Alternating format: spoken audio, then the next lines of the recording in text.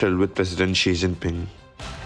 Headline coming out of the SCO summit from day one is the bilateral between India and China. You have President Xi essentially pointing out that we are cooperative partners and not rivals. Now, that's the Chinese position on this entire issue. In fact, invoking civilizational ties have essentially been the Chinese way of taking this forward. As far as India is concerned, it's important to point out here all through, one aspect has been sort of nagging the Indians, and that is whether at all we will be able to nudge the SCO partners to come to some sort of a conclusion with regards to terrorism. That is the reason why, remember, with Foreign Ministry making it very clear that terrorism was discussed, and it is about combating terrorism as regional partners. Calling a spade is what India essentially wants at this point in time. The Chinese, on the other hand, are essentially looking at the trading aspect, and that has been the key focus right now for the Chinese with regards to India. Of course, they do believe that a multipolar world order is only possible when the two Asian giants basically come together. From the Indian side, the message is clear. New Delhi is willing to proceed relationship under the principles of mutual trust and mutual respect, whereas China talks of the dragon and elephant walking together. But as one chapter closes, another one opens. Today's big moment is the Modi-Putin bilateral. The buildup has been intense. From Navarro calling it the Modi war to President Zelensky making a direct appeal for India's intervention on a ceasefire, the diplomatic theatre has only heightened expectations. The road to Ukraine goes through New Delhi right now. And the reason being is that Delhi has always maintained that this is not an era of war, and perhaps finds itself in a very suitable condition right now, particularly with regards to Russian President Vladimir Putin holding his friendship with Prime Minister Modi very dearly. In fact, a reference of it was basically found in the interview that Russian President Vladimir Putin gave to a state news agency here in China. So the narrative that is being set right now is that these are three big countries coming together. The RIC, perhaps it's in the making right now. The optics are being watched. PM Modi, in meeting with Chinese President Xi, has also raised the issue of global terrorism. However, the major talking point in the SCO has been the positioning of leaders in the SCO. By the time the summit winds down, the big question remains, is India being drawn into a Russia-China embrace, or is New Delhi pursuing strategic autonomy? First, begin by talking about us. What do we essentially want? The aim is for strategic autonomy, and there is no doubt about it. As far as these groupings are concerned, we essentially want to be part of multiple platforms where we can wield our influence. The SCO undoubtedly is turning out to be a far powerful grouping right now. It essentially represents a quarter of the world GDP, so it is certainly a grouping to reckon with, and certainly that's what China essentially is also pushing ahead with what they call the Shanghai spirit. Now, whether at all there is going to be a realignment. The Chinese are quite subtle about what's really happening in the West. In fact, in terms of the tariffs let's not forget that the Chinese do have, even while the summit is going on, there is a delegation of the Chinese currently in Washington, and some talks are basically underway. The Chinese are being a little cautious there because, remember, their chip industry is being throttled by the United States of America. So it's going to be important to see how US basically responds immediately. But one event that all of us must be looking forward to, because that's a strong imagery that's going to take place. Russian President Vladimir Putin is extending his trip. From Tianjin, he basically goes to Beijing. This would be on 2nd of September, where there is going to be a meeting with President Xi. And of course, on 3rd of September, when the Victory Day parade is actually going to take place in Beijing, you would actually have 26 foreign leaders to be present there. And it is going to be important because you have the Central Asian countries being represented, and the very fact that it is a strong power projection that is being done right now. From the ground in Tianjin, the mood is one of intense diplomacy, not a reset, not a rupture, but a careful approach as India navigates challenges.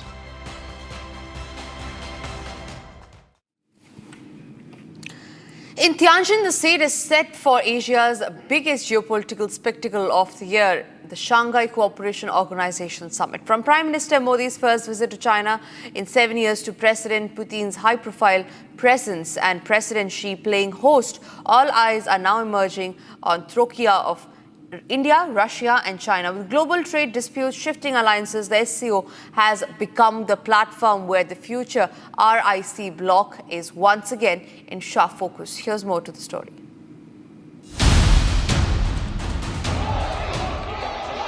Talking about one of the largest SCO summit that's going to take place in Tianjin. The Asian continent's biggest geopolitical summit, hailed as the most significant of the year, is here. The SCO summit is supposed to take place tomorrow in Tianjin. From Prime Minister Modi's first visit to China in 7 years to Russian President Putin's present, the event is drawing global attention. Amid this high-profile gathering, the one subject dominating the conversation is the emerging troika of India, Russia and China. The world caught an early glimpse of this dynamic last year at the Kazan BRICS summit. And now, the powerful trio returns to the stage at the SCO. It isn't just the presence of Prime Minister Modi, President Xi and President Putin that commands attention. It's the sheer strength and potential of this triad. Together, they represent $53.9 trillion in GDP purchasing power parity, nearly a third of global output. Their combined exports exceed $5 trillion with foreign reserves of $4.7 trillion, 38% of the world's total. With a population of 3.1 billion, they count for roughly 38% of humanity. Collectively, their military expenditure stands at $549 billion, one-fifth of global defense spending, while their energy consumption reaches 35% of the world's total. The idea of Russia-India-China cooperation was first floated in 1991 when post-Soviet Russia sought to counterbalance US influence. Over the decades, China's rapid economic rise and its widening rift with Washington have drawn Moscow and Beijing closer, making them among the world's closest strategic partners. Russia has repeatedly tried to strengthen the RIC bloc, but deep differences between India and China, from the Doklam standoff in 2017 to the Galwan clash in 2020, severely eroded mutual trust. For this reason, the RIC has long remained more of a potential alliance than a materialized one. However, the Ukraine war of 2022 pushed Russia to pivot further towards Asia. Combined with China's domestic economic slowdown and a fragile understanding between India and China along the LAC has opened some space for limited approachment. But beyond these adjustments, it's a recent downturn in US-India ties that has truly revived the RIC framework. On Saturday, my administration helped broker a full and immediate ceasefire, I think a permanent one, between India and Pakistan, ending a dangerous conflict of two nations with lots of nuclear weapons. And they were going at it hot and heavy, and it was seemingly not going to stop. I want to make three things clear. One, there was no leader, nobody anywhere in the world who asked India to stop its operations. This is something the Prime Minister also said. Amid the ongoing tariff disputes and President Trump's controversial ceasefire claims, New Delhi today finds itself at odds with Washington. Against this backdrop, the SCO summit offers not just an opportunity for the Global South to strengthen its collective voice, but also a moment for the RIC bloc to revitalize and shape the emerging multipolar order.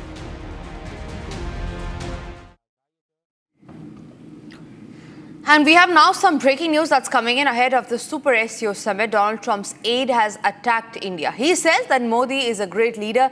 Do not understand why he is getting in bed with Putin and Xi Jinping. You've got Brahmins in India getting richer at the expense of Indian people.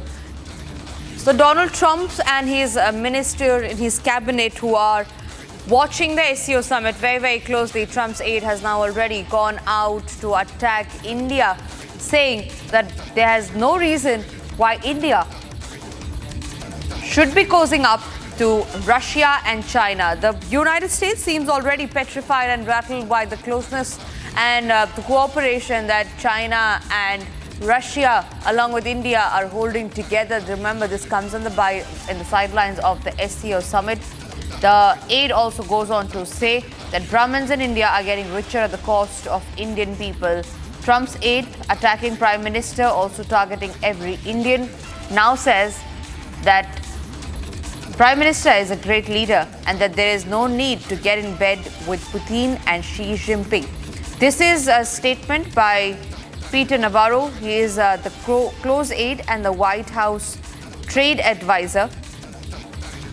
He attacks the Prime Minister on the sidelines of the SCO summit at a time when India is mending its ways, is extending an olive branch to China and Russia. Remember, today the Prime Minister will be meeting Russian President Vladimir Putin, and this is going to be extremely crucial as it comes in the backdrop of United States allegations of India buying Russian oil, which they say is fueling the Ukraine war.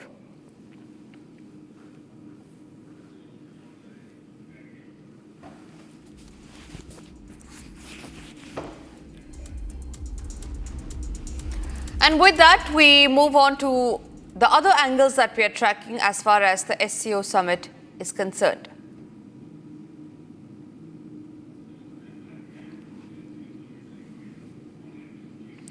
Now, the stage is set for the biggest SCO summit a day after the big bilateral between the Prime Minister and Xi Jinping. All eyes, and Trump's eyes especially, are on the trachea. Russia, India, China alignment revival comes at a time when Trump is slapping tariffs left, right and center. Here's what this means in the run-up to the all-important SCO summit.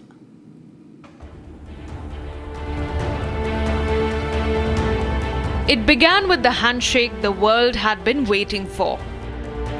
A gesture that has sent ripples through Washington and unsettled President Donald Trump in the middle of his tariff onslaught. The elephant and the dragon, side by side in one powerful frame. On the sidelines of the SCO summit in Tianjin, Prime Minister Modi and Chinese President Xi Jinping spent over an hour locked in high-stakes diplomacy. The two leaders picked up the thread from Kazan last year. This time, with emphasis on rebuilding trust, resettling relations, and most importantly, securing peace along the border. In his opening remarks, Prime Minister Modi underlined that disengagement has brought an environment of calm and stability. He pointed to the revival of the Kailash Mansarovar Yatra and direct flights, symbols of normalization between the neighbors. Prime Minister Modi reminded the world that the futures of 2.8 billion people are bound together, and stressed that India remains committed to moving forward on the pillars of mutual trust, respect, and sensitivity. परस्पर विश्वास, सम्मान और संवेदनशीलता के आधार पर हम अपने संबंधों को आगे बढ़ाने के लिए प्रतिबद्ध हैं। एथेंस से चीन द्वारा एससीओ की सफल अध्यक्षता के लिए मैं आपको बहुत बहुत बधाई देता हूं।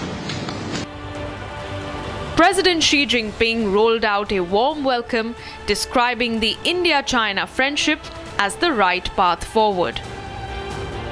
He drew on history, invoking the two as ancient civilizations and enduring pillars of the global south. She urged both nations to look strategically and think long term, and together shoulder the burden of defending multilateralism, advancing multipolarity, and ensuring peace and prosperity across Asia and beyond. 相互成就的伙伴，实现龙象共舞，应当是中印双方的正确选择。今年是中印建交75周年，双方要坚持从战略高度和长远角度看待和处理中印关系，推动两国关系持续健康稳定发展。双方还要共同展现历史担当，坚持多边原则，携手推动世界多极化和国际关系民主化，为维护亚洲乃至世界和平和繁荣做出应有的贡献。Just the big takeaways from the meeting that has taken place. One, it has gone beyond the scheduled time. The scheduled time was about 40 minutes is what we were told by the Ministry of External Affairs, the delegation which is here. In fact, that has gone beyond that. As far as India is concerned, these are the three areas that they have largely spoken about. One, it is with regards to trade cooperation. Second, with regards to the security roadmap. Third, in terms of the SCO expansion. The SCO expansion also happens to be another key area as to how the SCO cooperation is going to take place between the other partner countries. This is what has essentially come across from the Indian side. Today, the spotlight shifts to the SCO plenary in Tianjin, where the world will watch if this handshake between the elephant and the dragon can script a new chapter in Asian geopolitics. From Moscow, Beijing, and New Delhi, the stakes could not be higher. Trump's trade war has rattled markets worldwide. From 50% tariffs to threats against India's IT and pharma sectors, America First has redrawn global supply chains. For the RIC Troika, the road ahead is anything but simple. Russia is entrenched in conflict with the West. China faces a slowing economy. And India stands out as the fastest growing major economy but remains wary of Beijing's designs and Trump's unpredictability.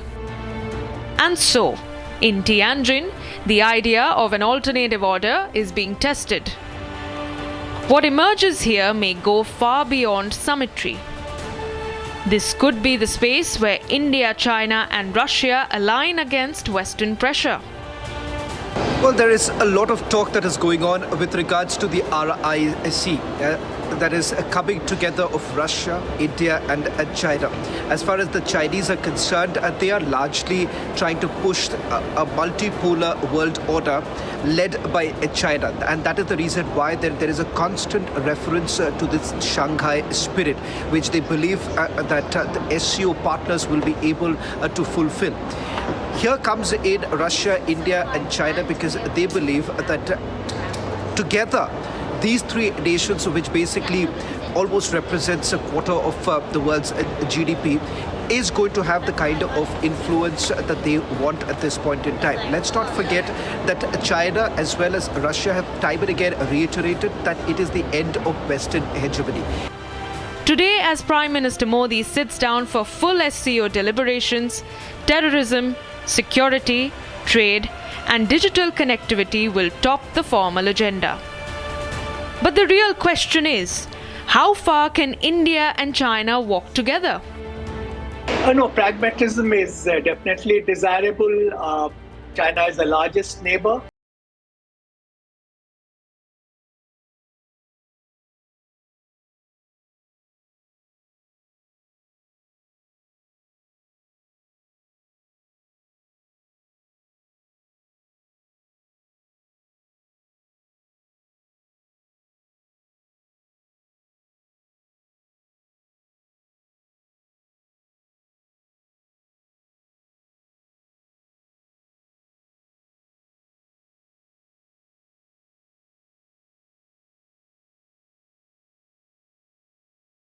we'll have to bear in mind the larger geopolitical context. And can the RIC triangle withstand the weight of US pressure? The three nations coming together, particularly when it comes to trade, it is going to be a tough task to deal with as far as America is concerned. Because remember, what is China essentially looking at? China is essentially looking at that along with India, they are going to basically look at the emerging markets. And these emerging markets becomes key to their entire negotiation factor, because once these markets essentially open up, it would mean more business for India, it would mean more business for China. Where does it put America in? With India and China marking 75 years of diplomatic ties, the SCO mapping its future, and Trump turning up the tariff heat, the handshakes in Tianjin may well define the next act of Asian geopolitics. The days ahead promise to be long, layered, and closely watched. The world, and particularly Trump, waits to see if trust has truly been rebuilt, or if this is just another pause in a rivalry that refuses to fade.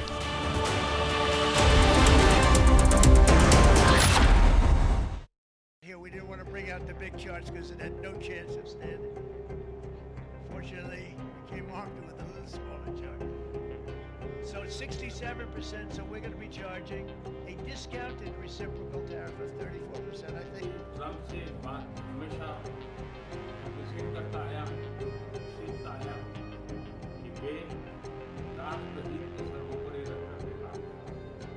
Today, the World Health Organization officially announced that this is a global pandemic.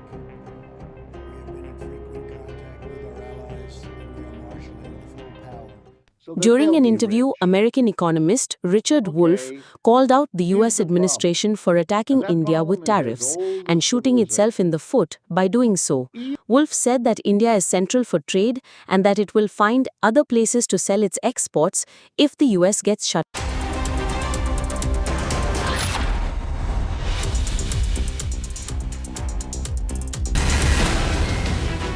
The coming together of India, Russia and China at the SCO marks one of the most significant geopolitical moments. The Modi-Putin Xi troika is being closely watched worldwide, symbolizing formation of a new axis of power. Prime Minister Narendra Modi landed in Tianjin yesterday for the Shanghai Cooperation Organization Summit, his first visit to China in 7 years. This morning, Modi held bilateral talks with Chinese President Xi Jinping. In his opening remarks, the Prime Minister thanked Xi Jinping for the resumption of the Kailash Mansarovar pilgrimage and stressed that future relations must be based on mutual trust, respect and sensitivity. हमारे सहयोग से दोनों देशों के 2.8 billion लोगों के हित जुड़े हुए हैं। इससे पूरी मानवता के कल्याण का मार्ग भी प्रशस्त होगा। परस्पर विश्वास, सम्मान और संवेदनशीलता के आधार पर हम अपने संबंधों को आगे बढ़ाने के लिए प्रतिबद्ध हैं। Xi Jinping welcomed the dialogue, saying that the dragon and elephant must dance, signaling a transformation in India-China ties. 当前，世界百年变局加速演进，国际形势变乱交织。中国和印度是两大东方文明组合，是世界上人口最多的两个国家，也是全球南方重要成员。坚决地造福我国利益，促进发展中国家团结振兴，推动人类社会进步的重要责任。做睦邻友好的朋友，相互成就的伙伴，实现龙象共舞，应当是中印双方。 Tomorrow, the spotlight shifts to Modi's meeting with Russian President Vladimir Putin. The world is watching closely as New Delhi and Moscow, longtime partners in the global south, prepare for crucial bilateral talks. The summit is being seen as a strategic show of strength as Beijing, Moscow, and New Delhi come together at a time when Washington is on a tariff rampage. The Modi-Xi engagement has set the stage now. The Modi-Putin talks could be the next big moment in reshaping global alignments. The India-Russia-China troika emerges as a counterweight in the new world order. And it's time for us to now slip into a short break. After the break, we'll get to the details of how the MEA has confirmed that the Prime Minister will be addressing the plenary session at the SCO summit. He will be outlining India's strategy and vision for regional cooperation.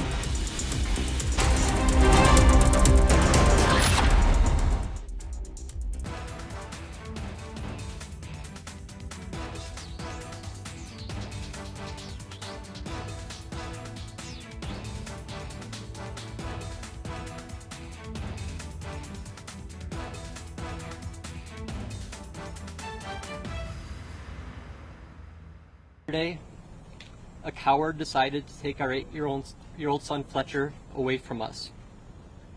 Because of their actions, we will never be allowed to hold him, talk to him, play with him, and watch him grow into the wonderful young man he was on the path to becoming. For Ralph! Justice for Ralph! Justice for Ralph! Justice for Ralph!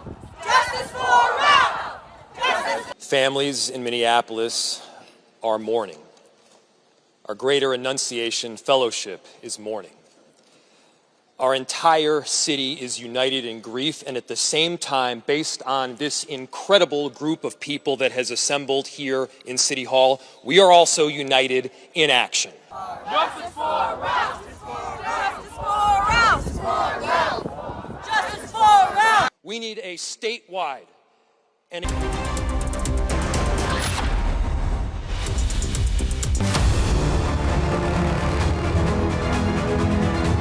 I'm headed to the northern port city of Tianjin in China to cover the largest ever SCO summit in history. This would be the Prime Minister's first visit in 7 years since the border clashes began. Will the global South solidarity reset the equation with the West? Will there be a trilateral between India, Russia and China? Answers to all these questions and much more only on Republic TV as I get you minute-to-minute update from China.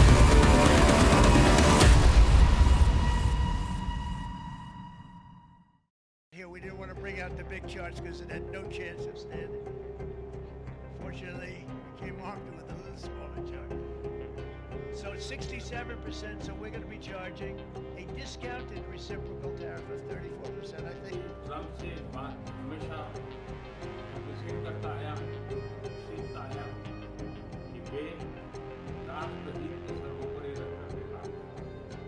Today, the World Health Organization officially announced that this is a global pandemic.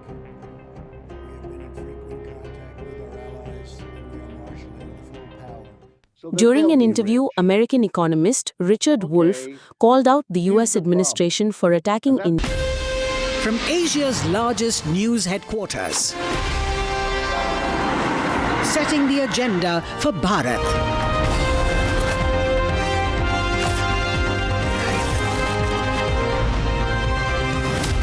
You're watching Republic.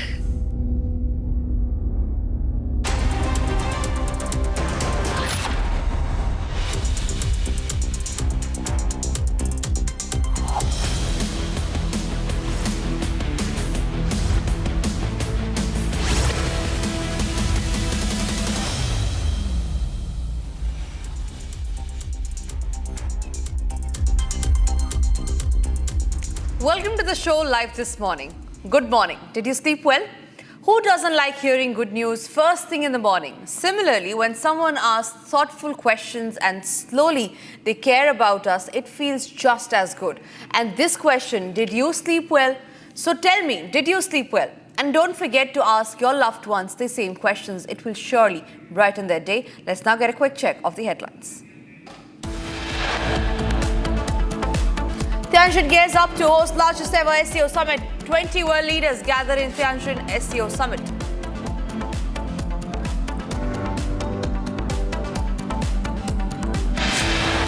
Amid escalation in the tariff war by Washington, Prime Minister Modi to meet Russian President Vladimir Putin on the sidelines of the SCO summit.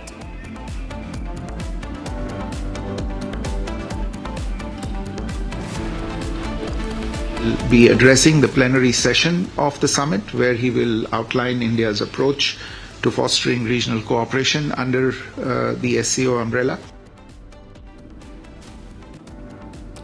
MEA confirms that the Prime Minister will address the plenary session at the SCO summit. Prime Minister to also outline India's strategy and vision for regional cooperation. Prime Minister Modi raises issue of terrorism in bilateral meeting with Xi Jinping. Prime Minister emphasizes that cross-border terrorism is a menace that both nations must fight together. Prime Minister expressed support for China's ongoing presidency of the SCO and the summit in Tianjin. He also invited President Xi to the BRICS summit that India will be hosting in 2026. Prime Minister Modi invites Chinese President Xi Jinping to the BRICS summit that India will be hosting in the year 2026.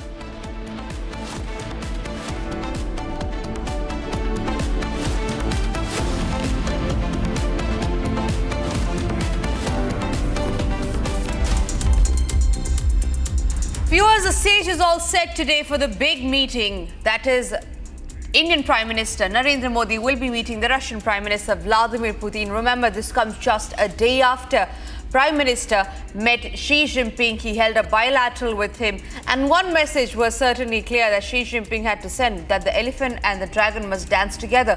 An olive branch indeed that has been extended by China, India welcoming it. And we're getting all the latest updates on that, ladies and gentlemen.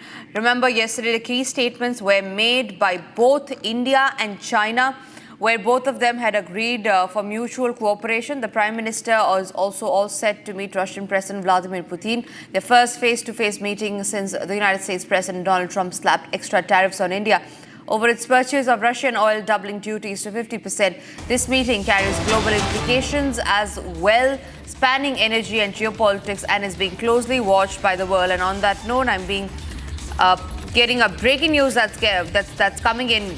We learned that before the 25th meeting of the Council of Heads of the State of the SCO, we learned that President Putin will discuss Alaska meet with President Xi Jinping. Now, this is going to be very, very crucial, ladies and gentlemen, because remember, it just comes ahead of the key meeting that Putin is going to hold with Prime Minister Narendra Modi. President Putin will be bringing the largest delegation to Tianjin. That's the big breaking news that's coming in, ladies and gentlemen. President Putin will be getting the biggest and the largest delegation to Tianjin. And remember, this comes at a time when India has been accused of buying Russian oil and thereby fueling the Ukraine war. We also learned that President Putin has been accompanied by 3 deputy prime ministers, dozens of ministers and representatives of major Russian enterprises. That's the latest breaking news that's coming in.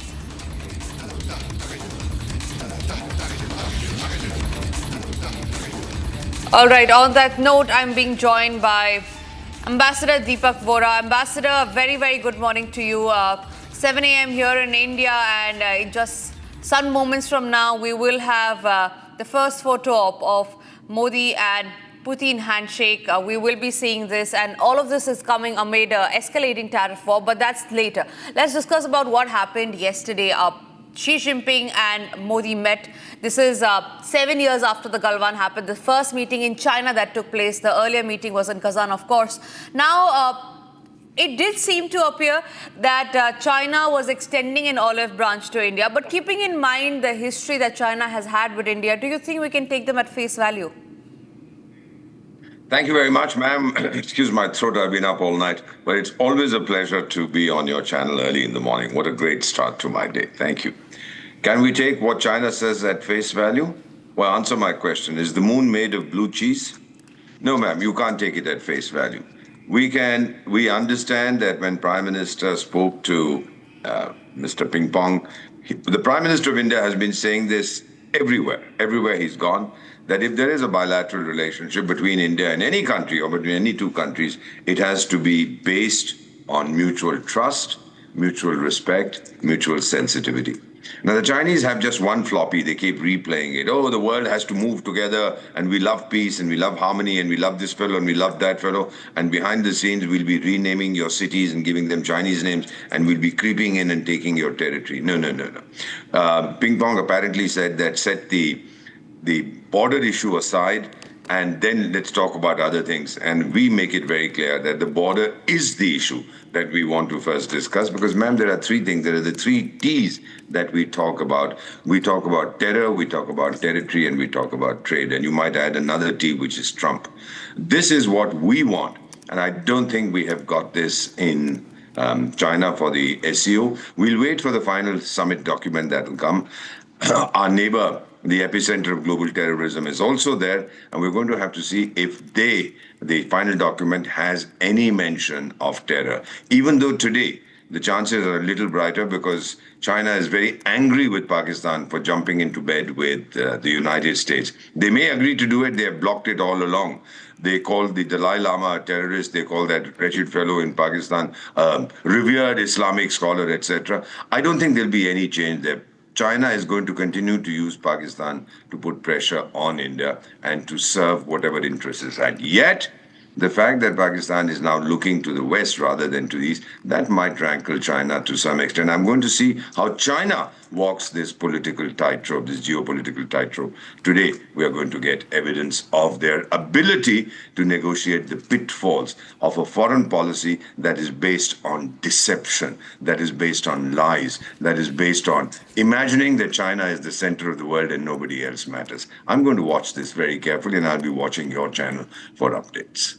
Right, absolutely, Ambassador Vora. And as far as we talk about today's number of meetings that have been lined up, number first is, of course, the crucial Putin and Prime Minister Modi meeting that will come up. Do you think they are likely to discuss about how the United States has been accusing India of fueling the Russian war? In fact, they'd gone ahead to call it Modi's war, saying that because we are buying Russian oil, that is why the Ukraine war, the Russians are being helped in the war. Do you think this issue is, of course, going to come up as both leaders hold crucial talks?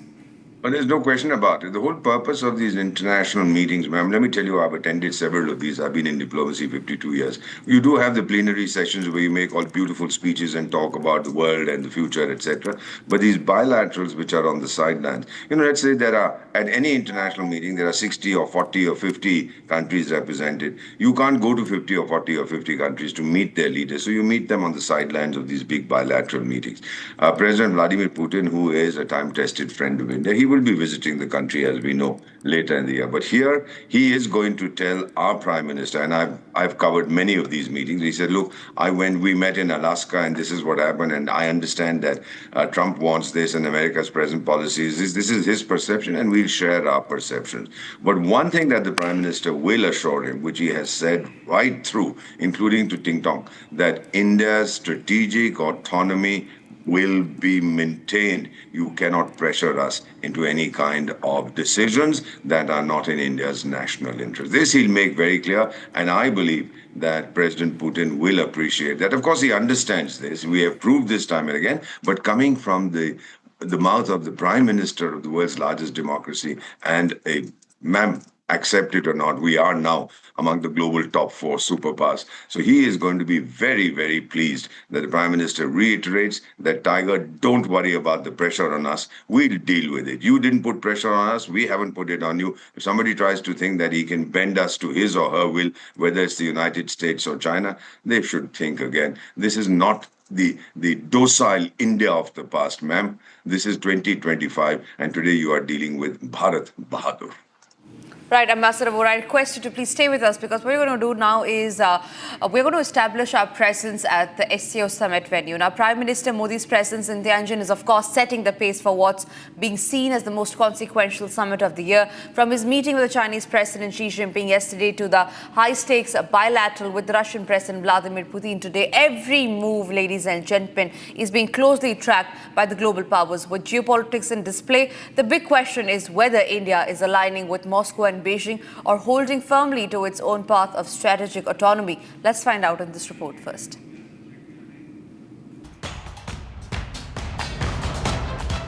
Prime Minister Modi's presence in Tianjin has already set the tone. The spotlight yesterday was firmly on his bilateral with President Xi Jinping. Headline coming out of the SCO summit from day one is the bilateral between India and China. You have President Xi essentially pointing out that we are cooperative partners and not rivals. Now, that's the Chinese position on this entire issue. In fact, invoking civilizational ties have essentially been the Chinese way of taking this forward.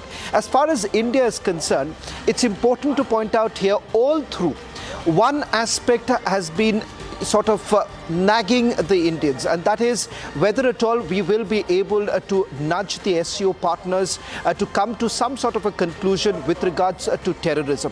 That is the reason why, remember, with Foreign Ministry making it very clear that terrorism was discussed, and it is about combating terrorism as regional partners. Calling a spade is what India essentially wants at this point in time. The Chinese, on the other hand, are essentially looking at the trading aspect, and that has been the key focus right now for the Chinese with regards to India. Of course, they do believe that a multipolar world order is only possible when the two Asian giants basically come together. From the Indian side, the message is clear. New Delhi is willing to proceed relationship under the principles of mutual trust and mutual respect, whereas China talks of the dragon and elephant walking together. But as one chapter closes, another one opens. Today's big moment is the Modi-Putin bilateral. The buildup has been intense. From Navarro calling it the Modi war to President Zelensky making a direct appeal for India's intervention on a ceasefire, the diplomatic theatre has only heightened expectations. The road to Ukraine goes through New Delhi right now. And the reason being is that Delhi has always maintained that this is not an era of war, and perhaps finds itself in a very suitable condition right now, particularly with regards to Russian President Vladimir Putin holding his friendship with Prime Minister Modi very dearly. In fact, a reference of it was basically found in the interview that Russian President Vladimir Putin gave to a state news agency here in China. So the narrative that is being set right now is that these are three big countries coming together. The RIC, perhaps it's in the making right now. The optics are being watched. PM Modi, in meeting with Chinese President Xi, has also raised the issue of global terrorism. However, the major talking point in the SCO has been the positioning of leaders in the SCO. By the time the summit winds down, the big question remains, is India being drawn into a Russia-China embrace, or is New Delhi pursuing strategic autonomy? First begin by talking about us. What do we essentially want? The aim is for strategic autonomy, and there is no doubt about it. As far as these groupings are concerned, we essentially want to be part of multiple platforms where we can wield our influence. The SCO undoubtedly is turning out to be a far powerful grouping right now. It essentially represents a quarter of the world GDP, so it is certainly a grouping to reckon with, and certainly... Okay, Shravan is joining us live from Tianjin. Shravan, what's on the agenda of the Prime Minister today?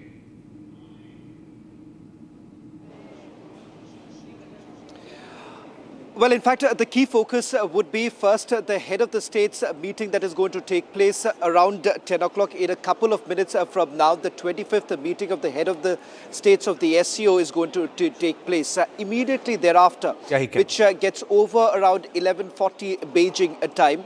Thereafter, we are given to understand that the bilateral with Russian President Vladimir Putin is going to take place. Now, the entire focus is currently on the bilateral only because of the fact that there is a very high chance that Prime Minister Narendra Modi is going to raise the tariff issue. 50% of a tariff that has been imposed by President Trump, which happens to be the steepest in Asia. And let's not forget, Russians have already given an offer of opening up their markets. So the bilateral talks would certainly be around the way forward in terms of how do you really tackle the tariffs that have been imposed. And remember, New Delhi is essentially being penalized for buying Russian oil, which, remember, New Delhi has made it abundantly clear that nothing will change. Now, as far as the head of the states meeting that is concerned, it is going to be important to watch as to what the joint declaration or the SCO outcome essentially looks like. Will it actually feature cross-border terrorism? Because remember, in the Astana declaration, that was given a miss. Now, what we are given to understand is that with observer states really coming in, like Indonesia, Malaysia, and Myanmar too, there is a high possibility that the Israel-Gaza war could also feature as far as the joint declaration is concerned. There would be pressure on the SCO states to basically make a mention of at least the Israel-Gaza war, which is still going on. So that would be one important aspect. Now, just to quickly take our viewers through what has happened in the last 24 hours after the bilateral meeting that took place between President Xi and Prime Minister Modi. Late last night was the welcome dinner that took place, in which, remember, President Xi has basically set the tone for the SCO summit. Interestingly, I would say there are two big takeaways from President Xi's opening remark. One about the comment on the current situation across the world. That is, with what he says, it is marked with unpredictability, uncertainty, and he says he calls for a larger role of the SCO, saying that the SCO would essentially play the role of bringing in regional stability. Right. Shawan, we are hearing that the Prime Minister could also be addressing that plenary in a short while from now, the SCO plenary, when they meet. You spoke about the joint declaration. One of the biggest takeaways from the statement of both sides, we've seen similar statements being made every time India and China meet, when our heads of state meet. But this time, the entire focus has been on multilateralism. And the reference is obvious, because they want to circumvent what Donald Trump is doing, right? And the Prime Minister has been meeting different heads of state today. Are we expecting any outcome or movement on trade vis-a-vis China, apart from, of course, the people-to-people contact?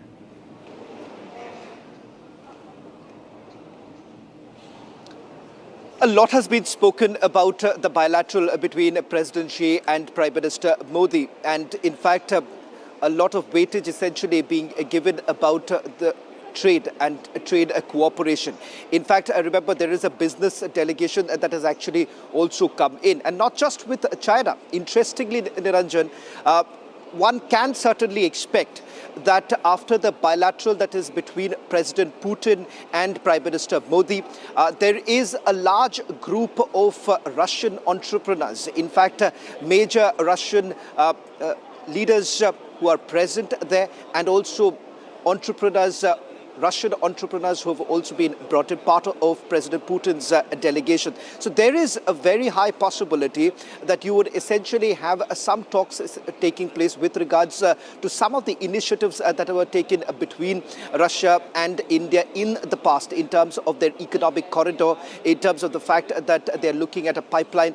These are some of the issues that are largely to figure even with President Putin in terms of the trade cooperation, because it is about opening up the market. First, of course, it was with China. Now, today, the entire focus would be with Russian President Vladimir Putin and Prime Minister Modi. So on the table, you would have a trade cooperation, you would have the tariff discussion to take place, and of course, what really transpired in the meeting between Russian President Vladimir Putin and President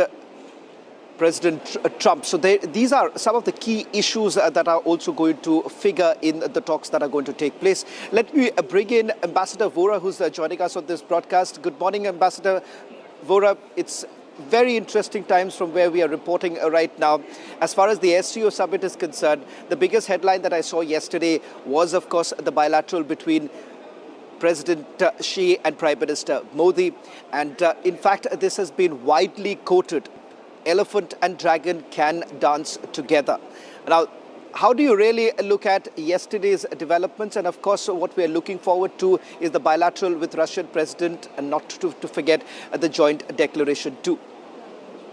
Well, thank you very much. I've been listening to your reports, and may I say with total sincerity that you're outstanding. You have a very clear understanding of what is going on over there. First, we've talked about the tango between the dragon and the elephant. 48 years ago, when I went to my wedding, I rode an elephant in the Rajput tradition. I'm not a Rajput, my wife is. So I've actually seen an elephant, touched it. I don't know if you've seen a dragon or touched it or felt it. It's a mythical creature. The elephant is a living creature. This is the difference between our two philosophies. Ours is here and now. Theirs is at some point in the past or in the future. The bilateral meeting that we had with Prime Minister Modi had with President Xi Jinping, I do not see anything major emerging out of it. It was, to me, again, and I'm being a little cynical, a dialogue of the deaf. We were talking about our core concerns. We were saying our core concerns are the three T's. There's territory, there's terror, and there's trade. And the Chinese, of course, have this global vision of the whole world following China and moving ahead, etc. It means nothing, sir. When they continue to occupy my territory, they continue to name villages or towns that are Indian, giving them Chinese name, continuing to creep into my territory every now and then. I'm surprised that they didn't cross the border while the SCO summit was on. Maybe Xi Jinping doesn't feel empowered enough to do it. But I would take with a huge container of salt whatever comes out of this. And as far as the meeting with President Putin is concerned, of course, Russia is our friend. Of the big powers that are present in China for the SCO summit, the three big fellows are Russia, India, and China. The others really are good fellows. And may I just conclude, sir, by telling you that you know that the precursor, so to speak, of the SCO was the Shanghai Five. And that is when, many years ago, and then we had these China and these other four fellows from Central Asia. Why would China want to form them? It was to limit Russia's ability to reassert its influence in Central Asia. Russia knows this, sir. Let me put it to you, I've served in this region. The Russians don't trust China at all. The Indians don't trust China at all. So if we are doing what is called the triangle dance, in America it's insanely popular, three people dancing, well, we are going to have to see what the result is. The ultimate aim of the triangle dance is to boot out one or two people and one person remains the winner. In this case, China thinks it's the winner. And also, sir, since you follow this very closely, please watch the UNGA session that is going to be held this month. I'm very interested in seeing how many of the P5 members are represented there at the head of government level. I don't see President Putin going. I don't see President Xi Jinping going. I don't see the French. I don't see the British. I don't know whether Donald Trump will go there, because for him it's just a walk across from Washington to New York. But that'll be another indicator that the SCO is now emerging not as a counterbalance to the United Nations, but as an additional focus of world attention.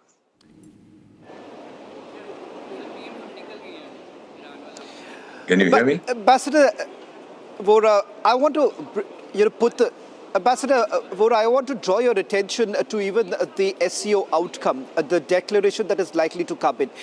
Over the last 24 hours, the sense that I got is that with the presence of leaders from Indonesia, Myanmar, Malaysia, and a few other countries who are present here, part of the SCO Plus meeting, they would essentially push the SCO partners to make a comment as far as the Israel-Gaza war is concerned. And that is the reason why many would say that would that really divert the attention? Because India has a crystal clear focus right now, and that is they want a clear mention of combating terrorism, and more importantly, cross-border terrorism is what India wants a mention of, which the Prime Minister had raised with President Xi. What do you think perhaps would be the focus of the joint declaration? Would it actually go beyond the rhetoric that we have seen in the past? You have said it so brilliantly, the rhetoric that we've seen in the past. No, it will not go beyond that. Nobody has the courage to take on, whatever, whether I like McDonald Trump or I don't, very few people have the courage to take him on head on.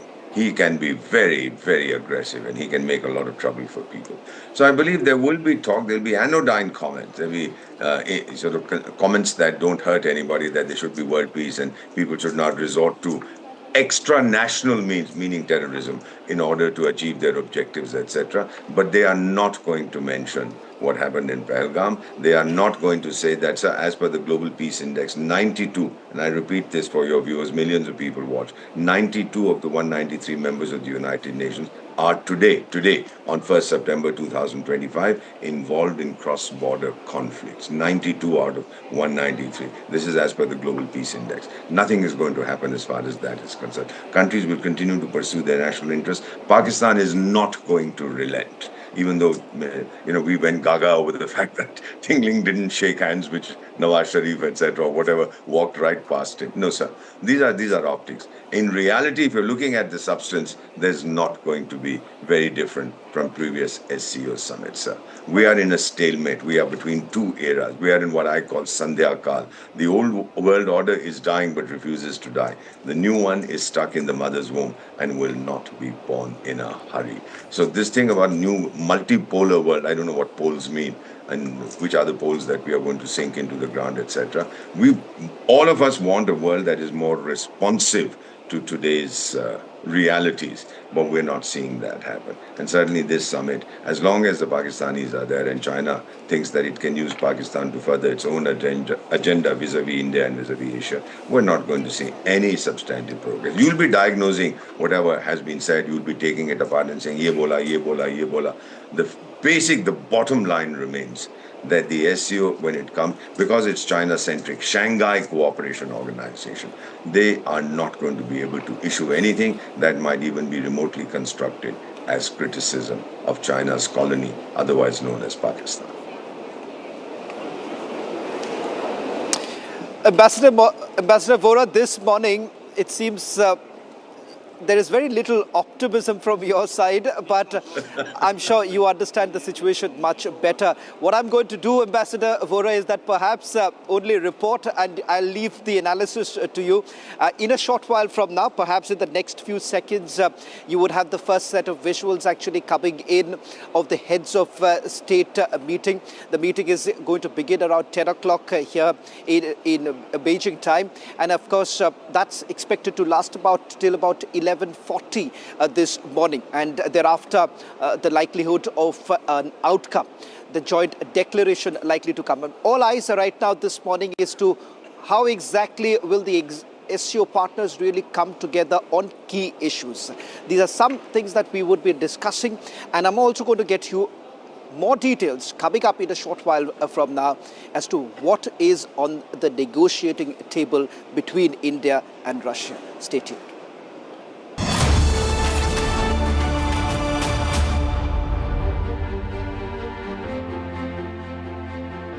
Amity has been ranked amongst the top 3% universities globally, a testimony to Amity's globally benchmarked quality.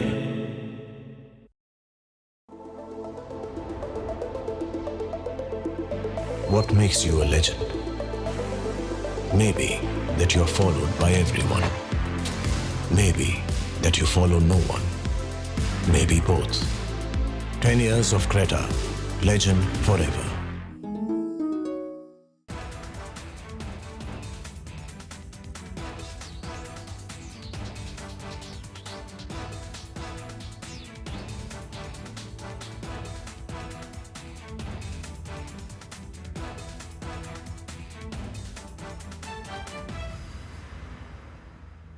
Here we didn't want to bring out the big charts because it had no chance of standing. Fortunately, we came armed with a little smaller chart. So it's 67%, so we're going to be charging a discounted reciprocal tariff of 34%, I think. Trump से बात हमेशा visit करता आया, सीखता आया कि वे राष्ट्रहित को सर्वोपरि रखकर काम Today, the World Health Organization officially announced that this is a global pandemic.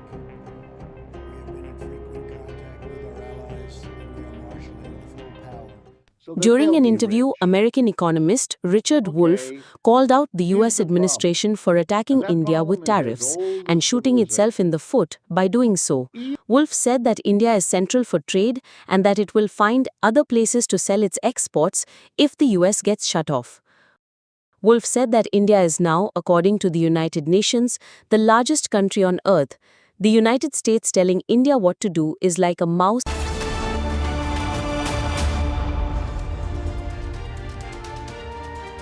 I choose a world where we dream, and the limit is the sky. And this world is my home where I'm living my best. Mindfully crafted home decor fabrics. Sansar, a D-Decor brand. Live consciously. Here, we didn't want to bring out the big charts because it had no chance of standing. Fortunately, we came armed with a little smaller chart. So it's 67%, so we're going to be charging a discounted reciprocal tariff of 34%, I think. Trump से बात हमेशा visit करता आया, सीखता आया कि वे राष्ट्रहित को सर्वोपरि रखकर काम Today, the World Health Organization officially announced that this is a global pandemic. We have been in frequent contact with our allies, and we are marshaling the full power. During an interview, American economist Richard Wolff called out the US administration for attacking India with tariffs and shooting itself in the foot by doing so. Wolff said that India is central for trade and that it will find other places to sell its exports if the US gets shut off. Wolff said that India is now, according to the United Nations, the largest country on earth. The United States telling India what to do is like a mouse hitting his fist to an elephant. India will find other places to sell its exports if the US is shut off to India, and the move will only strengthen the BRICS nations. But like Russia found another place to sell its energy, India will sell its exports no longer to the United States but to the rest of the BRICS. India has a long-standing relationship with the US since the Soviet era, and you are playing with a very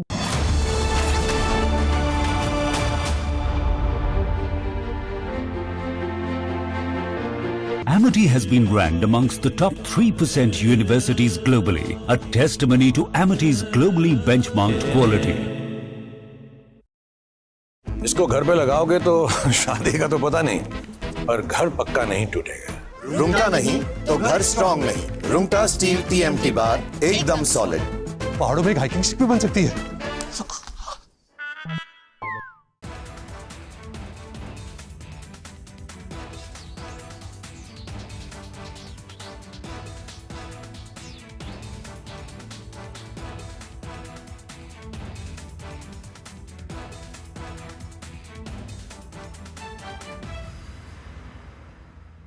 Yesterday, a coward decided to take our 8-year-old son Fletcher away from us. Because of their actions, we will never be allowed to hold him, talk to him, play with him, and watch him grow into the wonderful young man he was on the path to becoming.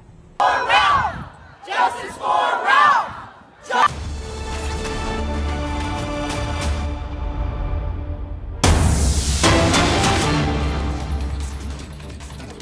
And as we wait for the SEO plenary to get underway, Donald Trump has posted saying more than $15 trillion will be invested in the USA, a record, adding much of this investment is because of tariffs. If a radical left court is allowed to terminate these tariffs, almost all of this investment and much more will be immediately cancelled. In many ways, we would become a third world nation with no hope of greatness again. Time is of essence. So he's really worried about a court striking down the tariffs, and the courts will study the tariffs that Donald Trump has imposed on different countries. We are expecting that verdict as well this week. So that's a big week. Shravan is live. Shravan, while we stay with Tianjin, of course, you can't look away from what is being said in America. This crazy comment coming in from Peter Navarro. Peter Navarro this morning, Shravan, has said, and I want to quote him because Peter Navarro, this crazy Trump aide, has said Modi is a great leader. Do not understand why he's getting in bed with Putin and Xi Jinping. You've got Brahmins, I repeat, he says you've got Brahmins in India getting richer at the expense of Indian people. Now, get a sense that America is getting very desperate, losing the plot, injecting this very dangerous caste angle into the oil opposition that they have.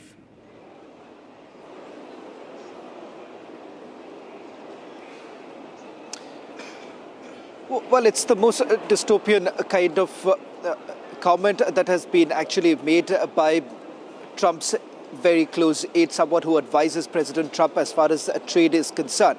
Now, just to perhaps bring this entire argument here in China as to whether at all this finds any sort of resonance in the talks that are essentially taking place. Everyone is hoping that this is going to be brought up during the heads of states meeting that's going to begin in a short while from now, because it's going to be important because the Asian market does get affected. However, if you see almost every country, particularly those who have been targeted by United States of America, have actually made an effort to strike back. Starting with India, of course. As far as China is concerned, we do not know what kind of a tariff would actually hit them. Russia and China have been left out. But having said that, other countries, particularly India, Brazil, have already fought back. And it is very clear that this is also going to find some sort of a mention, given the fact that there are other markets who have been clearly impacted because of the trade tariff that has been waged by President Trump. Many find here they're quite unreasonable, particularly this is an attempt to try and penalize India for something that there is no logic, because you have US as well as European nations who have still been buying oil. And in fact, that data has been put out by the Commerce Ministry of India, where they've essentially spoken about the trade that is being done by European nations. And the fact of the matter is this, that it is the hypocrisy of the West which has now been completely exposed. Because here, when you see the kind of dialogue that's essentially taking place, they are saying that this only comes from the fact that United States of America has always weaponized trade. And the reason why they are able to do so, because they believe that we are dependent. And that's exactly what needs to be tackled from the regional aspirations that most of the SCO partners essentially have at this point in time. So you would certainly find a situation basically coming up that this is basically raised and an alternative is actually built. And that is why you would have almost all the countries here essentially echoing one sentiment, the sentiment of a multipolar world order in which Asian countries play a very, very important and a crucial role. Yeah, essentially this Trump administration is getting desperate, and that's the sense I get. While I keep you and Ambassador Deepak Vora on screen. Good morning, Ambassador. I was just asking Shravan this question about this Trump, this Navarro guy that you spoke about, you called him Bizarro the other day, right? This Bizarro guy has made this comment, and he has said, and I quote, he says, Modi is a great leader. Do not understand why he's getting in bed with Putin and Xi Jinping. You've got Brahmins in India getting richer at the expense of Indian people. That's crazy. That's, first of all, fake news, right?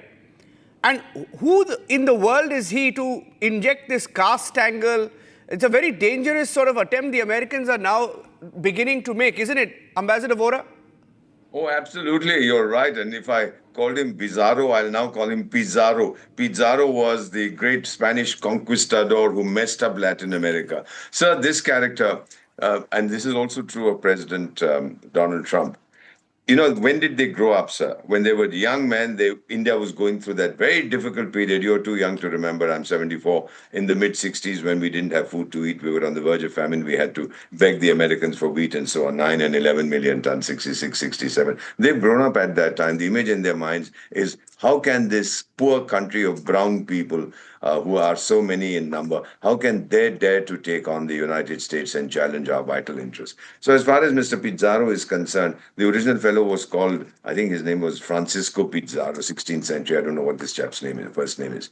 He has no understanding of the realities today, and he's also angry. He's jealous that we are not submitting to America's dicta. Because they are so used to the world, particularly after the collapse of the Soviet Union, so used to being the sole hyperpower in the world, that here is a country like India that has an enormous amount of self-respect and pride, which, by the way, is what Prime Minister Modi keeps saying. You have to earn my trust, you have to respect me, you have to be aware of my sensitivities. The same message I hope he gives to Mr. Pizarro, that look, these are the things that we value. You may not value them, but we do. So I would not set too much of store by what this guy is saying. Now he's talking of Brahmins and so on. Somebody has probably told him, he's never heard the term before. So he's kind of parroting whatever one of his aides has said to him. I don't think it's going to have any impact. And as far as the SCO itself is concerned, so your outstanding colleague who's there will tell us in a little while. The optics are great, shaking hands and so on and so forth. But the substance is what I would be looking for. And based on my experience of 52 years in diplomacy, I don't expect very much. There is no change in China's attitude. I was listening very carefully to his bilateral with Prime Minister Modi. We've made our concerns clear. What does he talk about? The whole world should rise together, a bright new future for mankind, common vision, shared prosperity. All that means zilch, sir.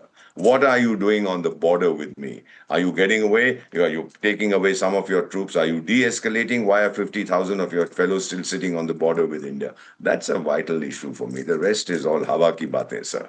I'm sorry, I'm sounding cynical. Well, I'm not cynical, I'm pragmatic. I've seen this before.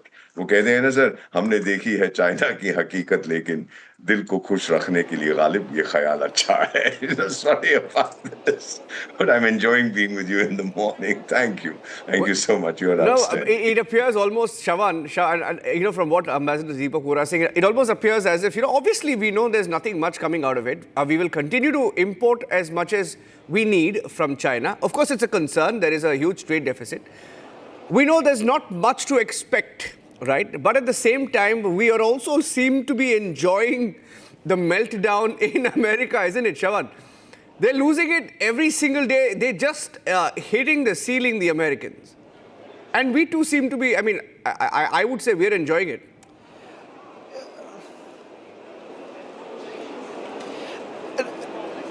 Niranjan, I'm sorry to Ambassador Vora, but I slightly differ because maybe I'm completely wrong. I'm just, the sense that I only get is only after speaking to people here in China. Of course, that would come with a particular slant, and I'm completely aware of it. But having said that, there is a lot of backroom talks that have been going on in Niranjan that one cannot undermine. One wouldn't have reached where we are today had it not been for the backroom talks that have been happening for several months put together. The disengagement has certainly taken place, but having said that, will a troop reduction really take place? That's the key question.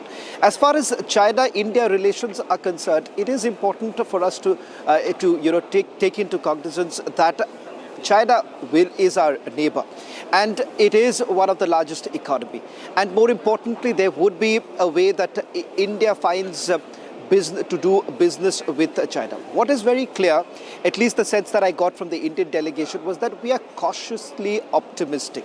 We are not taking anything for granted at any point in time, because you cannot, after a point in time, trust the Chinese, because in the past two same kind of overtures were made by the Chinese, and they have flouted that. They have flouted multiple agreements that have been signed by both sides. Let's not forget, it was President Xi who was present in Ahmedabad when there was troop mobilization that was taking place in Galwan.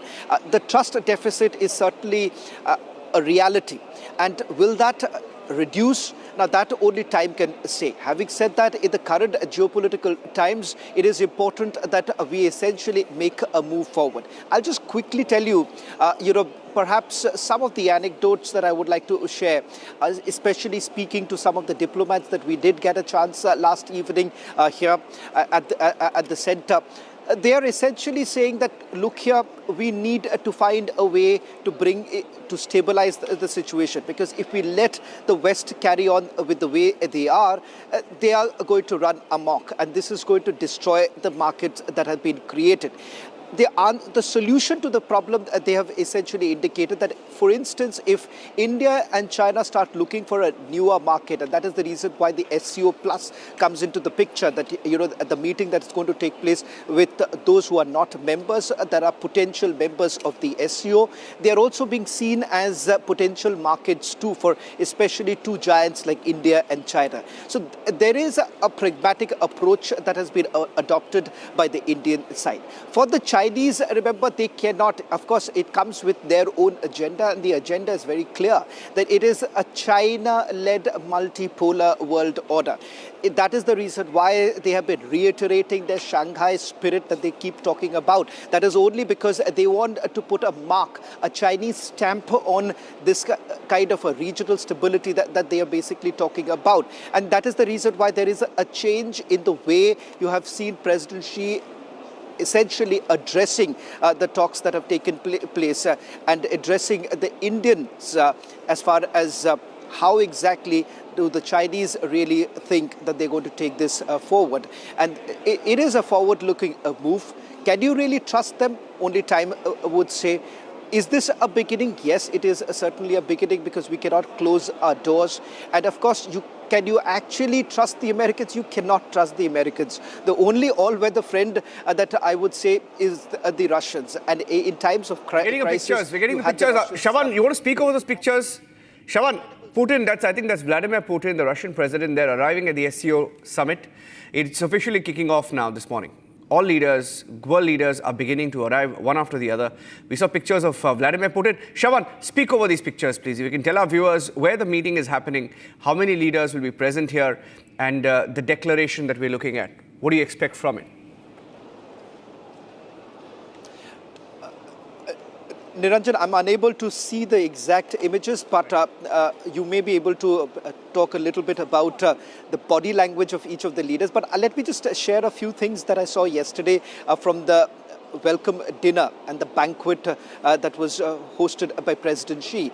Interestingly, the camaraderie that we saw between President Xi and President Putin, in fact, they were sharing, it appeared at least, and that's what at least the Chinese news agencies have been reporting, sharing jokes is what they said. They were sharing a joke. The couple of minutes that they did spend on the dais before the photo op took place. In fact, you had President Xi tapping on a Russian president's hand. And this, of all the leaders, it was only Russian President Vladimir Putin with whom you've had President Xi perhaps opening up a little bit, and of course with the First Lady too. As far as Prime Minister Modi is concerned, remember, it was a very powerful handshake, I would say, because with Prime Minister Modi taking out his hand first and reaching out to President Xi, it was a power projection that the Indian Prime Minister essentially also indicated.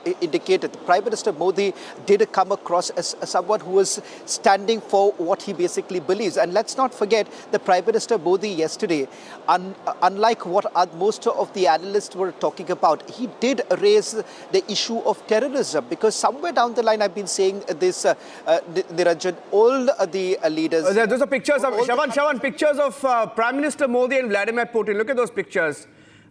Look at those pictures. That's Prime Minister Modi with Vladimir Putin and Xi Jinping. That's the Tianjin Triad we were talking about. All three leaders smiling with each other. We're going to save this shot.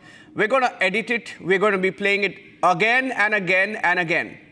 Yeah, we're going to be playing that shot. Look at that. Zooming in, the three leaders, 3.1 million people.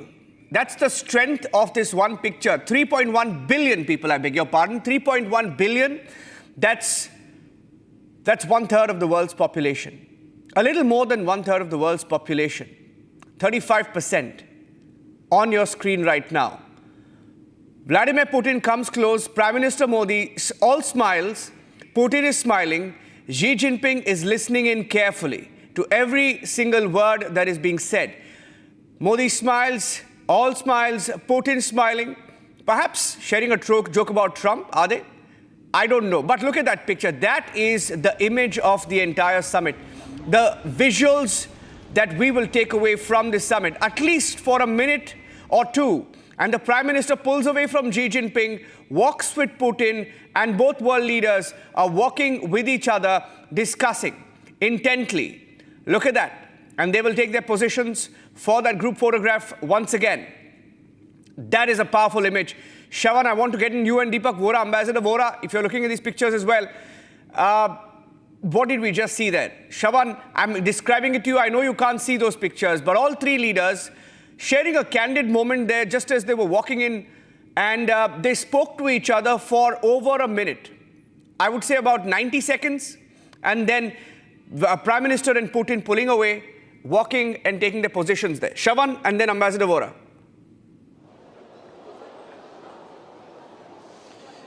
In fact, Niranjan, as I was just pointing out, Prime Minister Modi, the stride that he's actually making right now with the amount of confidence that he's actually displayed yesterday during the bilateral talks with President Xi, and the fact that with President Xi, he made it very clear that terrorism is something that the SCO partners should be talking about. Now look at I'll just juxtapose the image that you are describing and the image that I saw late last night during the welcome dinner. And interestingly, Prime Minister Modi, who stood there, and in fact he also shook his hands with the Turkish president, something that it was unexpected. A lot of analysts were saying that, look here, Turkey is going to be present there, Pakistan is going to be present there.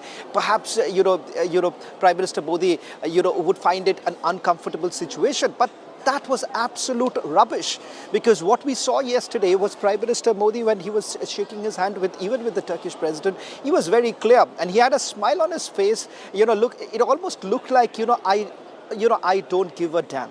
Now that kind of a response. The reason why I'm using this a little bit of a harsh language here, Niranjan, it's only because I found it laughable when I heard a few analysts, Indian journalists too, also essentially talking here that, look here, Turkey is there, Pakistan is going to be there. Interestingly, yesterday, Niranjan, when the photo op was over, Shehbaz Sharif, who was on the left-hand side of President Xi, and he was about, if I'm not wrong, about 4 to 5 leaders away, and the photo op actually got over. You had President Xi and Russian President Vladimir Putin walking away, and then suddenly you would have seen, coming out of nowhere, the Pakistani Prime Minister, trying to wave, it's like a schoolboy wave that was essentially made by the Prime Minister of Pakistan, and it almost looked like President Putin did not even take cognizance of the presence of the Pakistani Prime Minister.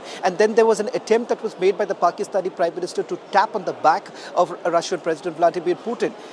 Deepak Vora, I think I'll leave it to Ambassador Vora for the analysis of it. I'm just sharing the information. I'm just sharing the visuals. I'm not too sure, Niranjan, if you all did manage to get those visuals of the banquet, the dinner that took place last night, because they're very interesting visuals I saw. One of the Prime Minister with the Turkish President. Second, this attempt that was made by the Pakistani Prime Minister to tap on the back of Russian President Vladimir Putin. And of course, the handshake between President Xi and President Putin. These are three interesting images that came in. I'm not too sure, Niranjan, if you did manage to take a look at it. Otherwise, we could actually put those images out, because they're very interesting images that tells you what's really happening backdoors. That coming to these latest images now. Ambassador Vora, I've just shared my tidbits on what I saw yesterday. I'm not too sure whether the Indian networks have actually shown any of it, but we'll try. Republic TV, we are always ahead of others, so we'll try and put out those visuals of the welcome dinner and of course the meeting that's taking place, and look at the imagery right now. Let's look at the imagery right now and the power projection essentially taking place with those handshakes. Ambassador Vora, your take on what I just shared. Well, thank you very much. It seems that you two have been afflicted by Deepakitis, which is instead of giving it a gloss, putting a gloss over it, tell the truth as it is, which is wonderful. The two things that I noticed one, of course, Prime Minister Narendra Modi was standing between the Russian and the Chinese leaders, and he was all smiles.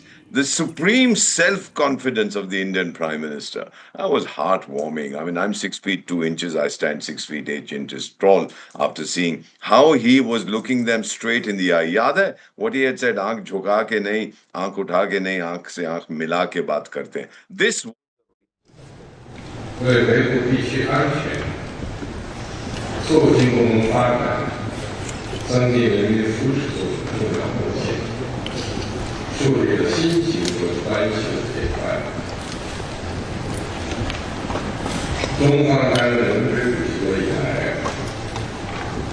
各位同事关心支持中方工作，成员国各界代表积极参加中方举办的活动。多辖采纳峰会重要共识，上海合作组织政治、安全、经贸、人文合作走深走实，取得丰硕成果。借此机会向各位同事表示感谢。当前，国际形势变乱交织，成员国面临的安全发展任务更加繁重。中方愿同各方以这次会议为契机，总结经验，擘画蓝图，共同推动上海合作组织迈上。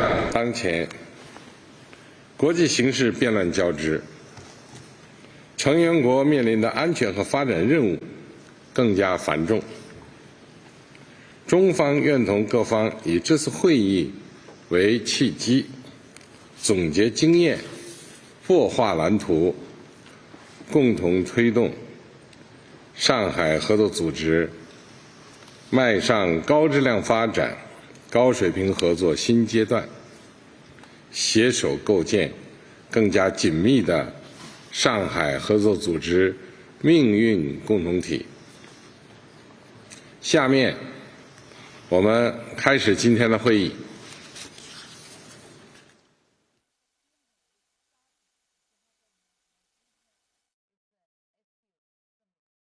Pictures coming in from Tianjin.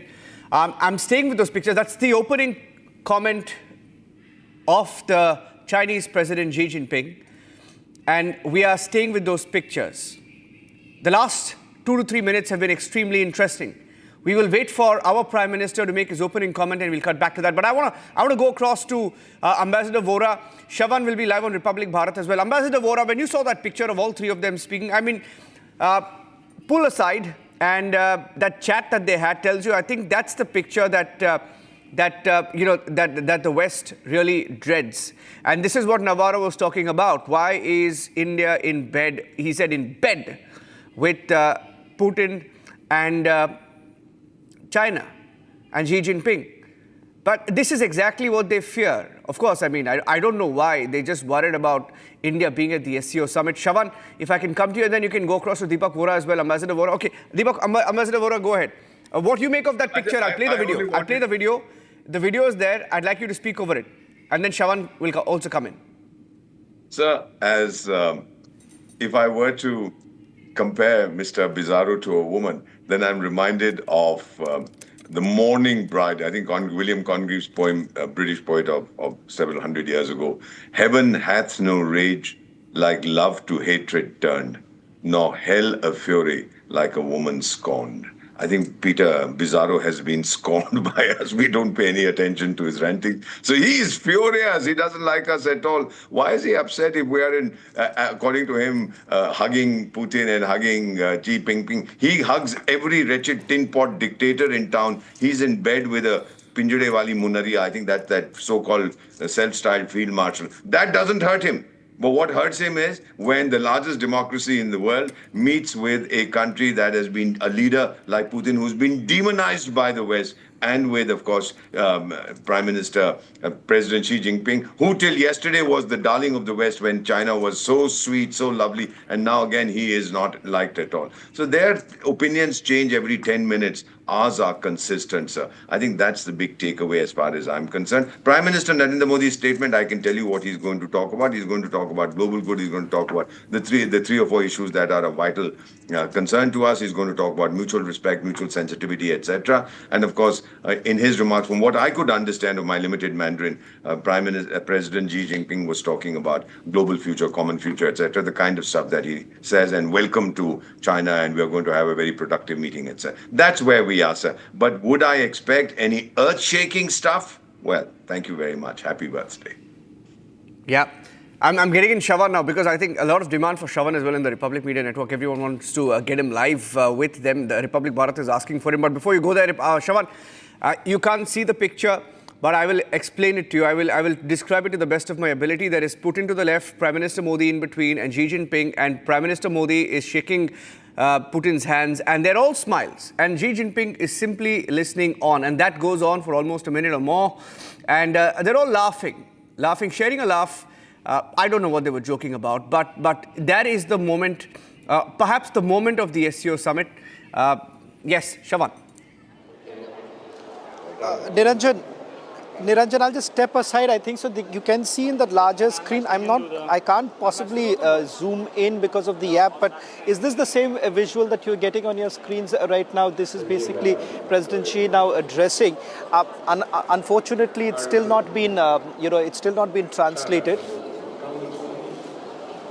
I'll just try to hear it out and just help you all to decode what President Xi is saying, because I still haven't got the translation right now. So what you see behind me is they're just repeating perhaps what President Xi's opening remarks were about. So in a short while from now, Niranjan, if we do not have the translation, what I'm going to do is try and go across to someone here and get you the first translation. But it's going to be important to at least point out two things as to one, how exactly is he setting the tone, because that will give us some indication of where it is all headed. And as Ambassador Vora has been saying, that it's very unlikely that something transformational would really come in. You really don't expect much of a transformation to really take.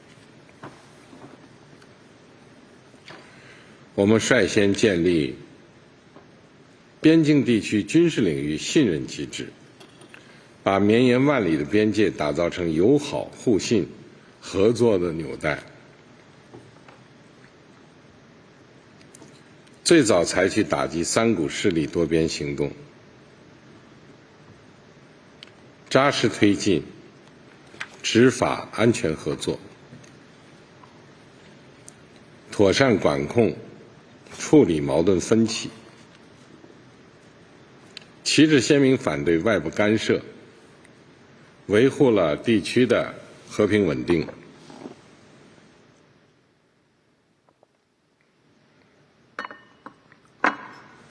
我们率先启动共建“一带一路”合作。 一大批标志性工程和小而美民生项目落地生根，产业投资合作积极推进，地区发展繁荣动力更加充足。我提出的中方同上海合作组织其他国家累计贸易额突破2.3万亿美元的目标提前实现，立体。 Well, that's the opening remark that has been made by President Xi, setting the tone for the 25th meeting of the head of the states of the SCO. In fact, following which there would be also an SCO Plus meeting that will take place. We'll, in a short while from now, get you the exact translation of what President Xi had to say. Just to take a cue from what he had stated yesterday from the welcome dinner, he's largely speaking about the current times, which is marked with uncertainty, unpredictability, and that is why he's calling asking the SCO partners to come together for bringing in the much needed regional stability. Now, that is what President Xi had to say yesterday. I'm not very sure what is he speaking right now, because he's speaking in Mandarin and we do not have the English translation even from where we are broadcasting right now, Niranjan. So once I get a little bit of time away from my live broadcast, I'll immediately try and get you the breaking news as to what did President Xi say and what is expected in the next few comments that are essentially being made. So this is going to last for at least 1 hour 40 minutes as per the scheduled time. I believe it started roughly a little after 10 o'clock this morning here. That's Beijing time, and it was scheduled to continue to about 11:40, and thereafter, of course, there is also the outcome, the declaration likely to come out immediately after. So this would also include the SCO Plus meeting that's going to take place. So it's SCO Plus and the head of the states meeting that is basically underway, Niranjan. Yeah, there is a video. I'm trying to get that video where the Prime Minister, meets both Xi Jinping and Putin, and he holds both their hands. I don't have that picture yet. It's a video that those are the pictures, close-up pictures, but there's another video that is also emerging of the Prime Minister holding both their hands, and that is why on your screen, ladies and gentlemen, we're calling it the Tianjin Triad. The three of them in Tianjin sending a global message. And as we speak, Xi Jinping is also speaking at the SCO summit. Okay, the statement is now being read out by Vladimir Putin. Putin is now speaking at the SCO summit, but that's the picture from earlier today. So we'll keep both the live picture and the pictures from earlier on your screen. On your screen, that's a live shot on the right, and on your left are the pictures from the SCO summit when the Prime Minister met Vladimir Putin and Xi Jinping before they entered the plenary hall. And I'm staying with those pictures. Shravan, I think Xi Jinping is still speaking. We don't have a translation yet, but I'm coming back to you.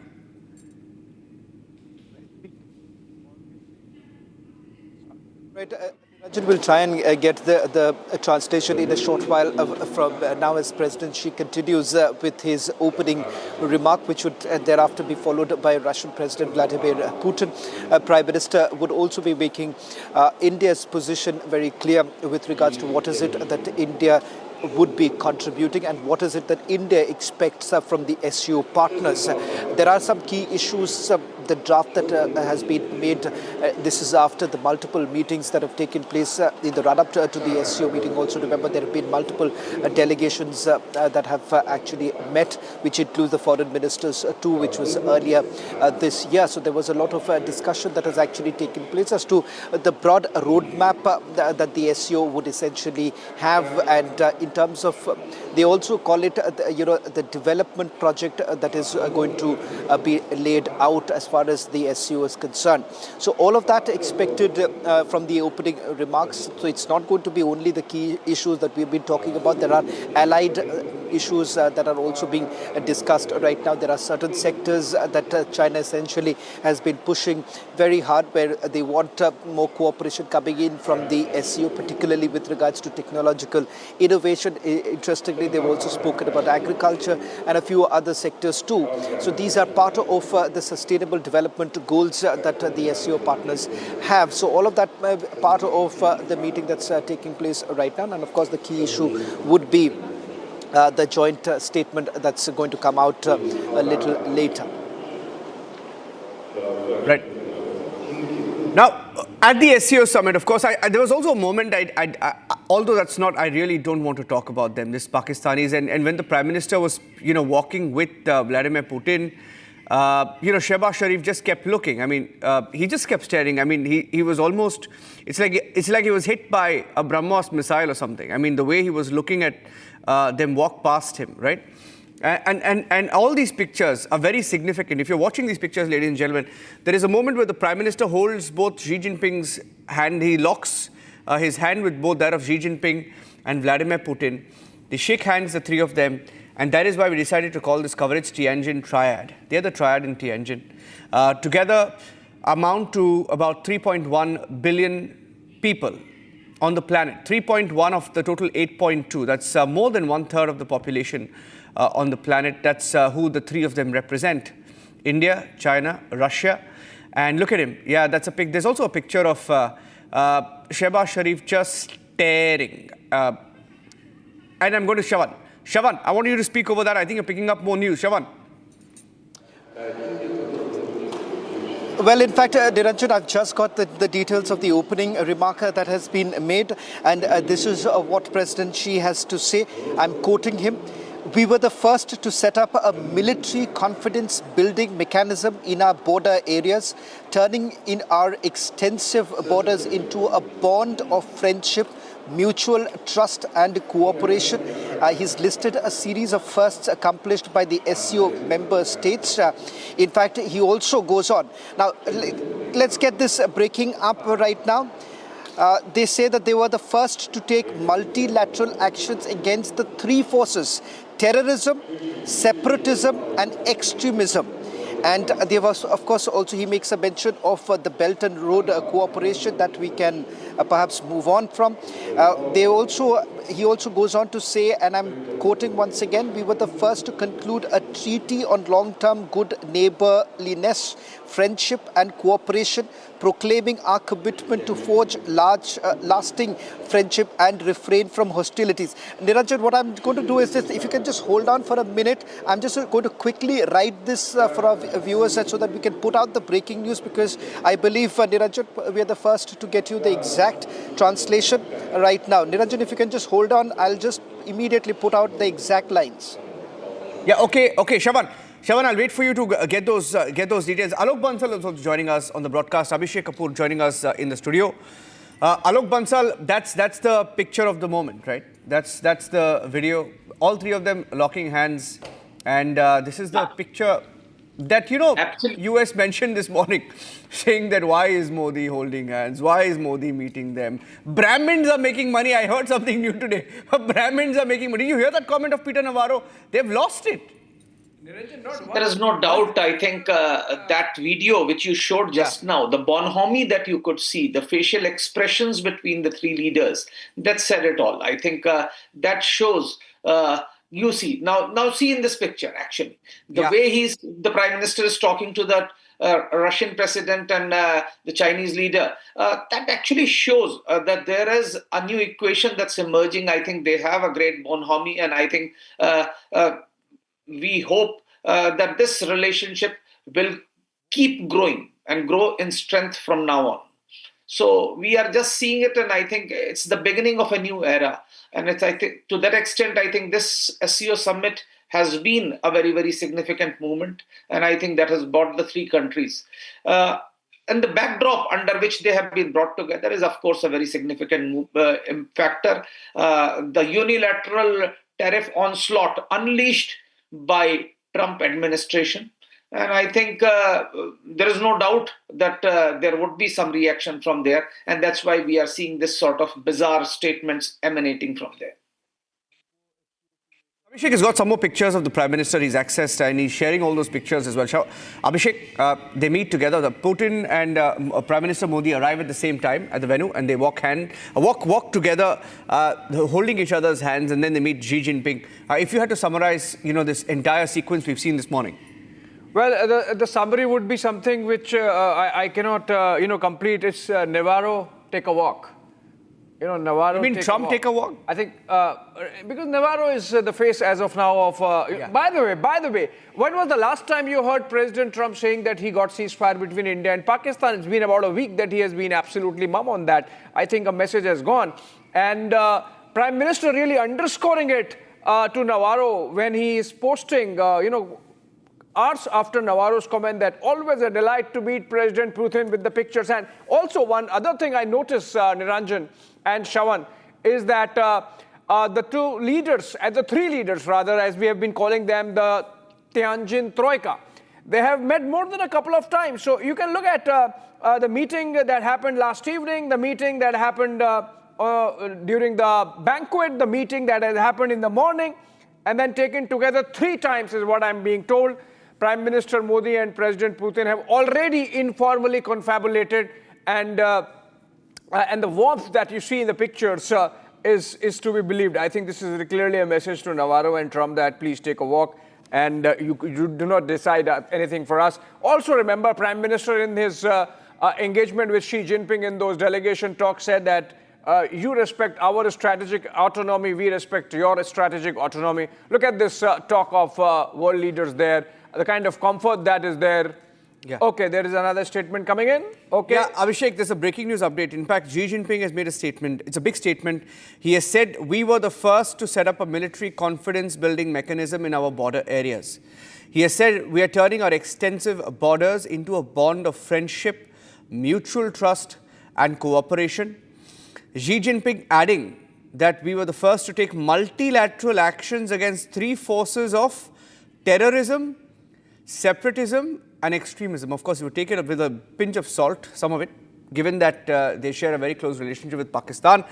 But he has spoken about, in his opening comment, military confidence building mechanism in border areas, turning extensive borders into a bond of friendship, mutual trust and cooperation, and saying that they're the first to take multilateral actions against the three forces of terror, separatism, extremism. Abhishek. Well, yes, you are right, Niranjan. It should be taken with a pinch of salt because the proof of the pudding is in its eating, as they say, and it's not been rather to our taste because the joint statements that happened during the other formats, the foreign minister format, the defense minister format, unfortunately did not condemn Pahalgam terror attack. So obviously, we are not going to believe on this beyond this much. But more posts coming in from the Prime Minister, if I can put them out, and that really gives you an idea of the kind of engagement that's really happening. The pictures, Niranjan, as I said, speak for themselves, message to the world and particularly Washington, D.C. Prime Minister now says interactions in Tianjin continue, exchanging perspectives with President Putin and President Xi during the summit. Okay, Shravan has something for us. Shravan there on the ground. Shravan, over to you. Well, Abhishek, I've just got the full details of the opening remarks. I've just got it in terms of the key takeaways from the opening remark. He does make a mention of terrorism. Of course, one will have to take that with a pinch of salt. But having said that, remember, it is a win for India. It is a win for India because I'm now given to understand he makes a mention of terrorism, he makes a mention of separatism, he makes a mention of extremism. So three key words, and I'm exactly quoting. Niranjan, First, we have just got the full details of it. The next, he says, I'm told that he's spoken about refraining from hostilities. So can we just put this out, the breaking news coming in? These are key words, key statements that have been made by President Xi, part of its opening remark when he says that our commitment to forge lasting friendship from hostilities. He says we were the first to conclude a treaty on long-term good neighborliness, friendship and cooperation, proclaiming our commitment to forge lasting friendship and refraining from hostilities. He is now putting out, as we speak, he's putting out the vision of global governance featuring extensive consultation, joint contribution for shared benefit as an effort to practice true multilateralism. So multilateralism certainly happens to be the buzzword as far as the SCO summit goes, but it's certainly a big win for India too, because India has been time and again pushing the SCO partners to speak in one word with regards to combating terrorism, and President Xi does make a reference of it in the opening remarks. So that's the big breaking news now coming in. President Xi makes a reference to terrorism in the opening remark that has been made at the 25th meeting of the head of the states. Niranjan, that's the breaking news now coming in. Yeah, this was his overall statement, but I think the reference was obvious, right? The reference was to India because he talks about a confidence-building mechanism in border areas, reference to both Russia, India, and of course to Pakistan as well. Pakistan, because he mentions terror. Shravan, do we have more details? Because I think he's still speaking live. Do we have more details of the entire statement? Anything on trade, Shravan, that you're picking up that he has said? Niranjan, I've just managed to get this from here. They haven't released officially as yet. So I'm just picking up of the translations that have been given. So far, nothing has been shared officially, but we can confirm that he does make a reference of terrorism. So that's the big news coming in. That's the overall response. But remember, the reason why I'm saying that this is a win for India, because of all the SCO partners, if one country has been very clear and has a clear vision with regards to combating terrorism, it has been India. And only India has been referring to it time and again with almost all the groups that have come together. So it's very important to point out here, in the opening remark itself, they're talking about a long-term treaty, and they're talking about refraining from hostilities. So there is a possibility that finally the joint declaration would find some sort of a mention of the Israel-Gaza war too. Yeah. Okay, Abhishek, Sergey Dvorinov also joining us. He's Director of Communications at the BRICS Culture Media Forum. Good morning, Sergey. Good morning, can you hear me? Good morning. Morning, okay. Yes, I can hear. You see the pictures on your screen. I hope you can see those pictures. The pictures that are trending across the world right now of the three world leaders who make up about more than 1/3 of the world's population together. Sharing a lighter moment, the handshake, of course, which America has been dreading. They've been mentioning it day after day in the last 1 week. What's your takeaway from this big meeting and that moment that they've shared at the SCO? Thank you so much. First of all, we can see that eastern part of the world right now already became more powerful than western part. And that is not only we are talking about economy and development. We are talking about right now about the traditional world, traditional values, and we are talking about humanity, and we are talking about the human resource, and we can see that right now this real dialogue between East and West will be on the dominant of East. And of course, we have a variety of religions, we have a variety of traditions, but at the same time, we can feel that we are one family of one God. And in this family, we cannot tell that one nation is more bigger and other nations is smaller and should be on the down position. Because Western mentality, everybody knows very well what is Western mentality. For example, America was created under the after the big disaster when native nations was completely destroyed. We can see that right now in America, native nations, they have no any rights, and even they become very small diaspora in their own motherland, in their own country. That is a Western mentality. But we can see that right now all leaders, such a powerful leaders, all of them, each of them, they have authority. They have like moral capital. That is most important. And I'm very proud that we can see that real dialogue of civilization start right now. And that is, we are coming to the golden age. It's my opinion and my feelings. Captain Alok Bansal is also with us, continues to stay with us. Those are more pictures that we're playing, from the SCO summit. Captain Alok Bansal, when Xi Jinping talks about, and a couple of points that he's made, a few minutes back, he has also mentioned bullying practices. He says we must promote a cultural, historical perspective on World War II, oppose Cold War mentality, block confrontation, bullying practices. Of course, the reference is obvious to Donald Trump. See, bullying practices is actually the immediate context, the manner in which the Trump administration has unleashed unilateral tariff war against the rest of the world is a clear message that they want to bully the world. And I think China has been consistent in talking as far as Trump's actions are concerned as bullying tactics.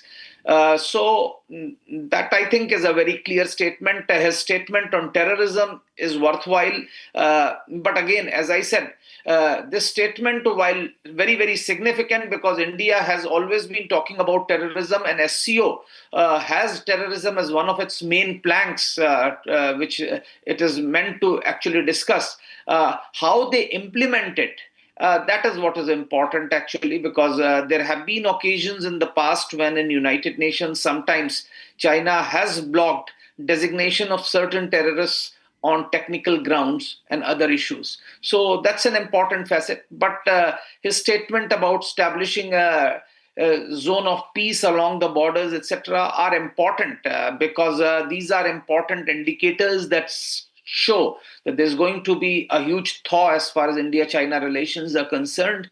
And I think one of the important ingredients for that would be trade across the borders. That has been something which has not really taken place in a big way, except for certain local products. But the day we can have a huge trade across borders, probably we'll be able to balance some of our trade deficit, because Western China has historically and traditionally been supplied from India. In fact, even the imports they used to traverse through Calcutta port. So let's see how it evolves, because as of now, this is the preliminary comments that we are getting. I think once we get the official translated version of President Xi Jinping's speech, we will be in a better position to comment on what Chinese intentions are as far as future is concerned. Abhishek, anything else you're picking up from the different addresses that are on the different world leaders speaking at the plenary session there at the SCO? Well, no, I mean, it's going on. Our turn is going to come in a bit. Prime Minister is going to speak, and then we will know exactly what's India's position. It's already clear, obviously, but how we take it forward is something, because, you were discussing with Alok Bansal, Niranjan, about the China statement of Xi Jinping. I would rather be cautious, because Chinese are in a Thucydides trap, as it is called in the world of academia, with the United States.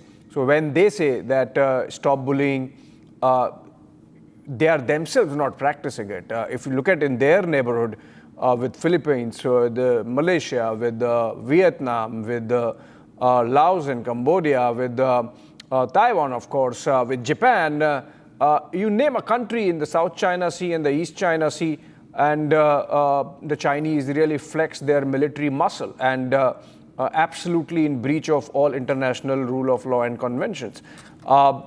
So, I mean, they are obviously, this is SCO essentially remains a Chinese stock shop, and this is Xi Jinping's show of his strength.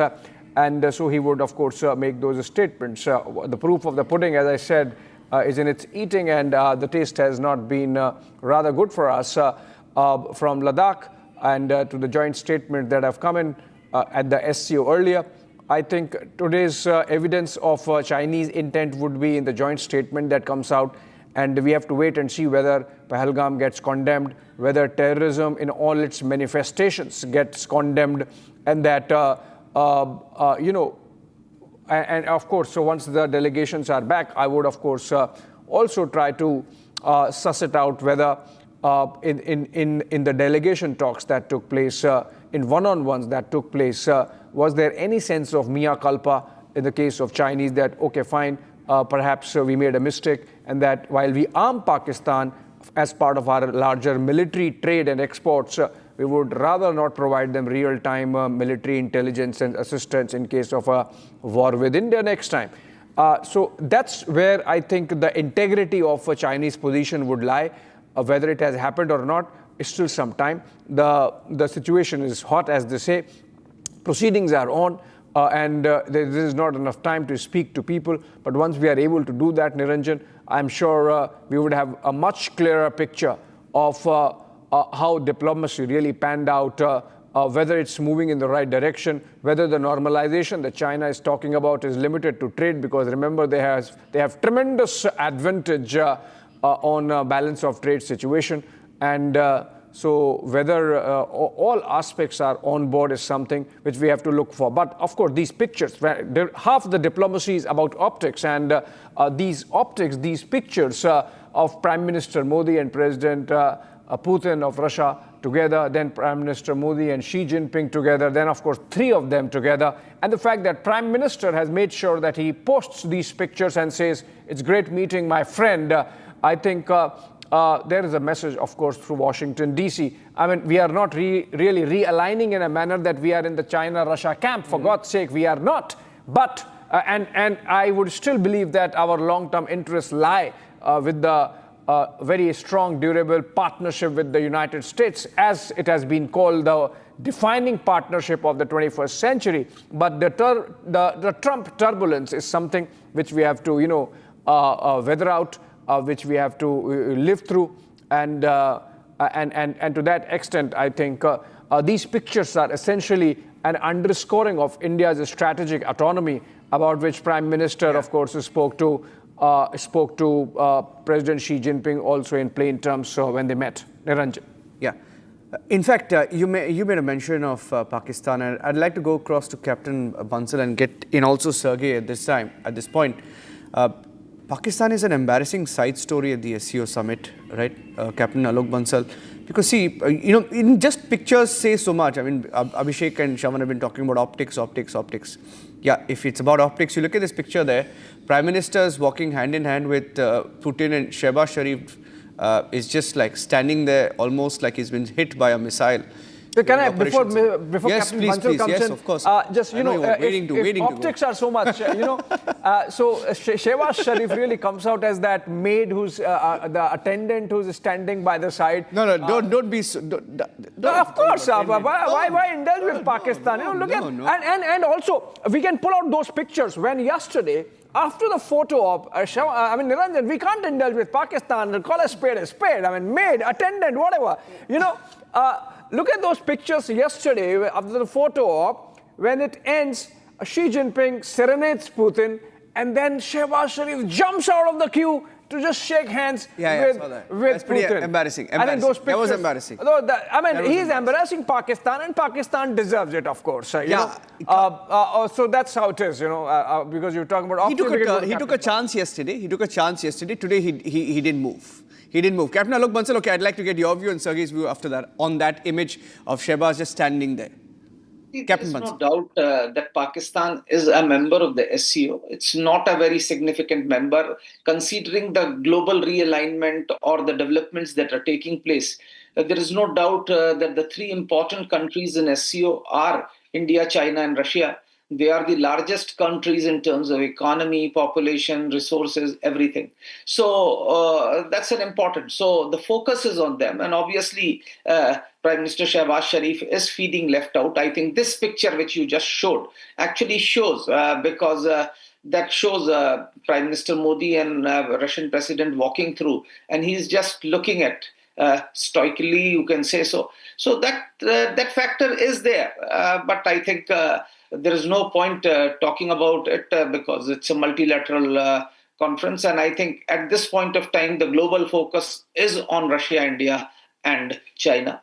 So let's see how statements come out. And I think it would be better that we ignore Pakistan at these issues because as far as India-Pakistan relations are concerned, there is no scope for improvement, at least in immediate future.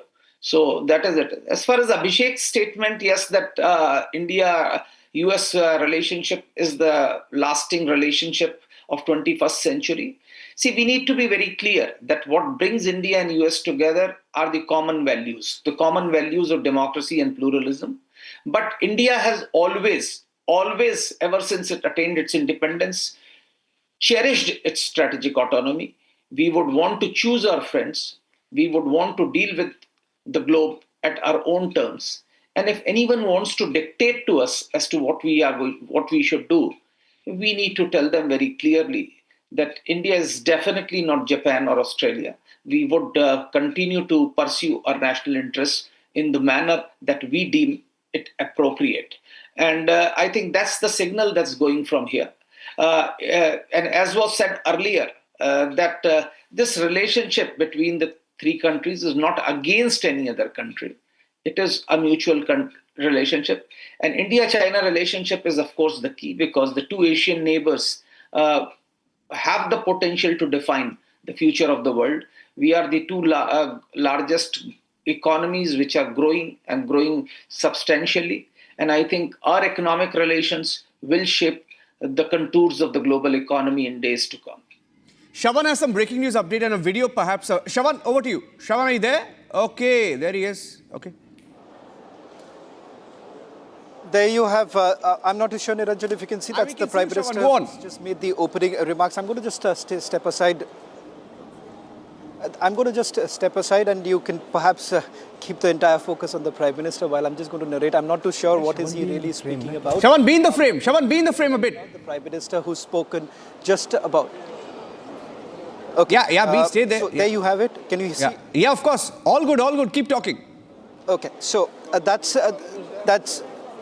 the live images now coming in from the plenary session of the SCO summit, where you have Prime Minister Narendra Modi addressing the other world leaders. This comes just a short while back, what we have essentially seen of President Xi making the opening remark. Importantly, President Xi makes three important issues, raises three important issues. Issue number one being of terrorism, issue number two is of separatism, and issue number three is extremism. Interestingly, President Xi also talks about refraining from hostilities along the borderline. Now, it's important to put this into context, because it is Prime Minister Narendra Modi who's been extremely vocal. He has raised the issue of terrorism, and he says that you cannot accept terrorism in any form, which is a clear indication. The message was actually for the Pakistanis too, because many were basically hoping that this issue of terrorism is not spoken so much, because they would have rather focused more on the Israel-Gaza war, because you've had SCO observers and SCO plus members who have now come in. They're pushing very hard that there is a mention of Israel-Gaza, but the Prime Minister has been steadfast. He's basically spoken about terrorism. He's basically laid out the roadmap of what the SCO partners can essentially do in terms of global development. These are some issues that the Prime Minister has made it very clear, and it does appear, Niranjan, Abhishek, that he's steering the SCO in a particular direction. Let's be very clear. The presence of the Prime Minister, flanked by the Russian President and the Chinese President, is a clear indication of how the Triad essentially wants to operate during times of uncertainty, as the President of China has to say. President of China has been very clear about the fact that we are working in the times of a complete global uncertainty, unpredictability, and perhaps the SCO can actually bring in the much needed regional stability. So it gives you an understanding, the roadmap of how exactly are things going to move in the days to come. Now, I'm given to understand it's been a little over 5 minutes now that this feed has been coming in of the Prime Minister addressing world leaders. Abhishek and Niranjan. We're monitoring other feeds. I think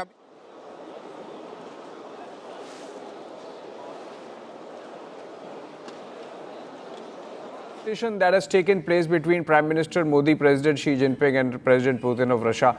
And okay, fine. I think we put it on. Yeah, these are the pictures over here, Niranjan. Yeah. And now look at these pictures. Now look at this. Look at this. The animated, the pat that Prime Minister gives, and like we say in college, de tali, and that kind of conversation happening between the two must be saying, Trump is after me. What do you do? But my friend, this is for you. Right? Something like that. I don't know. But, and then, of course, so the same conversation in the same banter essentially continues with President Xi Jinping, and some explaining being done by Prime Minister there. And Putin pulls up the translator and says, please explain what Modi is telling to Xi Jinping. So I think a very animated conversation there between these leaders. So I think Prime Minister Modi and President Putin walked to Xi Jinping, and then they continued the conversation, which means it's a longish issue which they have discussed. And in a lighter vein, I think they are not like, they're animated, but there is an element of banter going on. Yeah. And that really gives you an idea of the kind of comfort that's there, at least between Prime Minister Modi and President Putin. And there is a history to it. I mean, going back to 2014, when in the Crimea War at the time, the kind of isolation Russia was facing, Prime Minister Modi traveled to Russia, Moscow and spent some time there with Putin. And in fact, that's when the personal bond really shaped up between the two leaders. And that's getting reflected in the pictures we are seeing, and that's why that short shrift given to the likes of Shehbaz Sharif, who do not really represent their people, because the real levers of power there in Pakistan are with the generals. These pictures, all of them together, Niranjan, really give a sense of this story. And look at this pat. I mean, I really want to focus on this. This pat, this banter. I think this really speaks of the kind. We're going to buy more oil this month. Yeah, I mean, come September, as they say, come September, more oil from Russia. We're in September, 1st of September, more oil. Yeah, and I think this is a message to Washington, D.C. in no uncertain terms. I mean, we are still not going to say that this is a realignment of the kind where India is firmly in the Russia-China bloc. It cannot be. It would not be. But we have a long history of our ties with Russia. Predates both Putin and Modi, and there is an institutional memory of those ties. And there is soft power there. It includes Raj Kapoor and Mera Juta Hai Japani, and it includes the days when nobody was coming to our help, and the Russians were there, and I mean, a whole lot of things. And still, Prime Minister Modi, in fact, has shown. Who's there with us? Shawan is there with us. Shawan and Sergey also. We can go back to Shawan. In fact, Sergey is there. Sergey, let's talk a bit about the old ties of India and Russia in the backdrop, in the light of these pictures that we are seeing of President Putin and Prime Minister Modi. I'm not sure if you are able to see them, the banter and the warmth that's there between the two of them.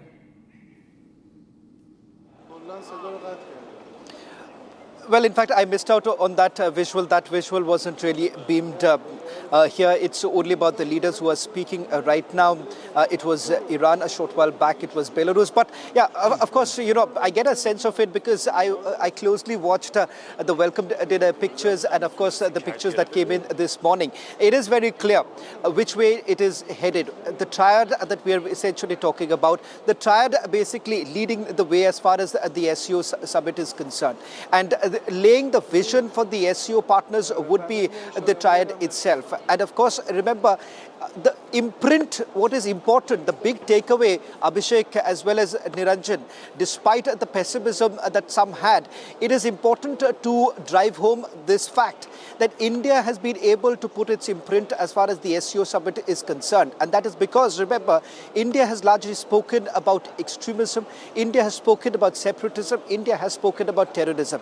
Unequivocally, though, we have spoken about terrorism, unlike the other partners who have been extremely squeamish to even talk about. Even for that matter, the Chinese have been extremely squeamish about talking about terrorism. They were very happy, they were glad to talk about economic cooperation, trade cooperation, but when it comes to terrorism, they weren't very clear about where they essentially stand. But somewhere down the line, India has been able to drive that home, that terrorism is something that you cannot underplay, and cross-border terrorism is unacceptable. For the SCO partners to come together and talk about cross-border terrorism is undoubtedly a big victory for India at this point in time. Let's not forget the imagery that emerges from it. I don't think so, Abhishek and Niranjan, so much of importance should be given to Pakistan at this point in time, because I believe back home in India, we would be concerned. Like, I've seen certain news articles focusing, saying that okay, Turkish president is there. You would have the Pakistani prime minister being there. Interestingly, just look at the image that came in from the welcome dinner. The prime minister was not only comfortable, he was, he was exuding so much of confidence when he essentially, did not really ignore the Turkish president. In fact, he, smiled and even shook his hand. So it's clear that the prime minister is very clear that right now the agenda is very clear. It is not about Pakistan at all. It is more about the fact that India has a it's grandstanding by India, and the fact of the matter is that we are a heavyweight. So that is more important. important, and we wouldn't have been really concerned about what the Pakistanis are essentially doing. And something, look at the way perhaps the Russian president really reacted when there was an attempt that was made by the Pakistani Prime Minister to reach out and shake his hand and try and tap on his back. You had just the Russian president moving ahead. So there is a lot of messaging, especially on global platforms like these. Especially imagery does matter, because it is after all a way of power projection. It is a way to project where your country basically stands at this point in time. So I haven't seen, in this entire discourse, I haven't seen Pakistan really figuring so much.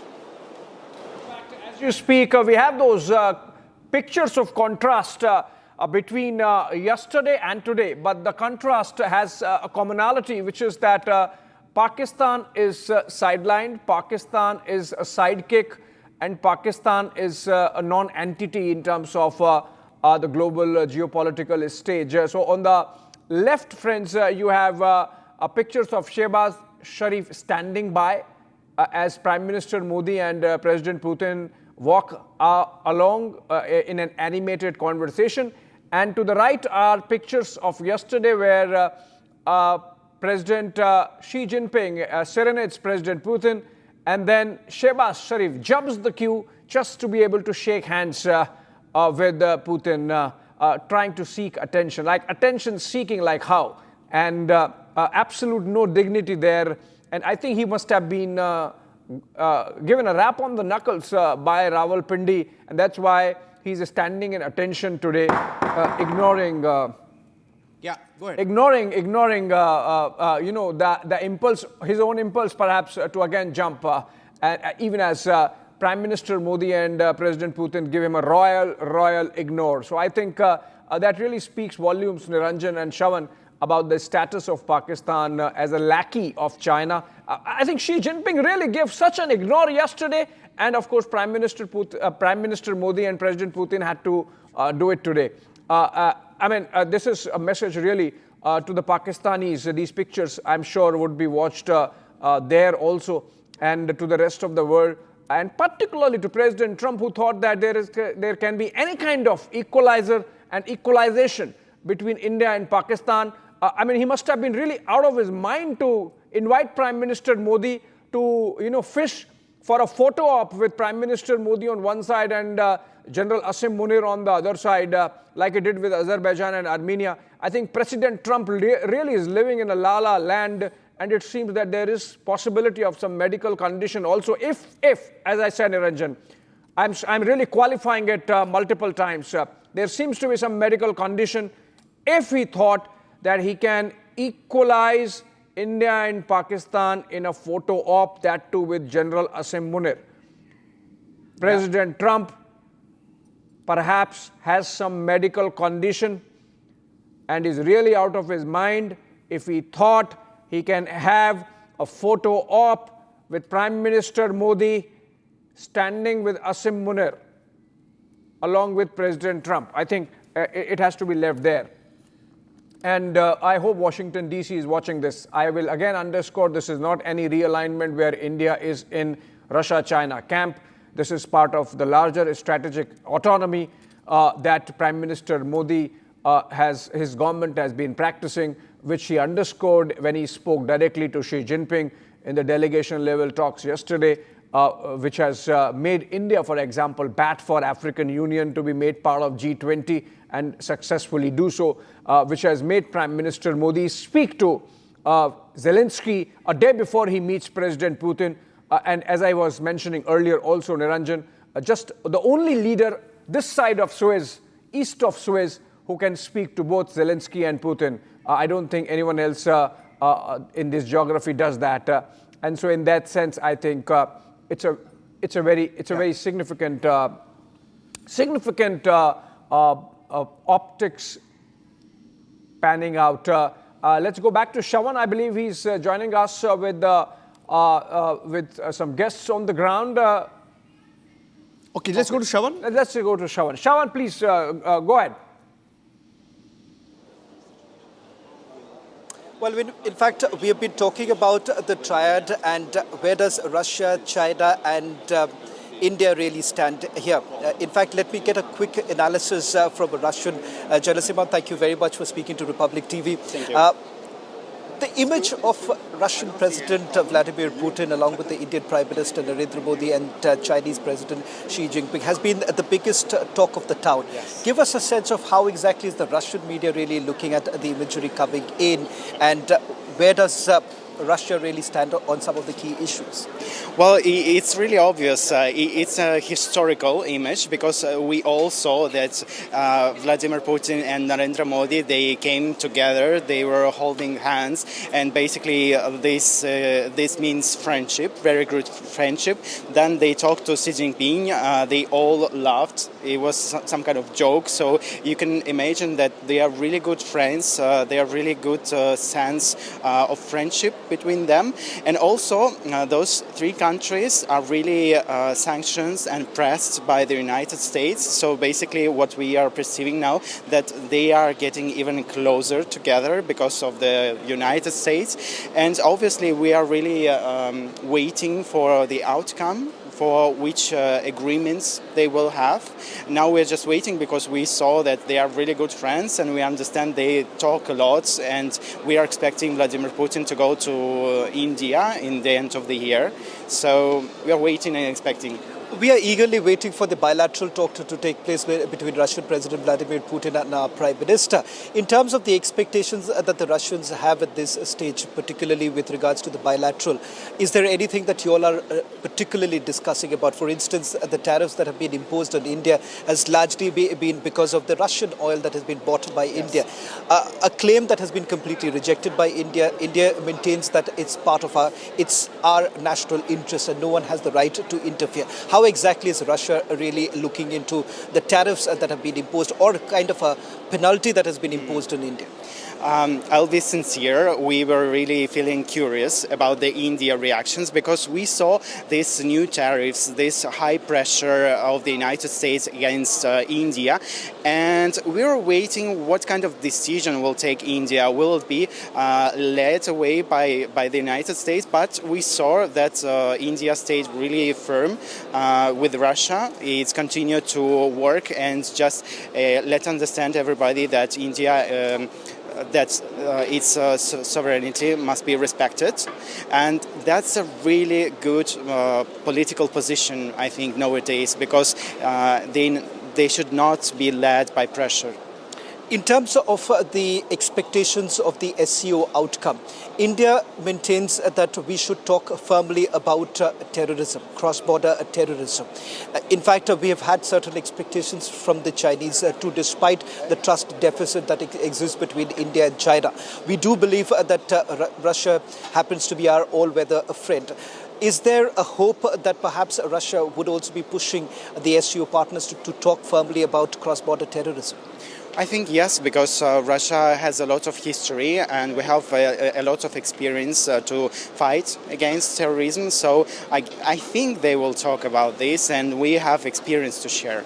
Well, thank you very much, Simon. I'm hoping to catch up once again with you after the bilateral talks that are going to take place. And that's going to be quite important given the fact, because that's the other key meeting that's going to take place after the head of the states meet. Well, yes, thank you.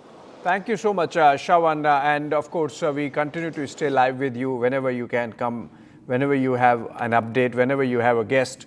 And of course, we continue our studio broadcast.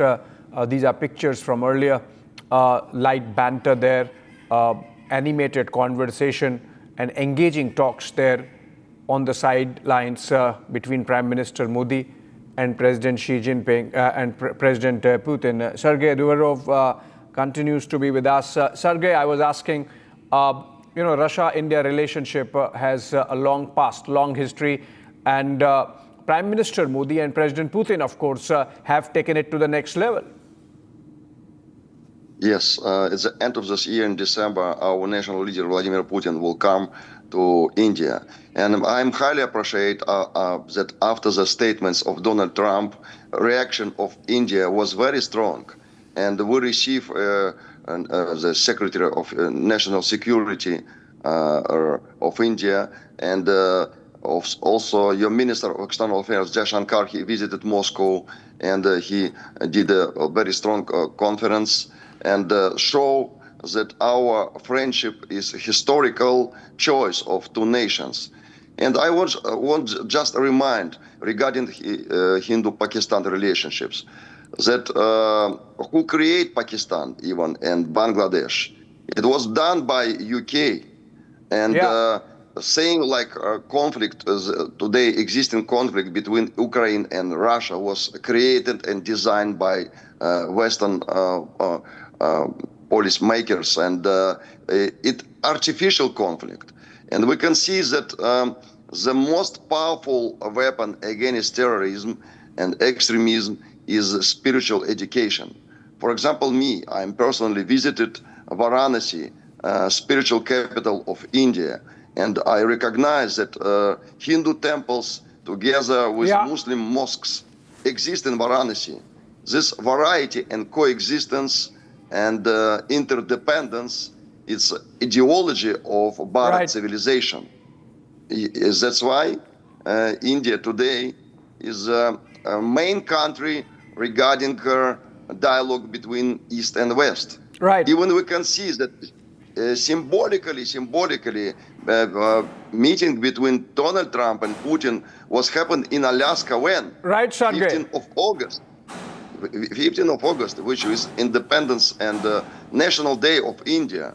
And that's why Indian diaspora inside America, very powerful and success businessmen inside America, not only in America, in Russia, around all the world, globe, they can help to start to open new page between Russian-American dialogue and convince Donald Trump to be more soft and more spiritually educated. We should educate Donald Trump. We should give him some good vision and good health to understand that right now is the time of eastern part of the world. All right. The western part, their time is already gone. It's a past. Right, Sergey, and thank you so much. In fact, I hope you continue to stay with us even as we take a short break. Proceedings are going on. India's turn is next. Iran is speaking. Taking a short break, coming back on the other side with pictures of Prime Minister speaking at the SCO plenary.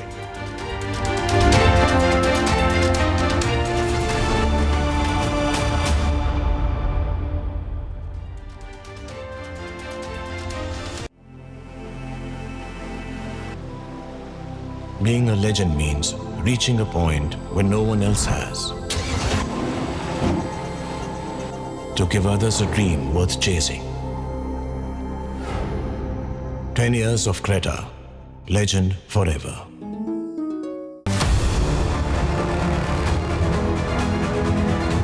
I'm headed to the northern port city of Tianjin in China to cover the largest ever SCO summit in history.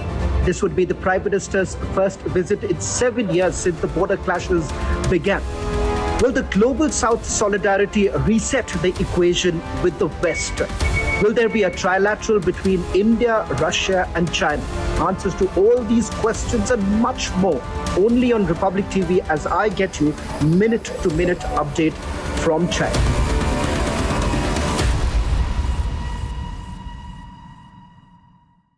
Here we didn't want to bring out the big charts because it had no chance of standing. Fortunately, we came armed with a little smaller chart. So it's 67%, so we're going to be charging a discounted reciprocal tariff of 34%, I think.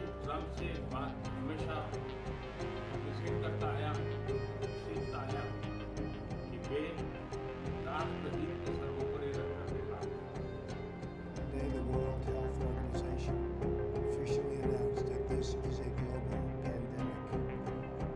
We have been in frequent contact with our allies, and we are marshaling the full power. During an interview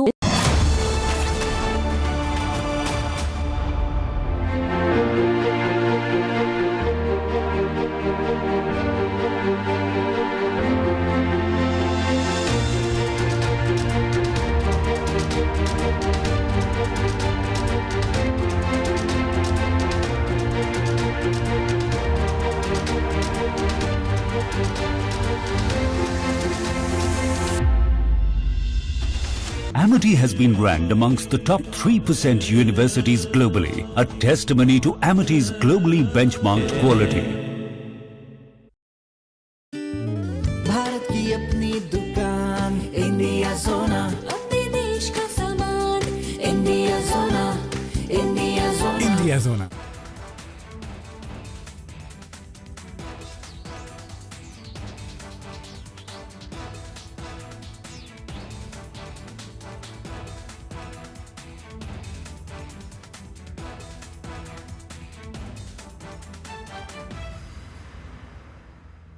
Here, we didn't want to bring out the big charts because it had no chance of standing. Fortunately, we came armed with a little smaller chart. So it's 67%, so we're going to be charging a discounted reciprocal tariff of 34%, I think.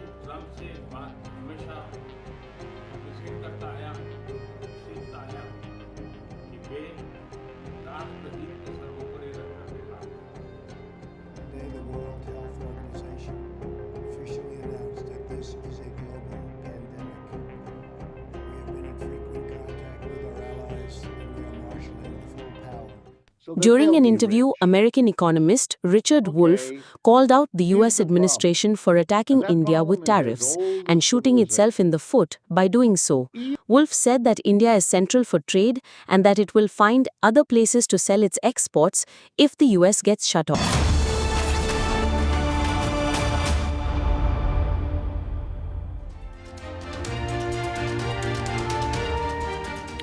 All right, we are back to the broadcast from Tianjin, where the SCO Leaders Summit is panning out. The plenary is going on as we speak, and India's turn is next.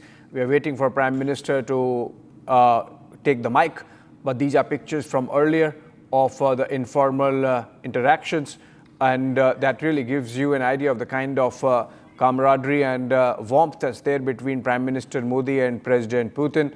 Shravan joins us live from Tianjin. In fact, he's right there inside the plenary hall where all the action is. So I would rather let Shravan speak for now. Shravan, over to you. By when you think Prime Minister Modi could be taking the mic?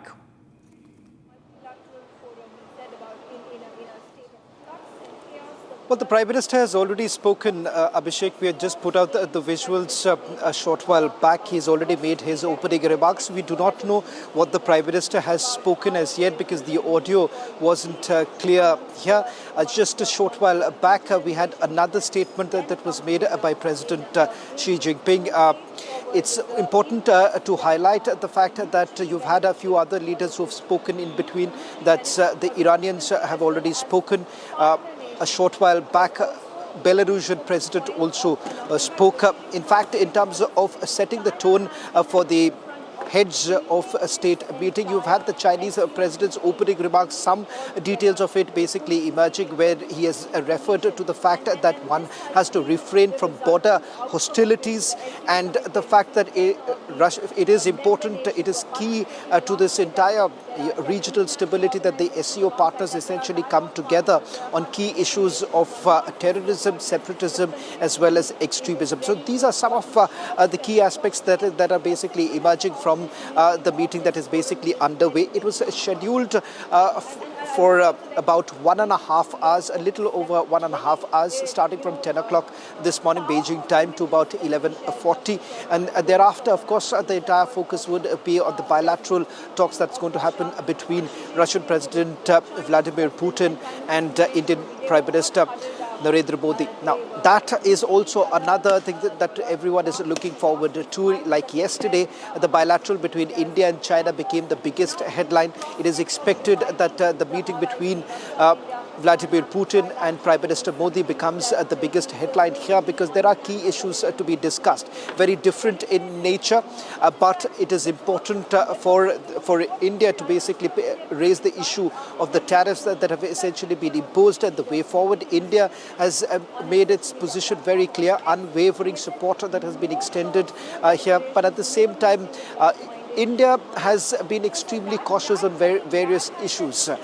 One there is a lot of discussion that's taking place here with regards to the Israel-Gaza war. Will that basically find a mention in the joint declaration? As far as India is concerned, India has steered this entire conversation towards cross-border terrorism. They've been quite successful. So for those who've been saying that this is only going to be rhetoric, remember India has been successful on bringing or putting the spotlight on some of the key issues.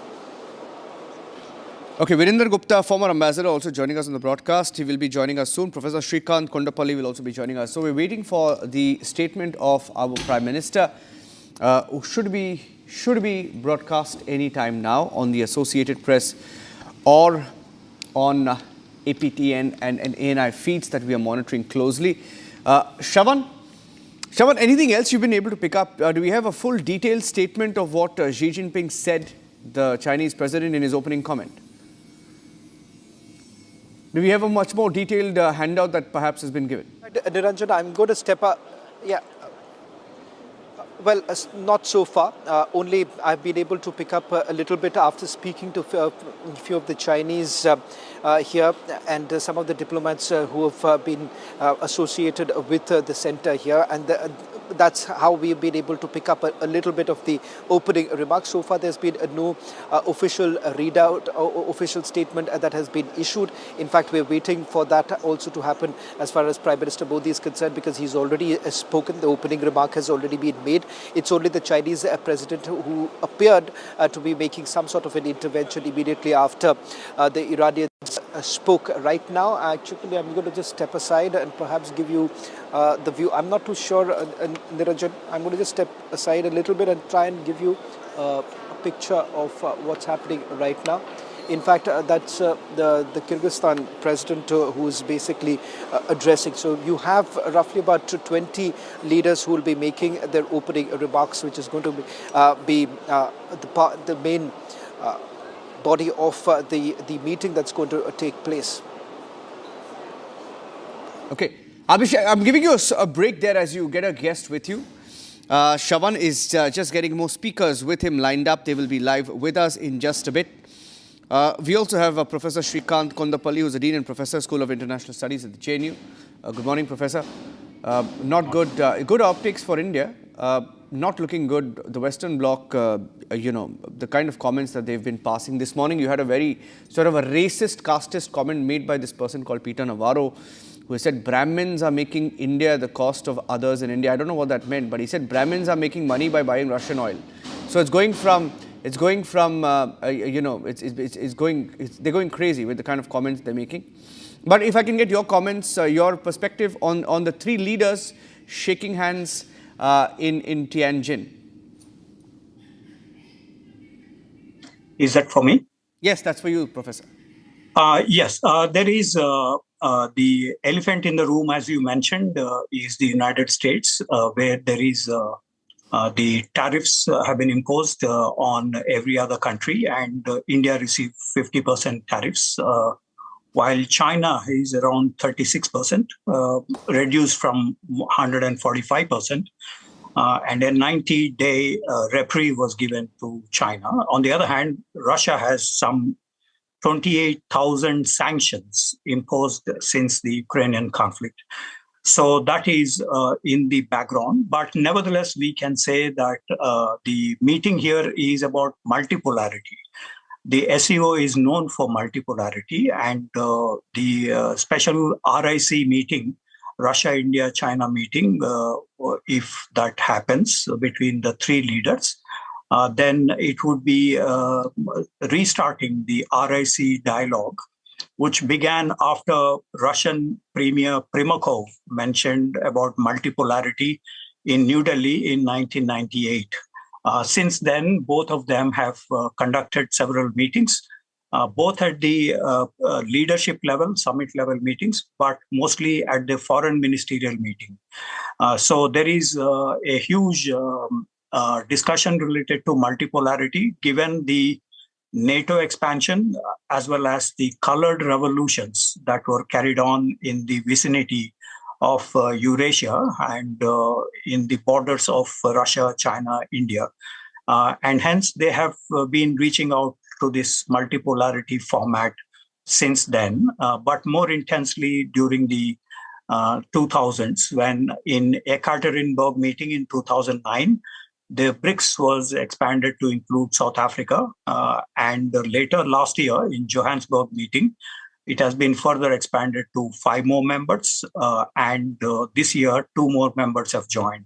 So BRICS is one instrument of that multipolarity, but if we have these 3 leaders meeting today, then it means that the RIC is revived in the context of the Trump administration tariffs and unilateral policies, which is one of the basis for the RIC formation earlier. So that is, we need to watch out. But since you're mentioning about the leaders' plenary session discussions, it is clear that there is the multipolarity aspect has been emphasized by many leaders so far. And this is basically against any unilateral policies that the United States is following.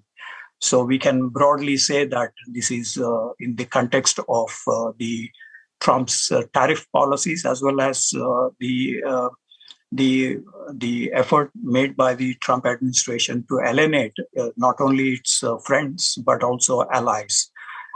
So this is in the background of the discussions today. We need to watch out in addition to the specific individual leaders' statements. As you mentioned, about 20 of them will be making such statements. We also need to see the joint statement, and very likely that India will, the Prime Minister will mention about the problems that India is facing in terms of sovereignty issues, that is mainly related to the CPEC projects, China-Pakistan Economic Corridor projects. Secondly, he is likely to mention about counter-terrorism, given the Pahalgam attacks on April 22nd and the India-Pakistan conflict, in which China played a very pro-Pakistan role, both on terrorism issue as well as on the conflict as such in India-Pakistan context. So, but he is likely to mention this in oblique terms. Yet, as the Raksha Mantri's visit to China recently, 3 months ago in June, about the non-ratification of the draft in relation to terrorism issue. So it is likely that we will have an Indian position and China requesting other leaders, 20-odd leaders, to endorse that position. So we may probably will see 2 different versions of this in the overall discussions on terrorism and on sovereignty-related issue. Yeah. Okay. Okay. So I also have Virender Gupta, former ambassador, joining us on the broadcast. Virender Gupta, Ambassador, good morning. And he's also the Director General, Indian Council for Cultural Relations, and the Deputy Director General, IDSA, and President at ARSP. Okay, Ambassador Gupta, your comments on the optics at SEO this morning. Well, I think it's a very important visit. It's happening in the current context of America having taken certain steps which it should not have. But I think we have to be very clear that India is neither attempting a grand coalition against America or the Western countries, nor is it in our interest. I think we have to regard the disturbance in the India-US relationship as a temporary blip, because I believe that India-US relationship is very natural. And I think not one single leader will be able to disturb it. So I think it'll go on to resume its natural trajectory, how it has grown in a bipartisan manner in both countries during the last 2 or 3 decades. Now, having said that, I think the most important thing for India is to retain its options And I think for everybody to know that India is not devoid of options. India has the requisite uh, strategic autonomy, and India must continue to secure its national interest by undertaking optimum relationship with different power groups. No, clearly, of course, America seems to labor under the impression that it is still a unipolar world and America is the most preeminent power. There is no doubt that America is a preeminent power. But then several other countries are now beginning to call the shots. I mean, they've become very important. So it is actually a multipolar world, and America must understand, must know how to treat its friends. I think there is a lot of resentment in India at the manner in which India has been mistreated rather, and the kind of language that has been used by President Trump himself and his senior advisors. When somebody talks about India needing to be punished, I think it is very insulting, and this does not behove, uh, a relationship which has been variously described as, the strategic partnership, the most defining relationship of the century. Now, the most important critical thing is that we have not had a problem with Russia. Prime Minister is going to meet President Putin, but I think the problem has been on India-China front. And during the last several years, as everybody is aware, relationship deteriorated. Now, you can do the optics, you can do confidence building measures, create people to people contacts, and several steps have been taken. Mansarovar Yatra has been resumed. We have started giving visas to the Chinese tourists, and some more steps would be taken, like resumption of direct flights and many more things. But I think the two critical things which I would flag out here, one is very huge trade deficit. I mean, look at the structure. We export under $15 billion per annum to China, whereas China exports about $115, $120 billion. And the trade deficit is in the magnitude of about $100 billion, which is not a small amount. And all our attempts to appeal to China to take remedial measures have fallen on deaf ears. So what they do, they indulge in rhetorics. They indulge in sweet talks, as they would no doubt do during this meeting. But there has been precious little action. There are restrictions imposed on Indian agricultural, marine products, Indian pharmaceutical products. Now, yesterday I heard some Chinese expert say that yes, Indian products would be welcomed in China, but India must first learn how to make good products, acceptable in quality to China. I mean, that kind of remark is ridiculous. India's products are now being imported by so many different countries, including highly quality conscious countries. The second and the more important factor is the lack of good faith, the lack of trust. And why has this trust been shattered?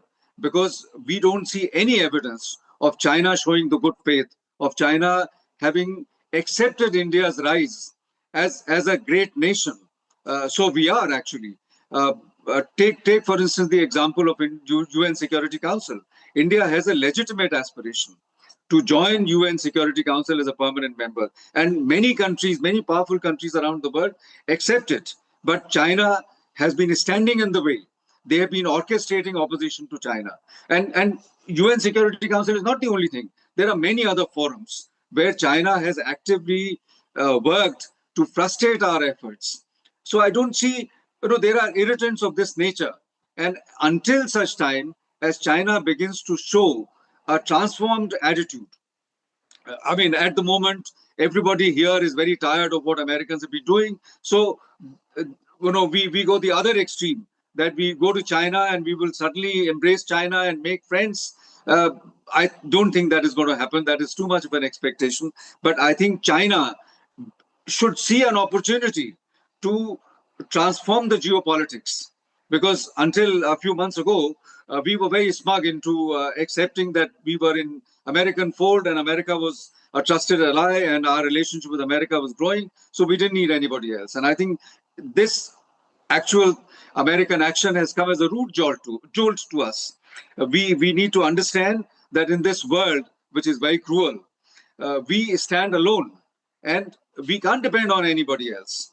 We have to be responsible for our own security. We have to be responsible for our economic prosperity. No country was going to support us at the end of the day. In fact, adding to what you said about China, most of the Chinese commentators who are also speaking on Republic, one commentator even said that you can export agriculture and Indian cuisine. He said you can export Indian cuisine when he spoke of trade deficit with China. So not sure how much will actually change on the ground vis-a-vis trade deficit. Of course, our trade with China has increased year on year. In fact, last year it increased almost 12%.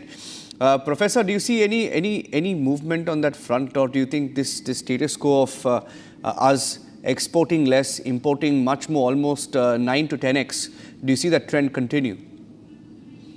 China is very reluctant to accept products from abroad. It is not just about India, but even United States, European Union, Japan, Korea, ASEAN countries. It imports less from these countries. So it is basically based on this export orientation rather than import orientation.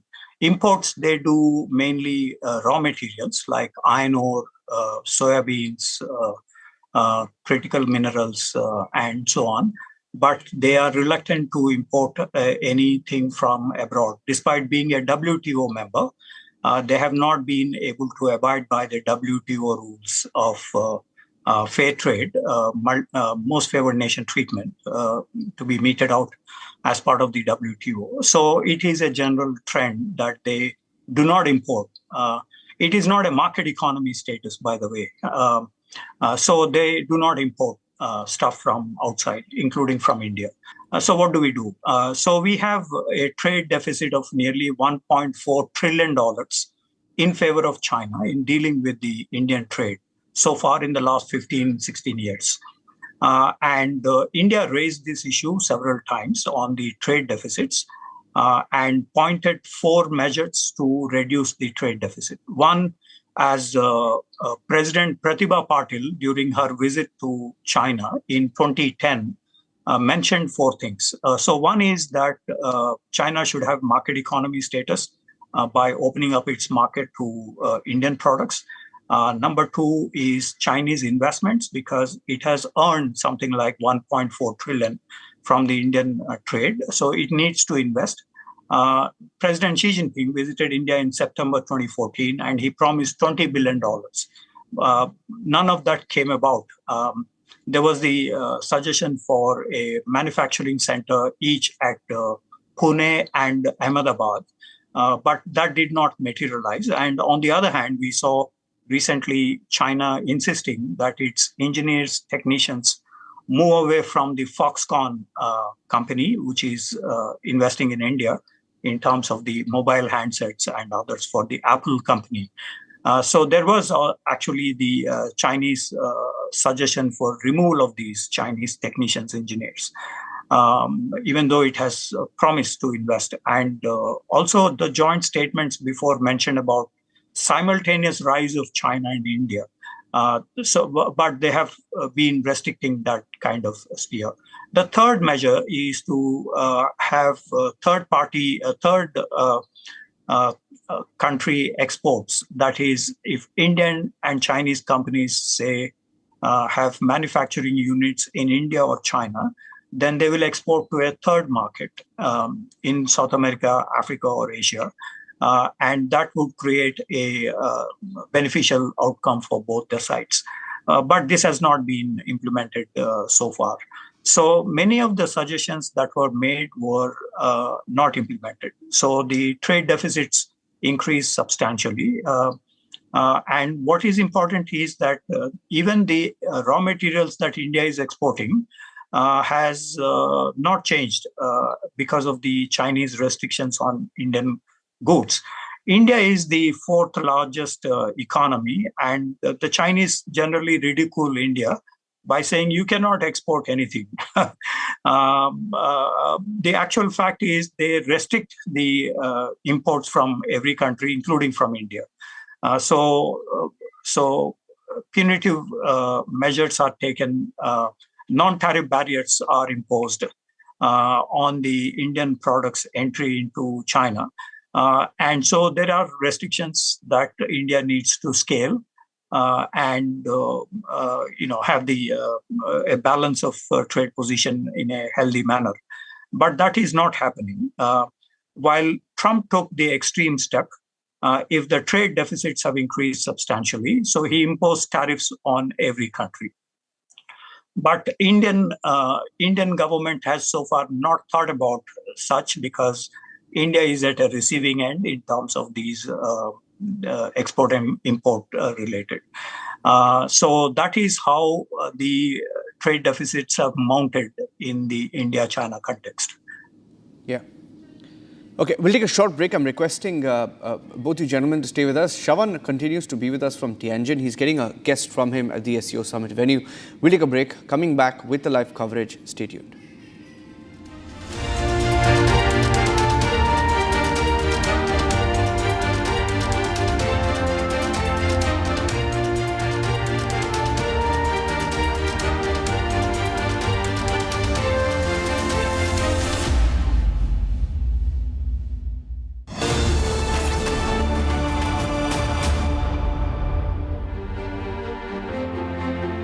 Amity has been ranked amongst the top 3% universities globally, a testimony to Amity's globally benchmarked quality.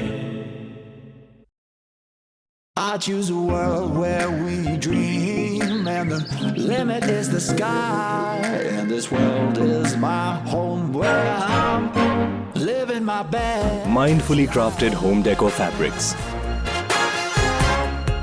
Sansar, a D-Decor brand. Live consciously.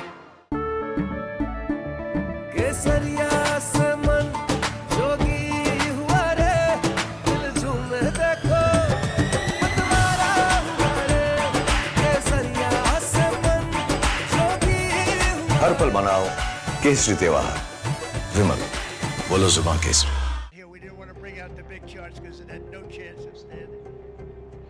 Fortunately, we came armed with a little smaller chart. So 67%, so we're going to be charging a discounted reciprocal tariff of 34%, I think.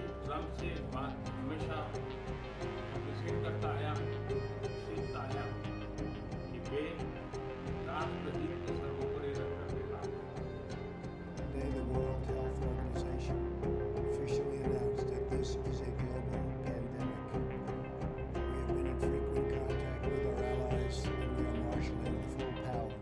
During an interview, American economist Richard Wolff called out the US administration for attacking India with tariffs and shooting itself in the foot by doing so. Wolff said that India is central for trade and that it will find other places to sell its exports if the US gets shut down.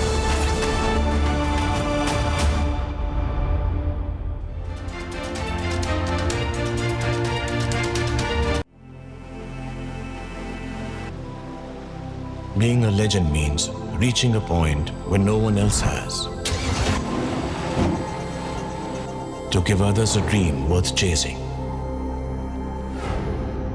10 years of Creta, legend forever. Bharat की अपनी दुकान India सोना अपने देश का सामान India सोना India सोना इंडिया सोना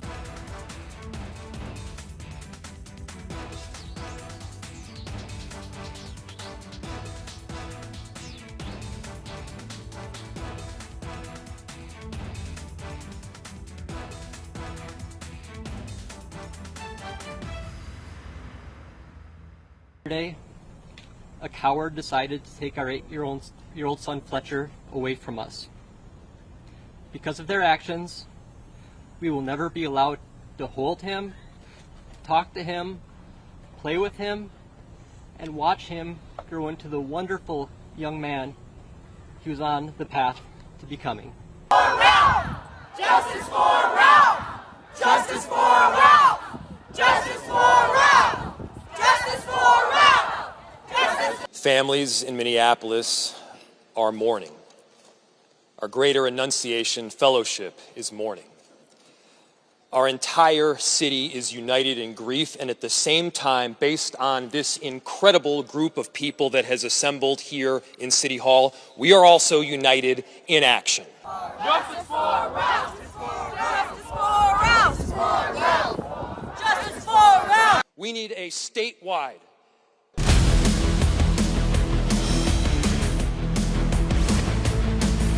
This is Republic Jack Olival Studio. Stay tuned for all the live and breaking news updates. I'm Deepak Suresh Kumar. Let's get started.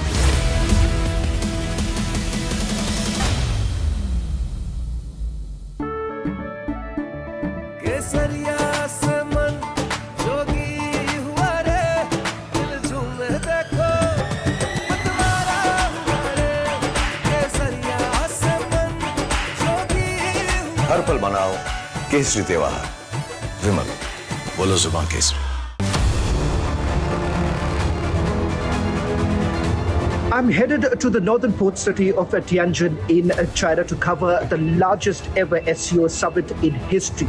This would be the Prime Minister's first visit in 7 years since the border clashes began.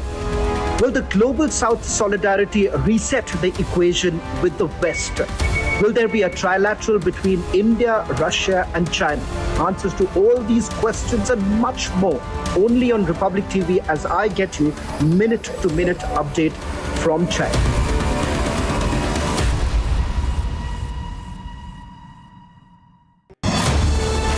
मुझे खुशी हो रही है हमारे शानदार स्वागत और आतिथ्य सत्कार के लिए मैं राष्ट्रपति शी का हार्दिक आभार व्यक्त करता हूं। आज उज्बेकिस्तान का इंडिपेंडेंस डे है। कल किर्गिस्तान का राष्ट्रीय दिवस था। इस अवसर पर मैं दोनों लीडर्स को बधाई और शुभकामनाएं देता हूं। एक्सेलेंसी, पिछले 24 वर्षों में एससीओ का पूरे यूरेशिया क्षेत्र की एक्सटेंडेड फैमिली को जोड़ने में बहुत महत्वपूर्ण योगदान रहा। भारत ने एक सक्रिय सदस्य के रूप में हमेशा कंस्ट्रक्टिव और सकारात्मक भूमिका निभाई है। एससीओ को लेकर भारत की सोच और नीति 3 मुख्य स्तंभों पर आधारित है। SCO, S security, C connectivity, O opportunity. पहले स्तंभ S यानी सिक्योरिटी के संदर्भ में मैं कहना चाहता हूं कि सुरक्षा, शांति और स्थिरता किसी भी देश के विकास का आधार है। किंतु इस मार्ग में आतंकवाद, अलगाववाद और अतिवाद बड़ी चुनौतियां हैं। आतंकवाद सिर्फ किसी देश की सुरक्षा ही नहीं बल्कि पूरी मानवता के लिए एक साझा चुनौती है। कोई देश, कोई समाज, कोई नागरिक अपने आप को इससे सुरक्षित नहीं समझ सकता। इसलिए आतंकवाद से लड़ाई में भारत ने एकजुटता पर बल दिया। इसमें एससीओ रेट्स की बहुत महत्वपूर्ण भूमिका रही। इस वर्ष भारत ने ज्वाइंट इंफॉर्मेशन ऑपरेशन को लीड करते हुए अल कायदा और इससे जुड़े आतंकी संगठनों से लड़ने का इनिशिएटिव किया। हमने रेडिकलाइजेशन के विरुद्ध समन्वय बढ़ाने और मिलकर कदम उठाने का भी प्रस्ताव रखा। टेरर फाइनेंसिंग के खिलाफ आवाज उठाई है। इसमें मेरे समर्थन के लिए मैं आभार व्यक्त करता हूं। एक्सेलेंसी, भारत पिछले 4 दशकों से निर्मम आतंकवाद का दंश झेल रहा है।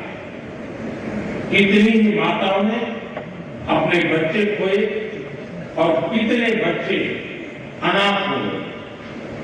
हाल ही में हमने पहलगाम में टेररिज्म का बहुत ही घिनौना रूप देखा। इस दुख की घड़ी में जो मित्र देश हमारे साथ खड़े रहे, मैं उनका आभार व्यक्त करता हूं। यह हमला केवल भारत की अंतरात्मा पर ही आघात नहीं था, यह मानवता में विश्वास रखने वाले हर देश, हर व्यक्ति को खुली चुनौती थी। ऐसे में प्रश्न उठना स्वाभाविक है, क्या कुछ देशों द्वारा आतंकवाद का खुलेआम समर्थन हमें स्वीकार्य हो सकता है? एक्सेलेंसी, हमें स्पष्ट रूप से और एक स्वर में कहना होगा कि आतंकवाद पर कोई भी डबल स्टैंडर्ड स्वीकार्य नहीं होंगे। हमें मिलकर आतंकवाद का हर रंग में, हर रूप में विरोध करना होगा। ये मानवता के प्रति हमारा दायित्व है। एक्सेलेंसी, अब मैं दूसरे स्तंभ सी यानी कनेक्टिविटी पर अपने विचार रखना चाहूंगा।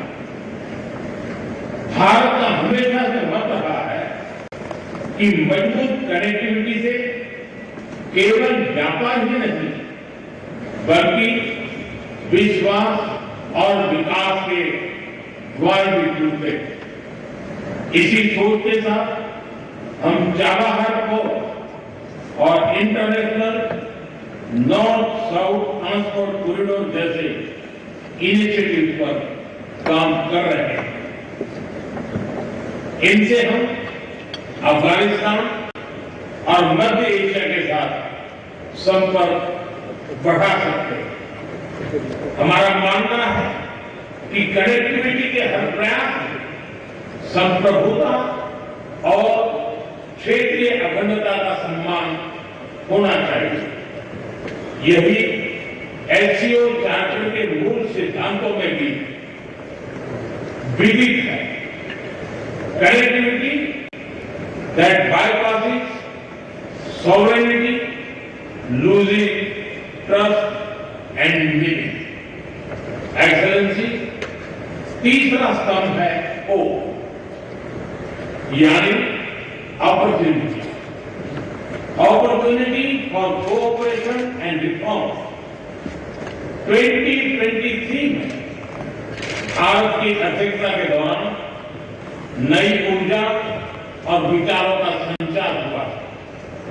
स्टार्टअप और innovation, traditional medicine, youth empowerment, digital inclusion और शेयर्ड बुद्धिस्ट हेरिटेज जैसे नए विषयों को अपने सहयोग में जोड़ा। हमारा प्रयास था कि एससीओ को सरकारों के परे भी ले जाए। सामान्य मानवी, यंग साइंटिस्ट, स्कॉलर्स और स्टार्टअप को भी आपस में जोड़े। हमारे पीपल टू पीपल टाइम को दृढ़ता देने के लिए मैं आज एक और सुझाव रखना चाहूंगा। एससीओ के अंदर एक सिविलाइजेशन डायलॉग फोरम बनाया गया। इससे हम अपनी प्राचीन सभ्यताओं, कला, साहित्य और परंपराओं को वैश्विक मंच पर साझा कर सकते हैं। एक्सेलेंसी, आज भारत रिफॉर्म, परफॉर्म, ट्रांसफॉर्म के मूल मंत्र पर आगे बढ़ रहा है। कोविड हो या वैश्विक आर्थिक अस्थिरता, हमने हर चुनौती को अवसर में बदलने का प्रयास किया। हम लगातार वाइड रेंजिंग रिफॉर्म पर काम कर रहे हैं। इस देश में विकास के साथ साथ अंतर्राष्ट्रीय सहयोग के लिए भी नए अवसर खुल रहे हैं। मैं आप सभी को भारत की विकास यात्रा से जुड़ने के लिए आमंत्रित करता हूं। एक्सेलेंसी, यह खुशी की बात है कि एससीओ भी समय के अनुरूप इवॉल्व हो रहा है। ऑर्गेनाइज्ड क्राइम, ड्रग ट्रैफिकिंग और साइबर सिक्योरिटी जैसे समकालीन चुनौतियों से निपटने के लिए 4 नए केंद्र बनाए जा रहे हैं। हम इस रिफॉर्म ओरिएंटेड माइंडसेट का स्वागत करते हैं। वैश्विक संस्थानों में रिफॉर्म्स के लिए एससीओ सदस्य आपसी सहयोग बढ़ा सकते हैं। संयुक्त राष्ट्र की 80वीं वर्षगांठ के अवसर पर हम एकमत होकर यूएन रिफॉर्म का आह्वान कर सकते हैं। ग्लोबल साउथ की आकांक्षाओं को आउटडेटेड फ्रेमवर्क में कैद रखना भावी पीढ़ियों के प्रति घोर अन्याय। नई पीढ़ी के बहुरंगी सपनों को हम पुराने जमाने की ब्लैक एंड व्हाइट स्क्रीन पर नहीं दिखा सकते। स्क्रीन बदलने की होगी। एससीओ मल्टीलेटरलिज्म और इंक्लूसिव वर्ल्ड ऑर्डर का मार्गदर्शक बन सकता है। मुझे खुशी है कि इस महत्वपूर्ण विषय पर आज एक स्टेटमेंट जारी किया जा रहा है। एक्सेलेंसी, हम सभी पार्टनर्स के साथ समन्वय और सहयोग के साथ आगे बढ़ रहे हैं। मैं एससीओ के अगले अध्यक्ष किर्गिस्तान के राष्ट्रपति और मेरे मित्र प्रेसिडेंट जपारोव को शुभकामनाएं देता हूं। बहुत बहुत धन्यवाद। तो आप देख रहे थे प्रधानमंत्री Narendra. All right, Prime Minister's opening comments there in the SCO plenary, taking head-on the issue of terror and tackling it and calling the bluff of those who practice double standards. Prime Minister said that Pahalgam terror attack was an attack on humanity. We would like to play that bit again, Aditi. There should be zero tolerance towards terrorism. Okay, now we have President Putin speaking, so we cut to that.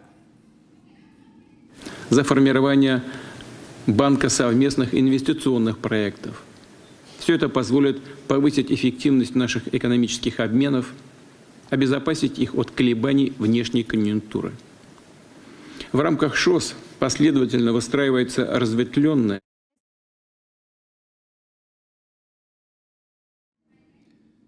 Okay, the headline, the Prime Minister has spoken about terror with Shehbaz Sharif in attendance and China. They're hosting the SCO summit. Abhishek, if you can quickly take us through what he has said about terror specifically. I think Niranjan, Prime Minister, has done some plain speaking on terror. He has said that there cannot be double standards. Pahalgam terror attack needs to be condemned. It was an attack on humanity, not just on India and Hindus. He did not say that. I am paraphrasing it.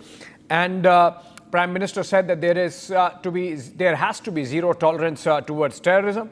Prime Minister also said we must not have double standards towards terrorism. And he also said that India has been bearing the brunt of terror for the last 4 decades. Recently, we saw the worst side of terror in Pahalgam.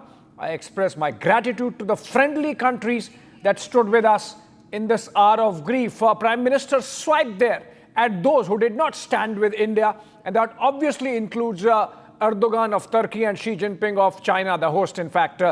Because remember, both the two nations, Turkey and China, remember Niranjan, helped Pakistan very actively, militarily, in real time. And so I think Prime Minister doing that plain speaking. Then, of course, he spoke about other aspects of SCO, how it can be a true platform for multilateralism and inclusivism, how it can herald a new world order, how it is important that it respects rule of law and the idea of territorial integrity and sovereignty. Remember, Prime Minister also said yesterday to President Putin that strategic autonomy needs to be respected. Prime Minister mentioned the fact that it was Independence Day of Uzbekistan today, and so he congratulated the Uzbek delegation.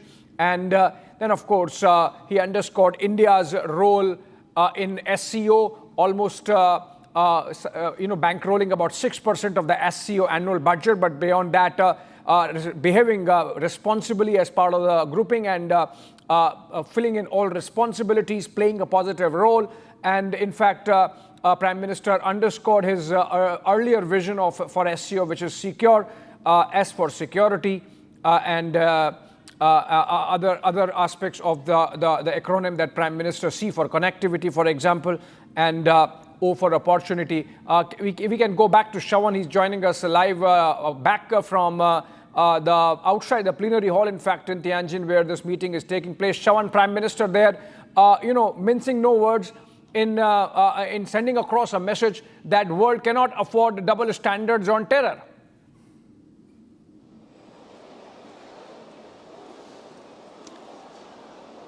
Well, the Prime Minister has been unequivocal when it comes to dealing with terrorism, and certainly hoping that SCO partners would be speaking in one voice. In fact, I'm going to come to it in a short while from now. But Abhishek, just to introduce my friend here from Sputnik, he's the Beijing correspondent, Evgeny Pavlov is joining us. Evgeny, thank you very much for speaking to us. Let me straight away begin by asking you, first, you've been in Beijing for quite some time, spent a considerable number of years. I want to ask you, in the run-up to the SCO summit, the Chinese have essentially built a narrative, a largest ever SCO summit. They were hoping that there would be tangibles, there would be deliverables from the SCO summit. I want you to tell our viewers, how were you looking at this, the Beijing, how was Beijing really looking at it? How important has the SCO summit been for Beijing?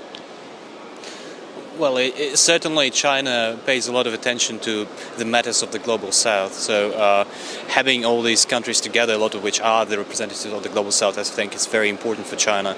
And China projects itself as one of the key magnets and one of the channels for voicing the opinions of the global south. So obviously it's very important, and China is always very enthusiastic and very carefully organizing these events and putting a lot of effort in it. So obviously it's a very big deal for China. What's the key difference that you have essentially spotted while you were reporting in the last few days in the way we have seen the SCO summit happening in the past? But there is a global attention right now on the SCO summit, keeping in mind that we are talking in times of a tariff war that is going on. It's for four countries, Russia, China, as well as India. What's the sense that you've got in terms of how Beijing has been responding to the threat emanating from the United States of America?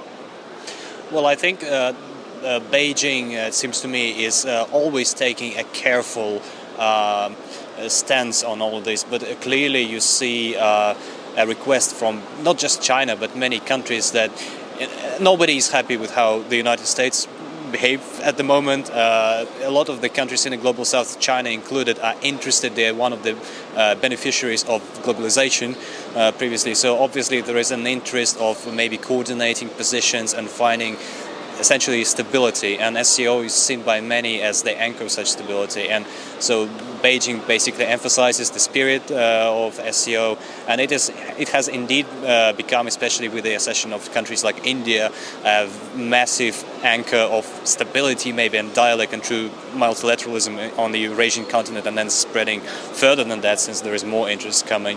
So yeah, certainly for Beijing probably stresses even more this unity and the spirit of multilateralism around SCO. Interestingly, we are talking at a time when your president is speaking. I just want to step aside and perhaps show our viewers. Now, in fact, Abhishek, that's the Russian president who's making the address right now. We are not very sure the content of it, which is going to come out in a short while from now. I want to come back to the big headline that emerged yesterday. That was the bilateral talk between India and China. How is Russia really viewing the rapprochement between India and China? Well, since I can't say I really followed the media because I was pretty busy here at the summit, but overall I think that every such signal is seen very positively in Russia because Russia has good relations with both countries historically, and I think any sign of maybe finding some compromise and having some degree of rapprochement is seen very positively in Russia, and certainly Russia would like to maintain this RIC format, so it's a good thing, definitely. Do you believe that could be a reality, the RIC, the trilateral, at some point in time? Of course, I do believe so. I think that all three parties are interested in maintaining this format. What do you make of the images that came out from the banquet yesterday? I remember what I saw was a considerable amount of time that has been spent by President Xi and President Putin, where they were basically interacting. I was given to understand some jokes were essentially shared. We do not know what really transpired, but what do you all really make of it? Which way is it really headed? Because I'm told the advisor to President Putin essentially indicated that President Putin and President Xi has spoken about what happened in Alaska. So is there some sort of a talk that is going on between Russia and China with regards to how do you really tackle the situation, the challenges that are coming in from the United States of America? It was definitely mentioned that the Russian side would update its partners, China, India and all others, on how the process in Alaska went in Anchorage. Certainly, I think there is a stable line of contact between the leaders of Russia, China, India on this one, and China and India, they have their own diplomatic humanitarian track on this particular issue. So Moscow always underlines that it very much appreciates the balanced position that both countries have on the conflict in Ukraine, in particular. So as far as the videos that aired, they've been quite viral on Russian social networks. I noticed today. So I think I've seen a couple of headlines where it's being kind of underlined that we have like a friendly exchange. So definitely see this as a positive thing. What are the key issues that are being raised by Moscow at this stage, and particularly the SCO summit? What is it that we are looking forward to? Well, from the Russian side, from the Russian delegation, I heard that there is going to be a strong, powerful declaration. We're yet to see what's going to be in it, but I think that essentially this SCO track is now a priority for Russia as far as multilateral formats are concerned, and I think everybody is awaiting, but we're not yet clear what's it gonna be. But certainly maybe some expectations on trade and just coordinated position in terms of again multilateralism, stability, geopolitics. Let's also talk about the much-awaited bilateral between Russian President Vladimir Putin and Prime Minister Modi. What is it that Russia is looking at right now? Obviously, the stage was set in India, where we were given to understand that Russia wants to open up the market for India, keeping in mind that it's some sort of a penalty that has been imposed on India for buying Russian oil. So what is it that Russia is essentially trying to offer India at this stage? I'm afraid that I cannot really elaborate on that one because I didn't really follow this in particular. But definitely the two leaders have a lot to talk about, and certainly the whole tariff situation, Donald Trump versus India, there's been a lot of attention to that in Russia, and of course I think the matters of trade between Russia and India are in the center of attention at this meeting. Well, thank you very much, Evgen, for joining us. In fact, he's been here. He's the Beijing correspondent of Sputnik, spent a considerable amount of time here to get us a sense of how exactly Beijing has been viewing this, why exactly is the SCO so very important for China at this point in time. And of course, with Russia really stepping in right now, it's important to point out that this is becoming a multilateral forum, which is becoming extremely important, particularly for Russia as well as China. Thank you so much, Shravan. And, this really gives an idea of the kind of realignments that are really happening. Your conversation with the Russian journalist and the fact that the way everyone else sees the developments vis-a-vis how the United States, unfortunately, seeing the panning out of geopolitics. If you consume Western media platforms or information on them, you realize that you get a picture that Russia is isolated, which does not seem to be the case as it comes out of your conversation. And of course, the pictures that we have seen, the manner in which President Putin has been almost the center of all attention. It was not just Shehbaz Sharif giving up all his dignity and jumping the queue to shake hands with President Putin. Many other world leaders were seen looking expectantly at Putin as he was serenaded by Xi Jinping of China. So obviously, in the rest of the world, there is a sense perhaps that the manner in which Putin has been treated by the larger West, not Donald Trump, thankfully in this case, but the larger West, specifically Europe, is something which is not good. And that's why I think this outpouring of sentiment, so to say, for President Putin there in these pictures that we have seen. With India, of course, it's a little more special, and that's why these pictures speak volumes. I don't see any other world leader present in Tianjin having the kind of engagement with President Putin like Prime Minister Modi has had, and that's why I think we have been calling it the Troika, Tianjin Troika, Shravan, for the last 48 hours, the meeting between President Xi Jinping, President Putin and Prime Minister Modi. This is obviously a realignment, not exactly India getting into the Russia-China camp, but definitely a realignment. On that note, I think we slip a short break. Shravan, stay with us. We keep coming back to you for more guests and, of course, for our live broadcast from Tianjin.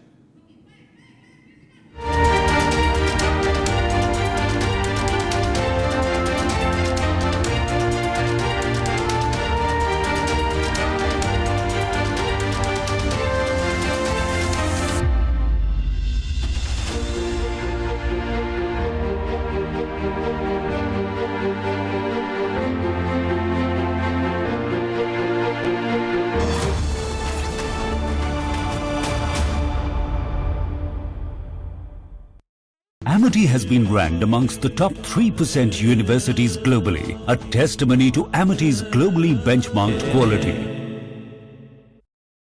पैसा लगाना है तो century Ply club prime पे लगाओ, डूबेगा नहीं, जलेगा भी नहीं, कोई खा नहीं जाएगा, धोखा नहीं देगा, ऊपर नीचे भी नहीं होगा, सेफ रहेगा, सिक्योर्ड, मिनिमम 30 साल का रिटर्न देगा।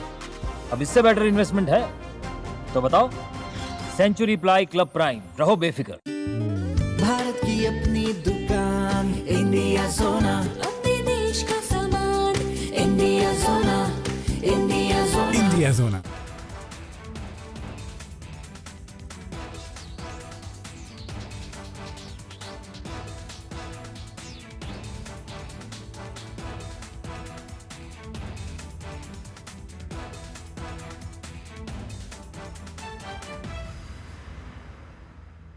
पैसा लगाना है तो सेंचुरी प्लाई क्लब प्राइम पे लगाओ, डूबेगा नहीं, जलेगा भी नहीं, कोई खा नहीं जाएगा, धोखा नहीं देगा, ऊपर नीचे भी नहीं होगा, सेफ रहेगा, सिक्योर्ड, मिनिमम 30 साल का रिटर्न देगा।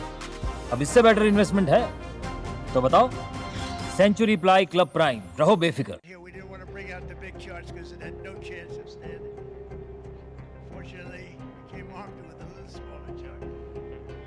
So it's 67%, so we're going to be charging a discounted reciprocal tariff of 34%, I think.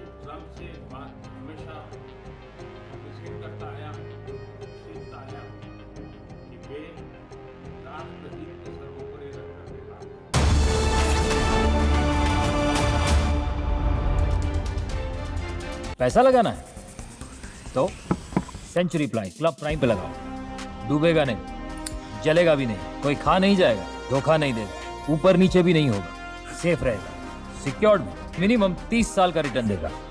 अब इससे बेटर इन्वेस्टमेंट है तो बताओ।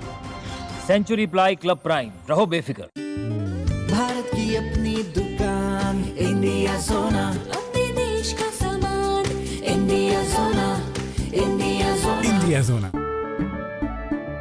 केसरिया से मन जोगी हुआ रे, दिल झूमे देखो मतवारा हुआ रे, केसरिया से मन जोगी हुआ। हर पल मनाओ केसरी त्योहार।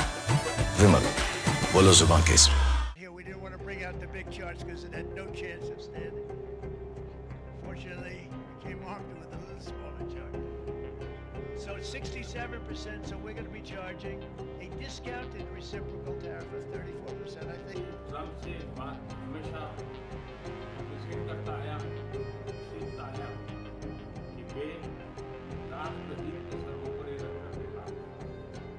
Today, the World Health Organization officially announced that this is a global pandemic.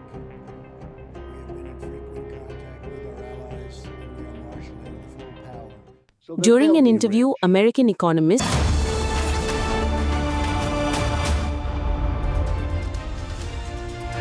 पैसा लगाना है तो सेंचुरी प्लाई क्लब प्राइम पे लगाओ, डूबेगा नहीं, जलेगा भी नहीं, कोई खा नहीं जाएगा, धोखा नहीं देगा, ऊपर नीचे भी नहीं होगा, सेफ रहेगा, सिक्योर्ड, मिनिमम 30 साल का रिटर्न देगा। अब इससे बेटर इन्वेस्टमेंट है तो बताओ। सेंचुरी प्लाई क्लब प्राइम, रहो बेफिक्र। भारत की अपनी दुकान, इंडिया सोना, अपने देश का सामान, इंडिया सोना, इंडिया सोना, इंडिया सोना।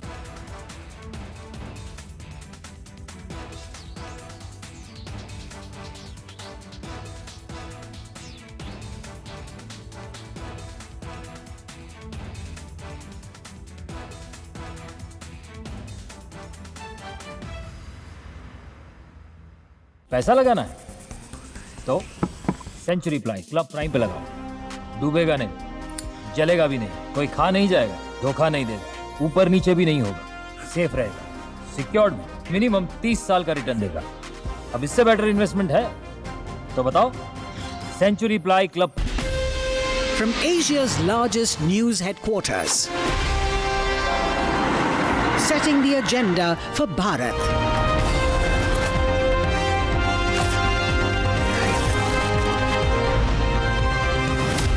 You're watching Republic.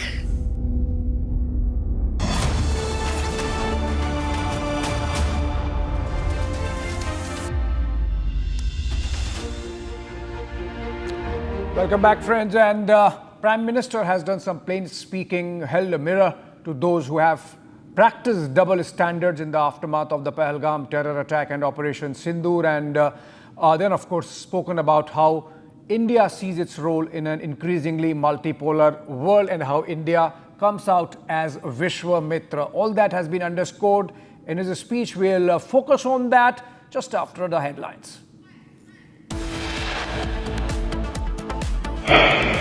आवाज उठाई, इसमें मेरे समर्थन के लिए मैं आभार व्यक्त करता हूं। In Tianjin,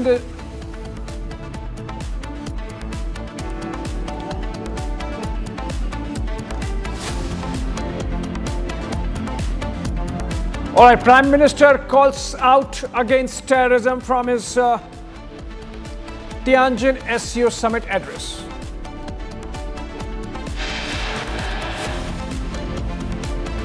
स्पष्ट रूप से और एक स्वर में कहना होगा कि आतंकवाद पर कोई भी डबल स्टैंडर्ड स्वीकार्य नहीं होंगे। Prime Minister's big message at SCO as he calls out the double standards, calls it unacceptable.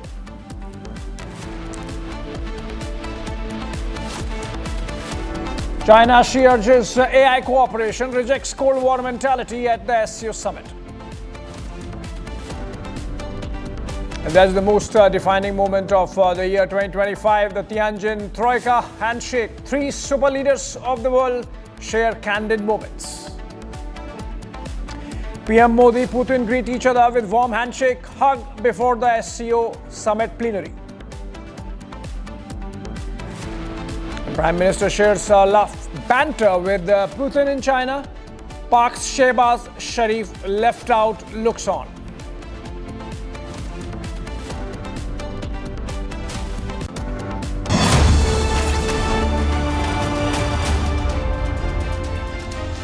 All right, friend, it was a firm and stern message from Prime Minister to the rest of the world, particularly those in that hall listening, specifically Pakistan Prime Minister Shehbaz Sharif, when Prime Minister said that those who support terror should be singled out. Listen to exactly what Prime Minister said in his plenary address at the SCO summit in Tianjin. SCO के 25वें शिखर सम्मेलन में भाग लेते हुए मुझे खुशी हो रही है। हमारे शानदार स्वागत और आतिथ्य सत्कार के लिए मैं राष्ट्रपति श्री का हार्दिक आभार व्यक्त करता हूं। आज उज्बेकिस्तान का इंडिपेंडेंस डे है। कल किर्गिस्तान का राष्ट्रीय दिवस था। इस अवसर पर मैं दोनों लीडर्स को बधाई और शुभकामनाएं देता हूं। एक्सेलेंसी, पिछले 24 वर्षों में एससीओ का पूरे यूरेशिया क्षेत्र की एक्सटेंडेड फैमिली को जोड़ने में बहुत महत्वपूर्ण योगदान रहा। भारत ने एक सक्रिय सदस्य के रूप में हमेशा कंस्ट्रक्टिव और सकारात्मक भूमिका निभाई है। एससीओ को लेकर भारत की सोच और नीति 3 मुख्य स्तंभों पर आधारित है। एससीओ, एस सिक्योरिटी, सी कनेक्टिविटी, ओ अपॉर्चुनिटी। पहले स्तंभ एस यानी सिक्योरिटी के संदर्भ में मैं कहना चाहता हूं कि सुरक्षा, शांति और स्थिरता किसी भी देश के विकास का आधार है। किंतु इस मार्ग में आतंकवाद, अलगाववाद और अतिवाद बड़ी चुनौतियां हैं। आतंकवाद सिर्फ किसी देश की सुरक्षा ही नहीं, बल्कि पूरी मानवता के लिए एक साझा चुनौती है। कोई देश, कोई समाज, कोई नागरिक अपने आप को इससे सुरक्षित नहीं समझ सकता। इसलिए आतंकवाद से लड़ाई में भारत ने एकजुटता पर बल दिया। इसमें एससीओ रेट्स की बहुत महत्वपूर्ण भूमिका रही। इस वर्ष भारत ने जॉइंट इंफॉर्मेशन ऑपरेशन को लीड करते हुए अल कायदा और इससे जुड़े आतंकी संगठनों से लड़ने का इनिशिएटिव किया। हमने रेडिकलाइजेशन के विरुद्ध समन्वय बढ़ाने और मिलकर कदम उठाने का भी प्रस्ताव रखा। टेरर फाइनेंसिंग के खिलाफ आवाज उठाई। इसमें मेरे समर्थन के लिए मैं आभार व्यक्त करता हूं। एक्सेलेंसी, भारत पिछले 4 दशकों से निर्मम आतंकवाद का दंश झेल रहा है। कितनी ही माताओं ने अपने बच्चे खोए और कितने बच्चे अनाथ हो गए। हाल ही में हमने पहलगाम में टेररिज्म का बहुत ही घिनौना रूप देखा। इस दुख की घड़ी में जो मित्र देश हमारे साथ खड़े रहे, मैं उनका आभार व्यक्त करता हूं। यह हमला केवल भारत की अंतरात्मा पर ही आघात नहीं था, यह मानवता में विश्वास रखने वाले हर देश, हर व्यक्ति को खुली चुनौती थी। ऐसे में प्रश्न उठना स्वाभाविक है, क्या कुछ देशों द्वारा आतंकवाद का खुलेआम समर्थन हमें स्वीकार्य हो सकता है? एक्सेलेंसी, हमें स्पष्ट रूप से और एक स्वर में कहना होगा कि आतंकवाद पर कोई भी डबल स्टैंडर्ड स्वीकार्य नहीं होंगे। हमें मिलकर आतंकवाद का हर रंग में, हर रूप में विरोध करना होगा। ये मानवता के प्रति हमारा दायित्व है। एक्सेलेंसी, अब मैं दूसरे स्तंभ सी यानी कनेक्टिविटी पर अपने विचार रखना चाहूंगा। भारत का हमेशा से मत रहा है कि मजबूत कनेक्टिविटी से केवल व्यापार ही नहीं बल्कि विश्वास और विकास के द्वार भी खुलते हैं। इसी सोच के साथ हम चाबहार पोर्ट और international north south transport corridor जैसे इनिशिएटिव पर काम कर रहे हैं। इनसे हम अफगानिस्तान और मध्य एशिया के साथ संपर्क बढ़ा सकते हैं। हमारा मानना है कि कनेक्टिविटी के हर प्रयास में संप्रभुता और क्षेत्रीय अखंडता का सम्मान होना चाहिए।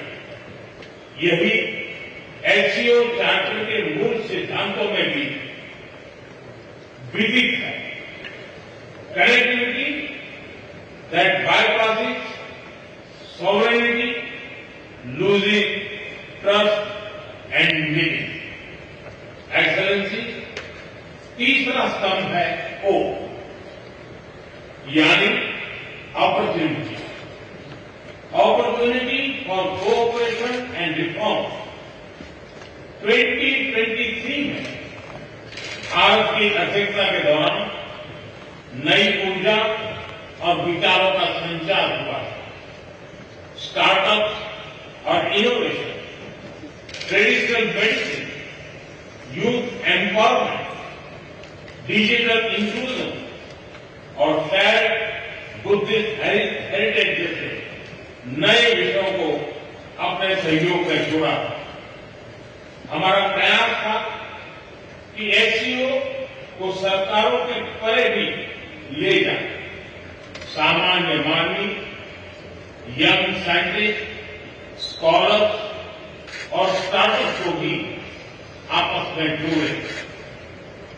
हमारे पीपल टू पीपल टाइम को दृढ़ता देने के लिए मैं आज एक और सुझाव रखना चाहूंगा। एससीओ के अंतर्गत एक सिविलाइजेशन डायलॉग फोरम बनाया है। इससे हम अपनी प्राचीन सभ्यताओं, कला, साहित्य और परंपराओं को वैश्विक मंच पर साझा कर सकते हैं। एक्सेलेंसी, आज भारत रिफॉर्म, परफॉर्म, ट्रांसफॉर्म के मूल मंत्र पर आगे बढ़ रहा है। कोविड हो या वैश्विक आर्थिक अस्थिरता, हमने हर चुनौती को अवसर में बदलने का प्रयास किया। हम लगातार वाइड रेंजिंग रिफॉर्म पर काम कर रहे हैं। इसे देश में विकास के साथ साथ अंतर्राष्ट्रीय सहयोग के लिए भी नए अवसर खुल रहे हैं। मैं आप सभी को भारत की विकास यात्रा से जुड़ने के लिए आमंत्रित करता हूं। एक्सेलेंसी, यह खुशी की बात है कि एससीओ भी समय के अनुरूप इवॉल्व हो रहा है। ऑर्गेनाइज्ड क्राइम, ड्रग ट्रैफिकिंग और साइबर सिक्योरिटी जैसे समकालीन चुनौतियों से निपटने के लिए 4 नए केंद्र बनाए जा रहे हैं। हम इस रिफॉर्म ओरिएंटेड माइंडसेट का स्वागत करते हैं। वैश्विक संस्थानों में रिफॉर्म के लिए एससीओ सदस्य आपसी सहयोग बढ़ा सकते हैं। संयुक्त राष्ट्र की 80वीं वर्षगांठ के अवसर पर हम एक मत होकर यूएन रिफॉर्म का आह्वान कर सकते हैं। ग्लोबल साउथ की आकांक्षाओं को आउटडेटेड फ्रेमवर्क में कैद रखना भावी पीढ़ियों के प्रति घोर अन्याय है। नई पीढ़ी के बहुरंगी सपनों को हम पुराने जमाने की ब्लैक एंड व्हाइट स्क्रीन पर नहीं दिखा सकते। स्क्रीन बदलनी ही होगी। एचसीओ मल्टीलेटरलिज्म और इंक्लूसिव वर्ल्ड ऑर्डर का मार्गदर्शक बन सकता है। मुझे खुशी है कि इस महत्वपूर्ण विषय पर आज एक स्टेटमेंट जारी किया जा रहा है। एक्सेलेंसी, हम सभी पार्टनर्स के साथ समन्वय और सहयोग के साथ आगे बढ़ रहे हैं। मैं एससीओ के अगले अध्यक्ष किर्गिस्तान के राष्ट्रपति और मेरे मित्र प्रेसिडेंट जपारोव को शुभकामनाएं देता हूं। बहुत बहुत धन्यवाद।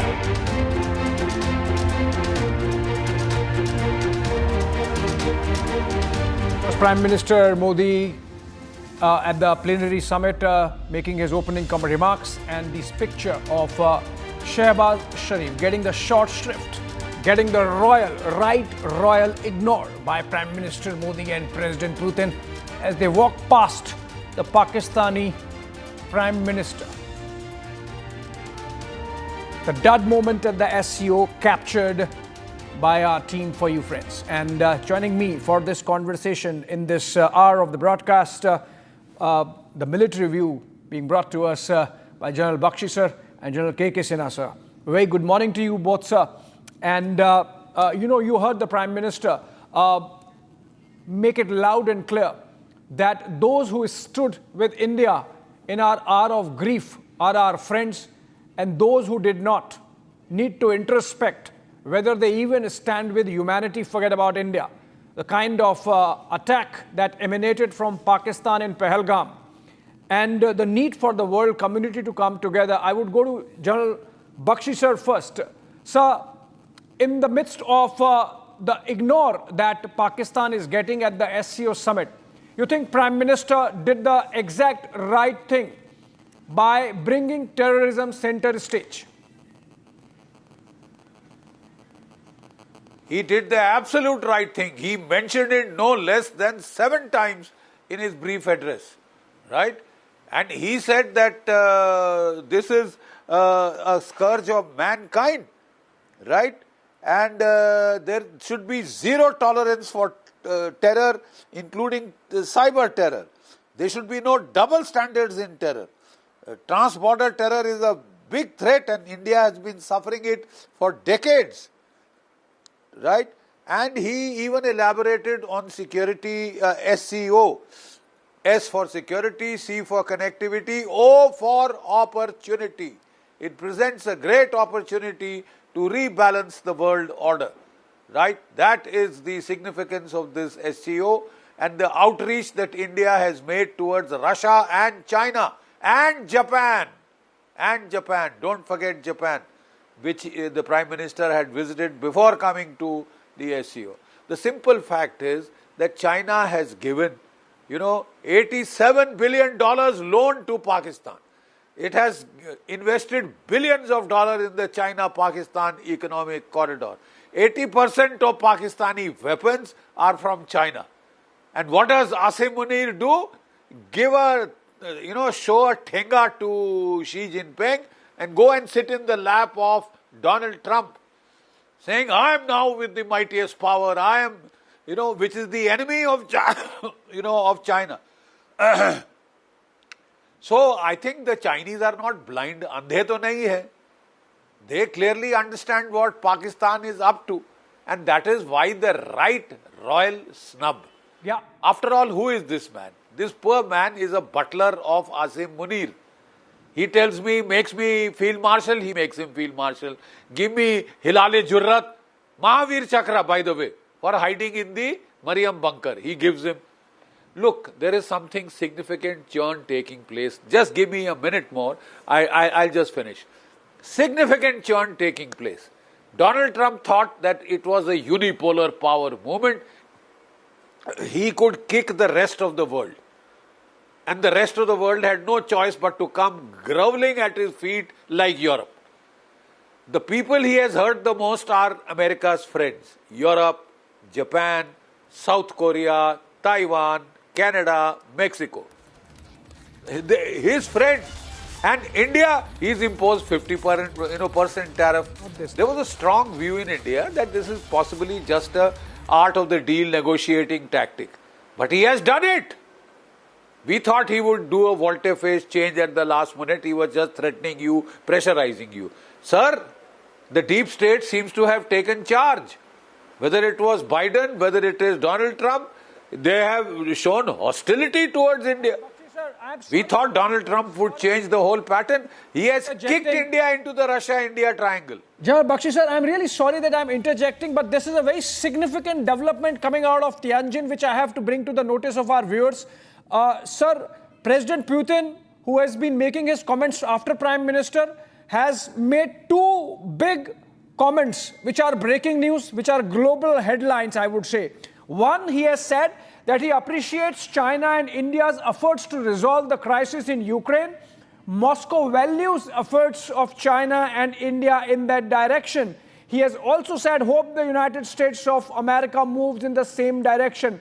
So effectively, President Putin has turned this whole Navarro theory that Ukraine war is Modi's war on its head and said that it is actually India and China who are helping sort out this crisis, and the US has to actually move in that direction. So despite the Alaska summit, President Putin very clear that if any help is coming in terms of actual resolution on the ground of the war, it's coming from the nations like China and India, and President Putin naming it there. And then the second global headline coming out of President Putin's comments is that national currencies are being used more widely in trading among member states, and so Russia supports creating the SCO's own payment and settlement infrastructure. He's still stopping short of calling for de-dollarization. He's saying at least within the SCO member states, local currency trading or currency trading in the national currencies, respective national currencies should be done. Coming back to you, General Bakshi sir, very important, significant news points coming out of President Putin's comments also.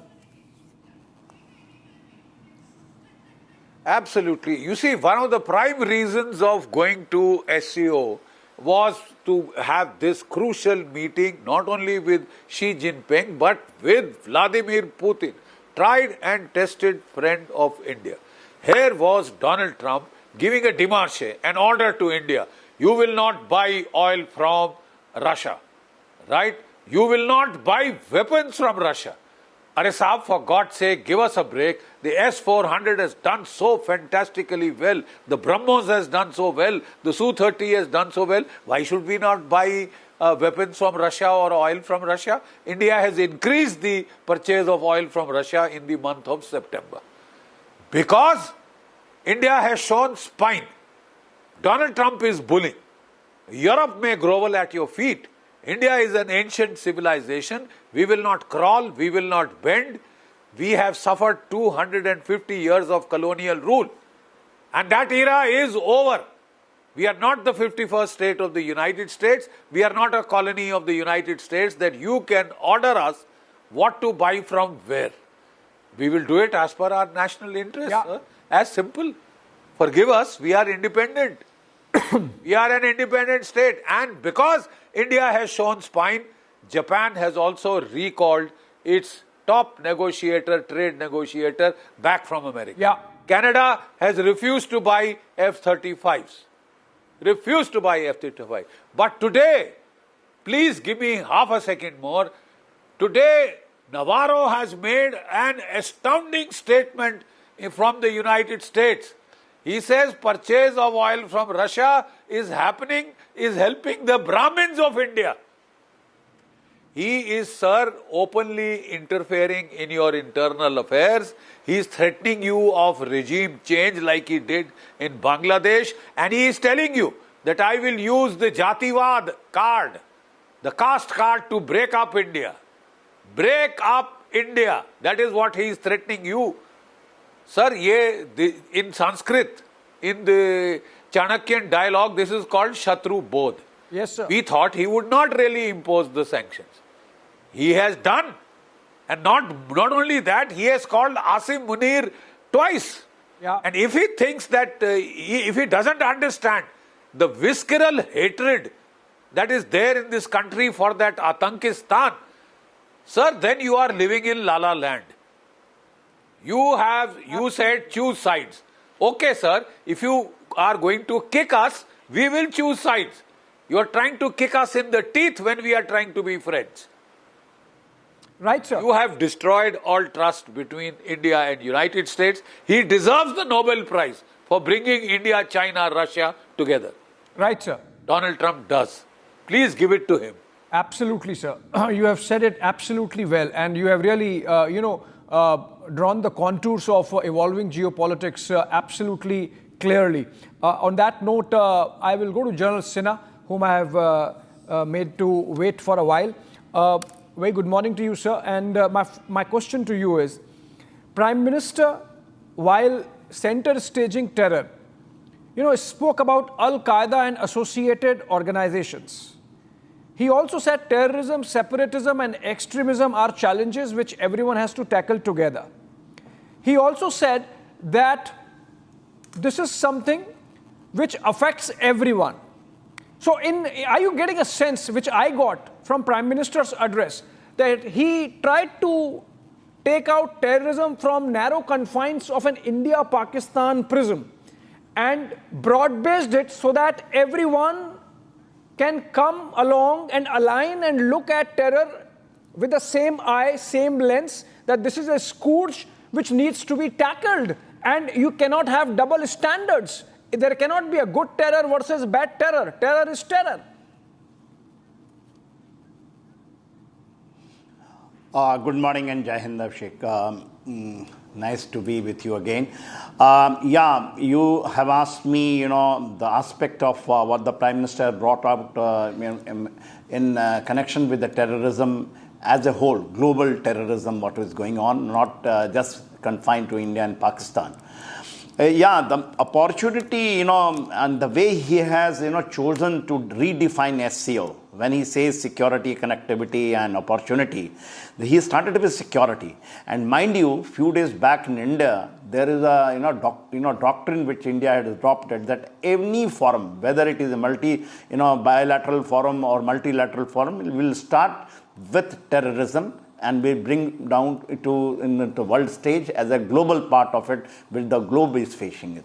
And mind you, even Erdogan is there, even the Iranian, the representatives are there.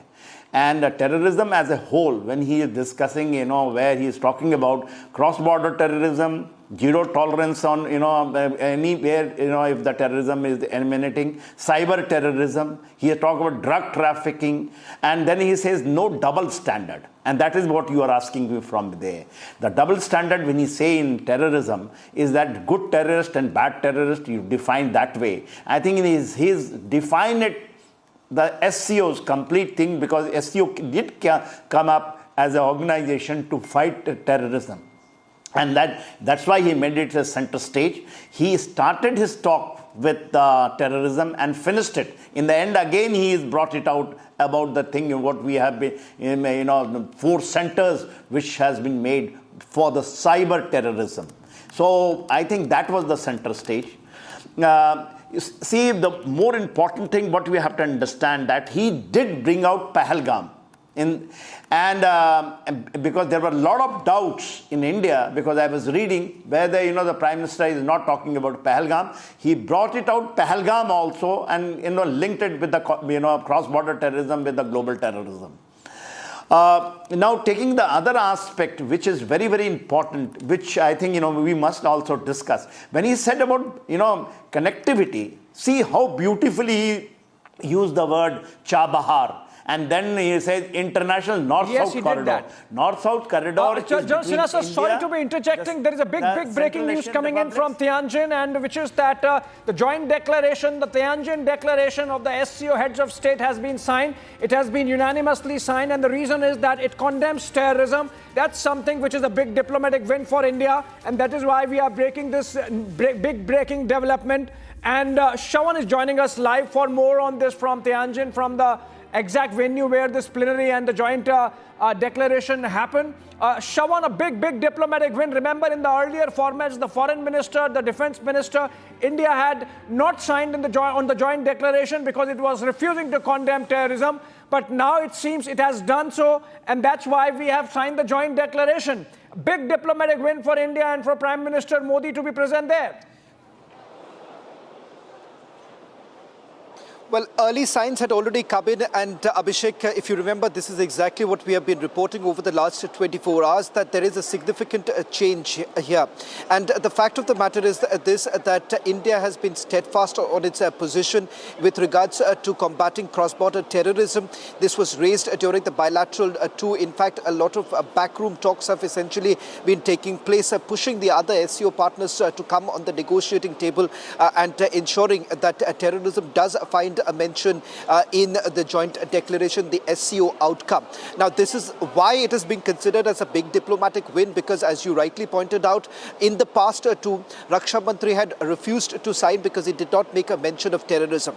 In fact, such has been the influence of India that, in fact, in the opening remark that was made of the 25th meeting of the heads of the state of the SCO, you've had President Xi once again reiterating that SCO members will have to fight terrorism.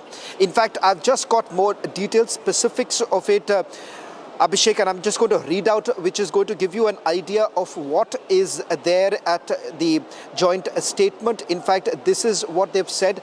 They are seeking a common ground while putting aside all differences, mutual benefit, and also winning. It's a win-win results. SCO members are all friends and partners. In fact, importantly, as far as the Russian president is concerned, he has actually gone a step ahead now, making it very clear why there is a crisis in Ukraine. He makes a mention of the fact that this is because of the Western attempt to include Ukraine in NATO. That is the reason why there is an ongoing crisis. He has thanked China as well as India with regards to making all efforts to douse the fire. In fact, he also says that he's hoping that the United States of America will also move in that same direction. So that's again another big message coming in. So multiple breaking news now coming in from Tianjin here.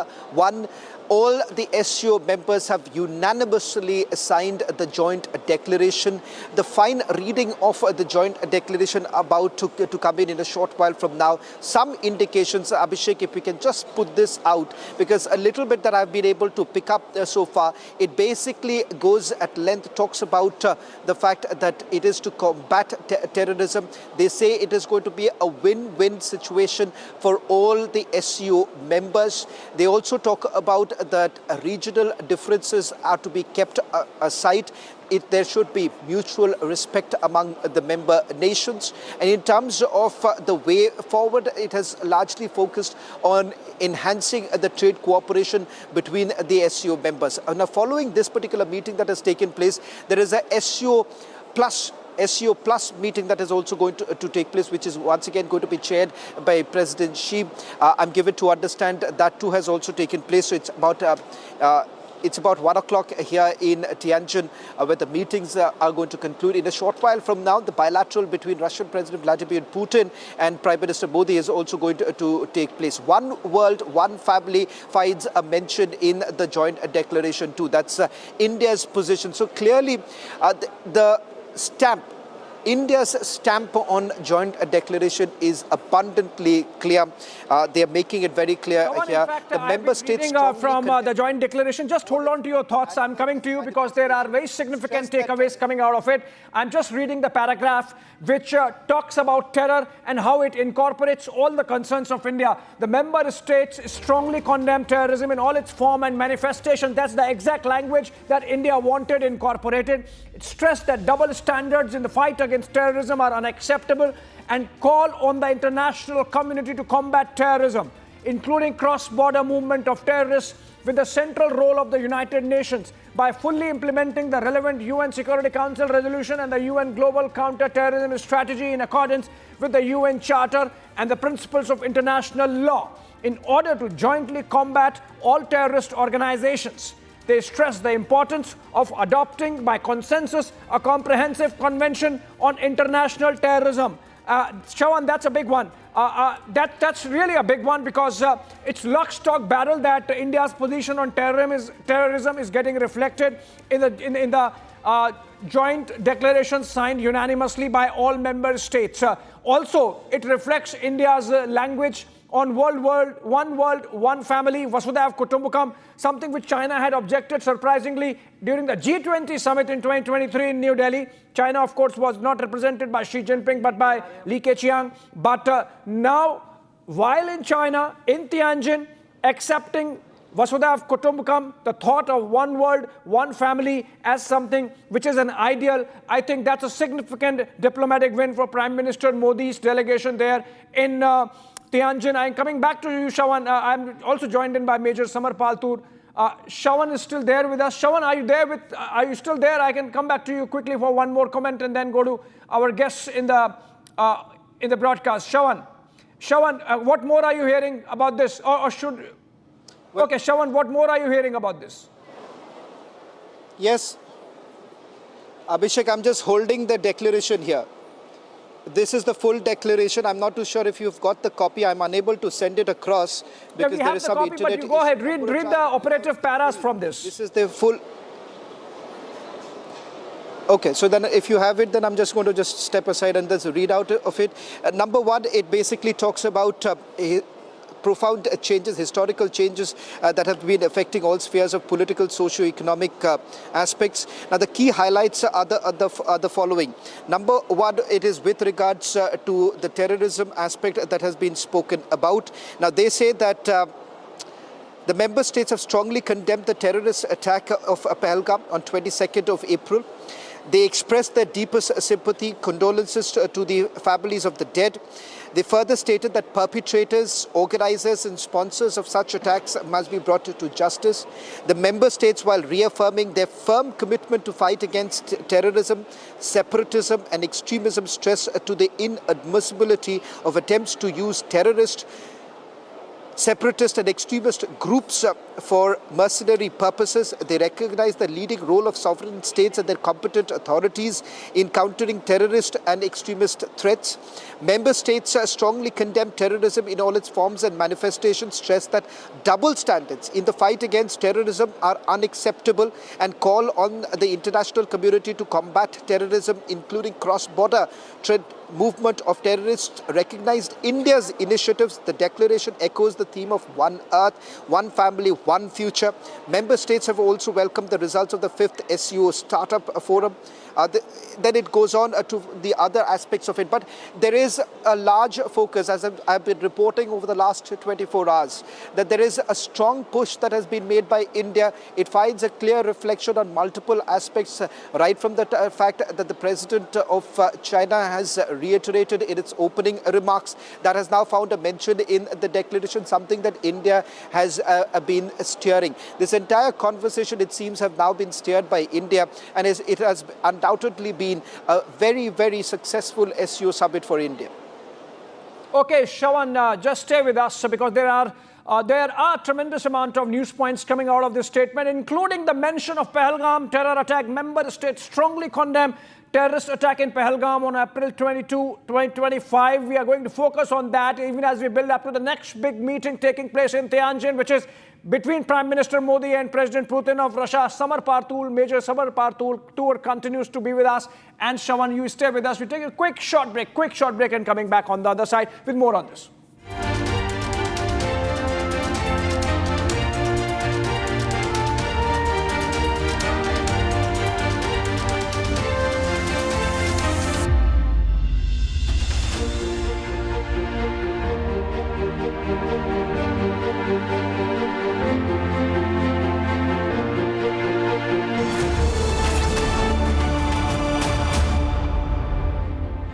पैसा लगाना है तो century Ply club prime पे लगाओ। डूबेगा नहीं, जलेगा भी नहीं, कोई खा नहीं जाएगा, धोखा नहीं देगा, ऊपर नीचे भी नहीं होगा, सेफ रहेगा, सिक्योर्ड मिनिमम 30 साल का रिटर्न देगा।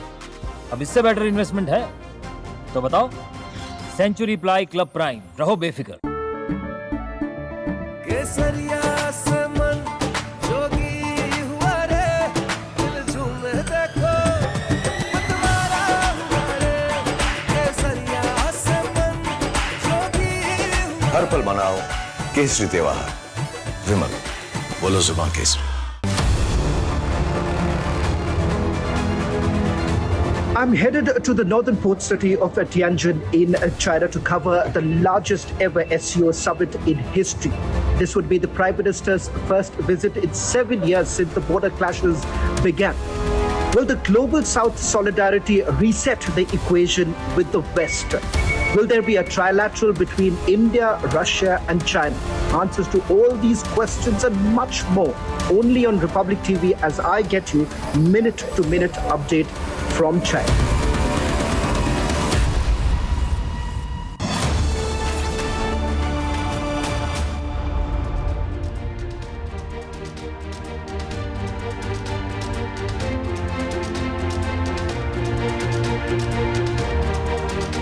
I choose a world where we dream, and the limit is the sky. And this world is my home where I'm living my best. Mindfully crafted home decor fabrics. Sansar, a D-Decor brand. Live consciously. केसरिया से मन जोगी हुआ रे, दिल झूमे देखो मतवारा हुआ रे। केसरिया से मन जोगी हुआ। हर पल मनाओ केसरी त्योहार। विमल, बोलो जुबान केसरी।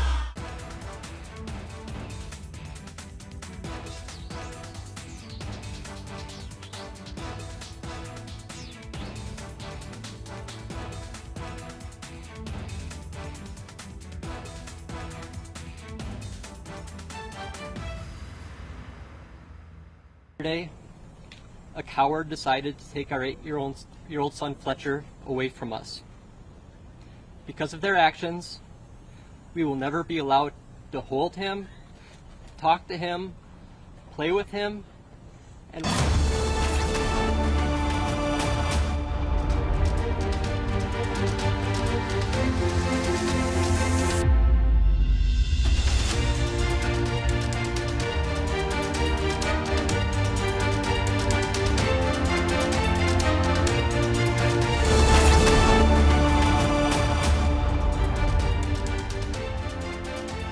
इसको घर पे लगाओगे तो शादी का तो पता नहीं, पर घर पक्का नहीं टूटेगा। रुंगटा नहीं तो घर स्ट्रॉन्ग नहीं। रुंगटा स्टील TMT बार एकदम सॉलिड।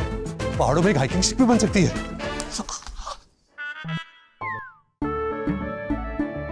केसरिया से मन जोगी हुआ रे, दिल झूमे देखो मतवारा हुआ रे। केसरिया से मन जोगी हुआ। हर पल मनाओ केसरी त्योहार। विमल, बोलो जुबान Kesari. Here we didn't want to bring out the big charts because it had no chance of standing.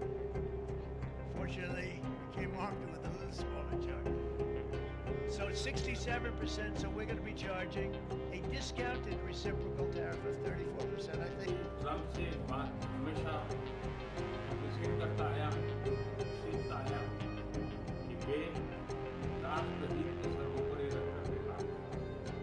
today the World Health Organization officially announced that this is a global pandemic. We have been in frequent contact with our allies, and we are marshaling the full power. During an interview, American economist Richard Wolff called out the US administration for attacking India with tariffs and shooting itself in the foot by doing so. Wolff said that India is central for trade and that it will find other places to sell its exports if the US gets shut off. Wolff said that India is now, according to the United Nations, the largest country on earth. The United States telling India what to do is like a mouse hitting his fist to an elephant. India will find other places to sell its exports if the US is shut off to India, and the move will...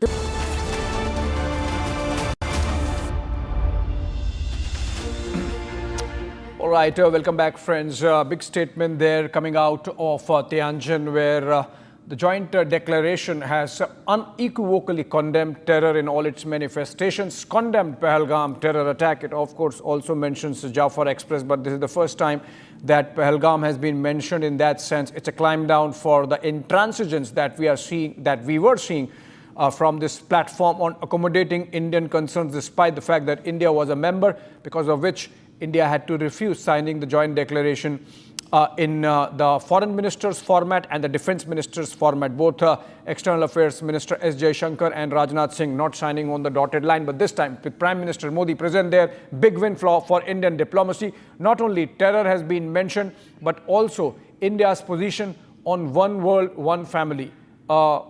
The English translation of Vasudhaiv Kutumbakam. That's also getting reflected. Major Samarpal Singh Toor continues to be with us, as also Shawan. Shawan, I'll come to you in just a bit. But opening comments from Major Toor here. Major, you saw the statement of Prime Minister, then you heard about the joint declaration. Your takeaways, quick takeaways from military standpoint, are we looking good in Tianjin?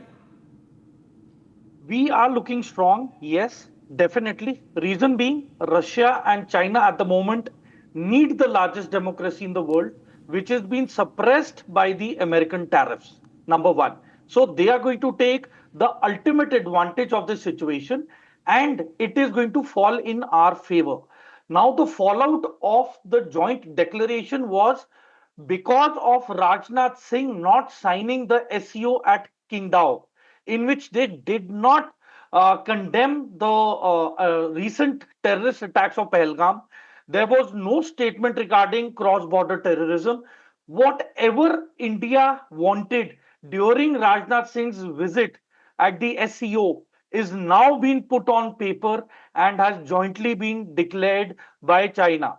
So you see, this is the exact advantage that China has taken because of American and Indian relations getting sour. Number two, this step is going to weaken the Quad. The priority to Quad will lessen because our now inclination is more towards BRICS and RIC, that is the Russia, India, China alliance or nexus, you could say. So this is somewhere going to get in the stability rather than everybody being dictated by the Americans and being blackmailed. For example, China just rejected the 200 Boeing's order from the US. And the fallout is now France is going to benefit from it. So whatever the Americans are doing, Russia and China are going to take advantage of the situation and going to help the countries who are facing the wrath of the American tariffs. Abhishek. Major, stay with us. I want to go to Shawan now on that note. Shawan, Prime Minister has spoken, President Xi Jinping, of course, made his opening comments, and President Putin has spoken. The Troika, the Tianjin Troika, as it is being called out now, Shawan. Yesterday only we had that phrase, now everyone else seemed to be copying us, the Tianjin Troika. One important comment that was made by President Putin was that these optics, this summit, marks a shift from the essentially Eurocentric or Euro-Atlantic security systems that existed in the world till now to a Eurasian, European Asian, which means, of course, he's pivoting towards Asia, given the fact that Russia is essentially a Eurasian part. On the ground, you have been there for 3 days now, Shravan. Do you get a sense that this is something which is actually happening, this realignment of the geostrategic pole shifting from Eurocentric to Eurasian?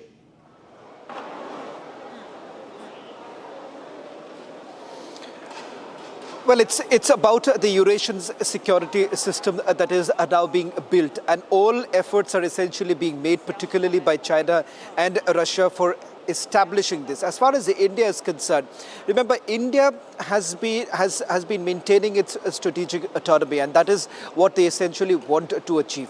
At the same time, remember, while China wants this to be an Asia-led multipolar world order, and all efforts are essentially being made. That is the reason why, if you really look at the handshake that has happened between India and China, where you've had President Xi invoking the civilizational ties, because he realizes that this cannot be possible.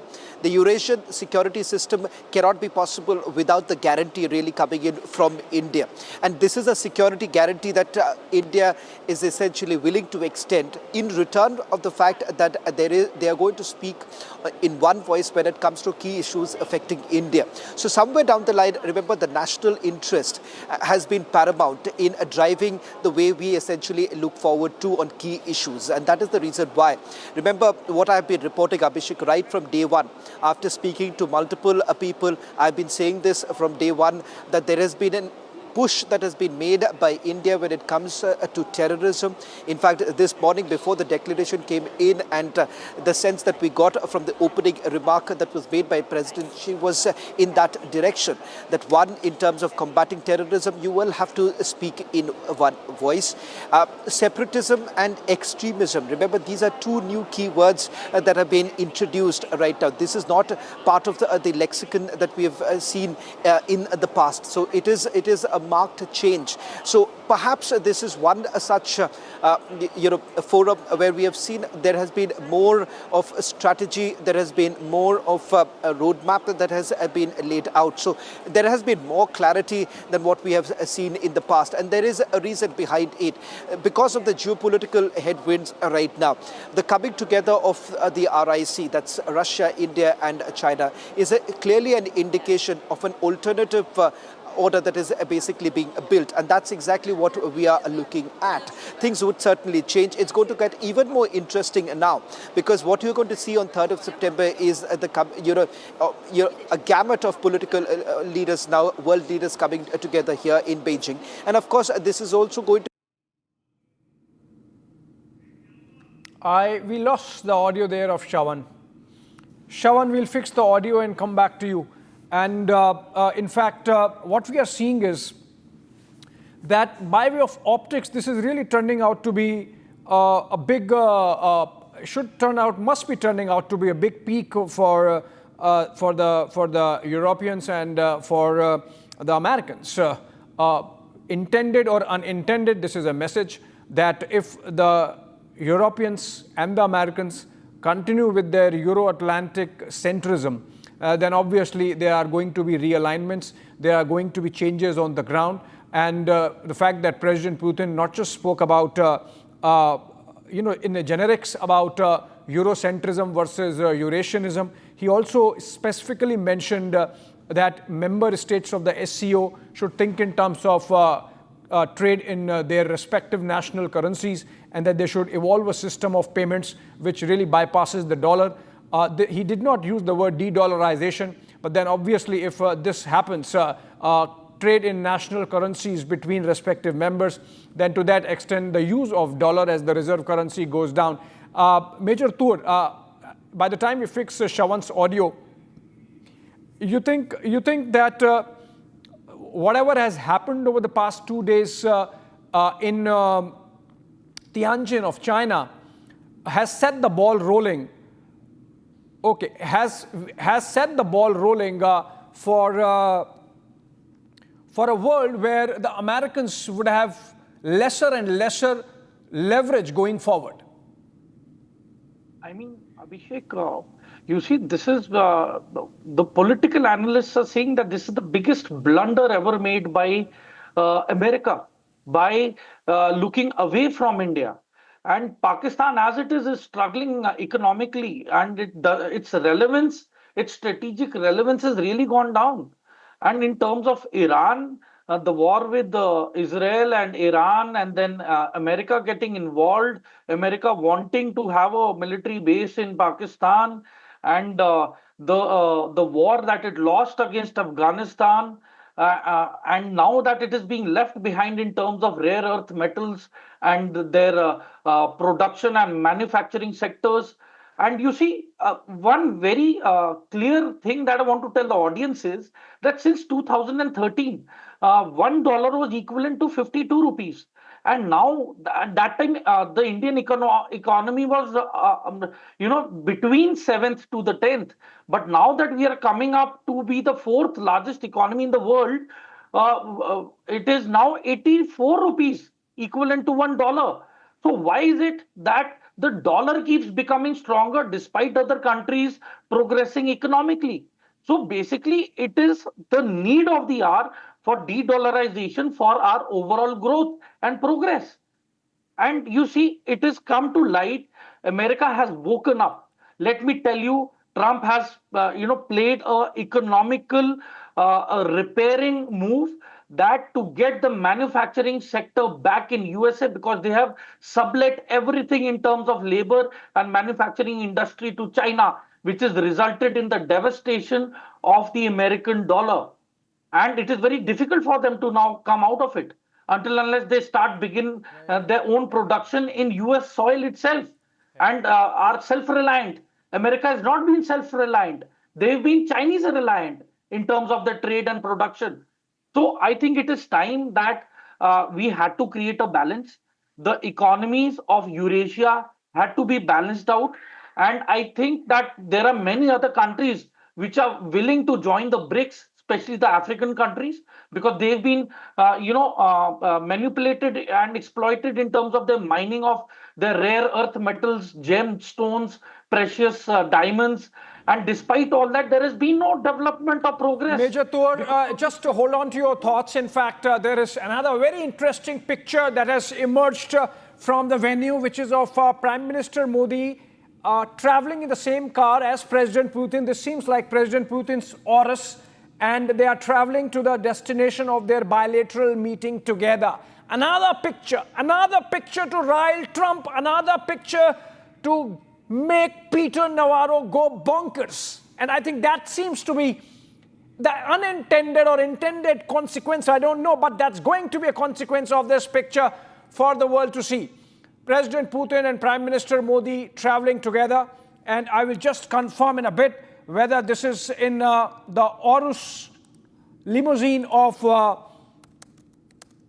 President Putin, and they are traveling together to the venue of their bilateral meeting, which means that even before the bilateral starts, even before the delegation talks start, they are already having one-on-one. Shawan, over to you. Shawan, how much time does it take for the Prime Minister and President to travel from the summit venue to the bilateral meeting venue, because they have traveled in the car together and they would be talking for that much period? How long does it take, and how long the conversation would be that conversation would be between Prime Minister Modi and President Putin one-on-one?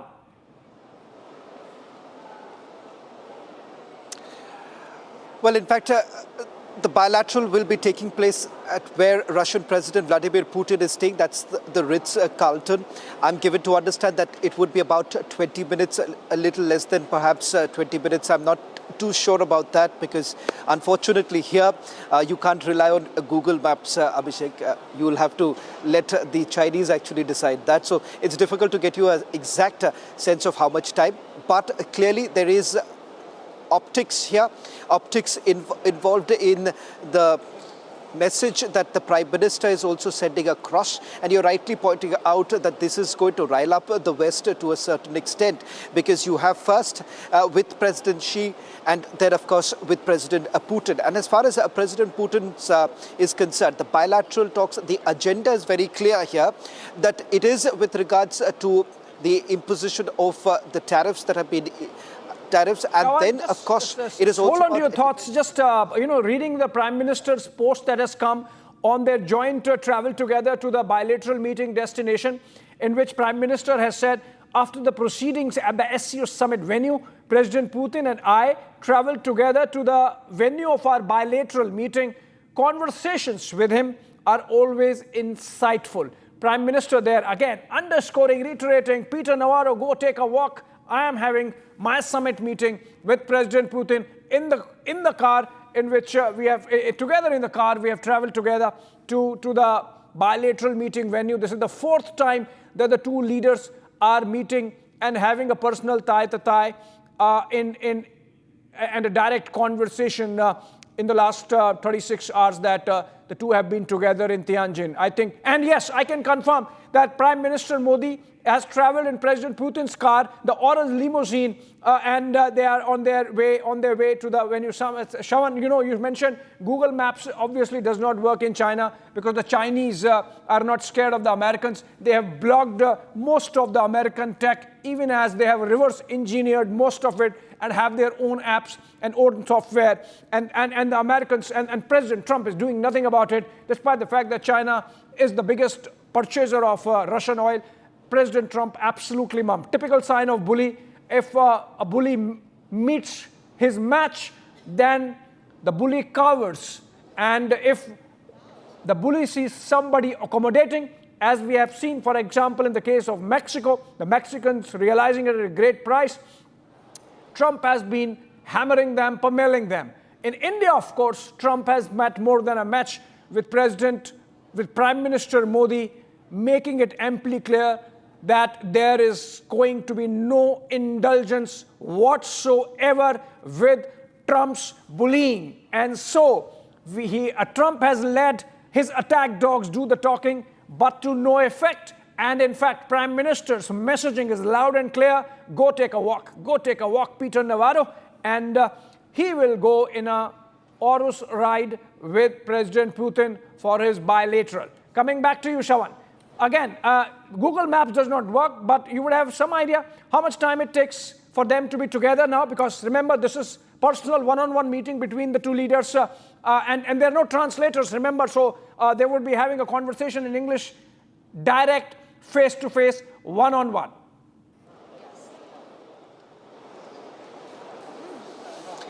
Well, roughly about 20 minutes is what I pick up from the location, the two location, that is the Mianjin Convention Center, where the meeting was taking place, and from there Ritz-Carlton is where President Putin is staying. So that's the venue of the bilateral. So it'd be roughly about 20 minutes. The pattern is very clear here, bringing in the personal equation of President Putin and Prime Minister Modi. And if you have seen in the past the relationship that both the leaders have shared, and the picture, if you can, I don't know whether we have that picture right now or not. This was the picture that was clicked when Prime Minister Modi reached at the venue of the SCO meet, and there was a warm hug that was shared between President Putin and Prime Minister Modi. And President Putin was all smiles, and in fact the Prime Minister, what we were told, was actually called him his dearest friend. Now that picture came out earlier today. Abhishek, I'm not too sure, because this was basically put out here a short while back. I'm not too sure whether it is available online or not, because I've absolutely no access to any of the online material. In fact, as you've been pointing out, the Chinese have replicated almost everything and have their own system in place. Coming back to the the agenda of the India-Russia talks, because that happens to be one of the key aspects or the key highlights on the sidelines of the SCO summit, that is the Prime Minister's bilateral talks with President Putin. What is really expected? Now, in terms of the agenda, one, of course, the imposition of the tariff. Second is opening up of the market by the Russians. Third is the defense cooperation. In fact, there are defense materials that India would still be continuing to buy from Russia, particularly with regards to fighter jets. Then, of course, you also have terms of the S-400, the second batch essentially coming in. All that has also been worked out. In fact, there is also a collaboration that India and Russia are essentially talking about. That is the space collaboration. In fact, that is likely to also be picked up during the talks that are going to take place. So it's multifaceted, and unlike in the case of India and China bilateral talks, where India has been cautiously optimistic as far as Russia is concerned. Remember, we are basically at ease right now because of the talks that have essentially taken place in the run-up to the SCO summit, and of course the backroom talks that have essentially taken place, which indicates that we've been able to make our point very clear. And I think so somewhere down the line, Russia has played a very important role in influencing the joint declaration too. Right, absolutely. And I think we are notching one diplomatic victory after another. One more picture there of the two leaders together in the Aurus limousine, a very famous one there with a lot of security gadgets, like it happens at this level of diplomacy and at this level of world leaders, where you have a car like the American president has the Beast. The one of Vladimir Putin is called Aurus, and almost similar features as the Beast. In fact, this Aurus had traveled to Alaska also, though of course at that time President Putin jumped into the Beast of Trump along with the American president. And now we have Prime Minister Modi and President Putin traveling together to the bilateral meeting venue. About 20 minutes time, as Shawan was explaining, that the two leaders get one-on-one again before the delegation level talks, apart from the light banter and easy moments that the two informal moments that the two leaders have had more than a couple of times in the last 24 hours at the Tianjin summit venue, along with, of course, President Xi Jinping, the Troika, the Tianjin Troika, as it is being called out, because even the Wall Street Journal, for example, the American business news flagship newspaper, called three of the most four most powerful leaders together in okay, now we are getting a message that the two leaders have reached the summit, the bilateral meeting venue, and their delegation talks are to start shortly. That's the message I get. And Major Tour, the meeting between Prime Minister Modi and President Putin is coming in the backdrop of few developments. Number one, President Putin has just a while back praised India's role in the war in Ukraine.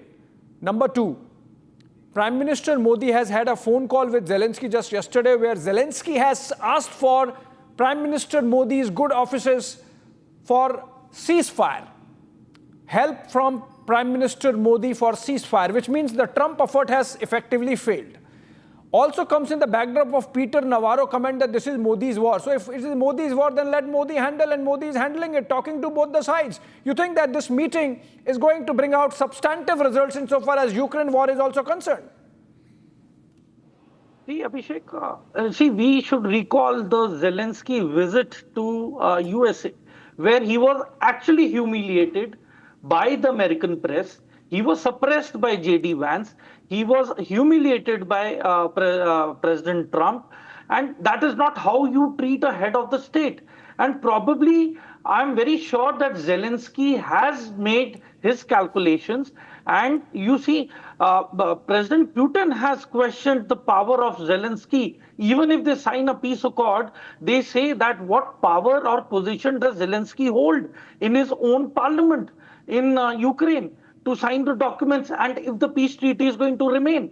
So I definitely feel that, yes, the paradigm shift has moved from the West now towards India. And Prime Minister Modi is going to be a very big anchor in terms of Zelensky and Putin to get both of them on the talking table and get an amicable exchange of territories and settlement, where both the parties can accept and exchange few territories for a peaceful future. So, because as far as, the US is concerned, they are business-minded. they have said that whatever billions of dollars of weapon systems that they've given, they want rare earth metals in return from Ukraine. So that is what Ukraine does not want to be in a lifelong debt with the US. So that is one of the major reasons why it is now moving and coming towards India to broker a peace deal. Number one. Number two, why India is so close to Putin at the moment? We require the Su-57. We need the upgraded S-400 and the S-500. We need the Russian technology. The Russians have said that they are opening up the Russian market for Indian goods if the tariffs are going to hamper our exports to other nations because of the tariffs.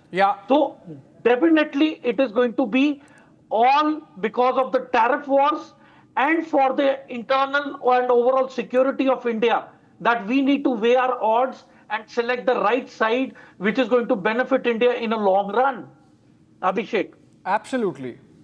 Major Thor, you have given a right perspective, given the right perspective, in fact, on how things pan out and why this relationship between India and Russia, between Prime Minister Modi and President Putin is independent of all other permutations, combinations, alignments that India has built over the decades. Because this is enduring, this is historical, this is long-standing and needs to be nurtured. And Prime Minister Modi, you know, remember, Prime Minister Modi is perhaps the first Prime Minister of India post-independence who comes from outside the Nehruvian establishment.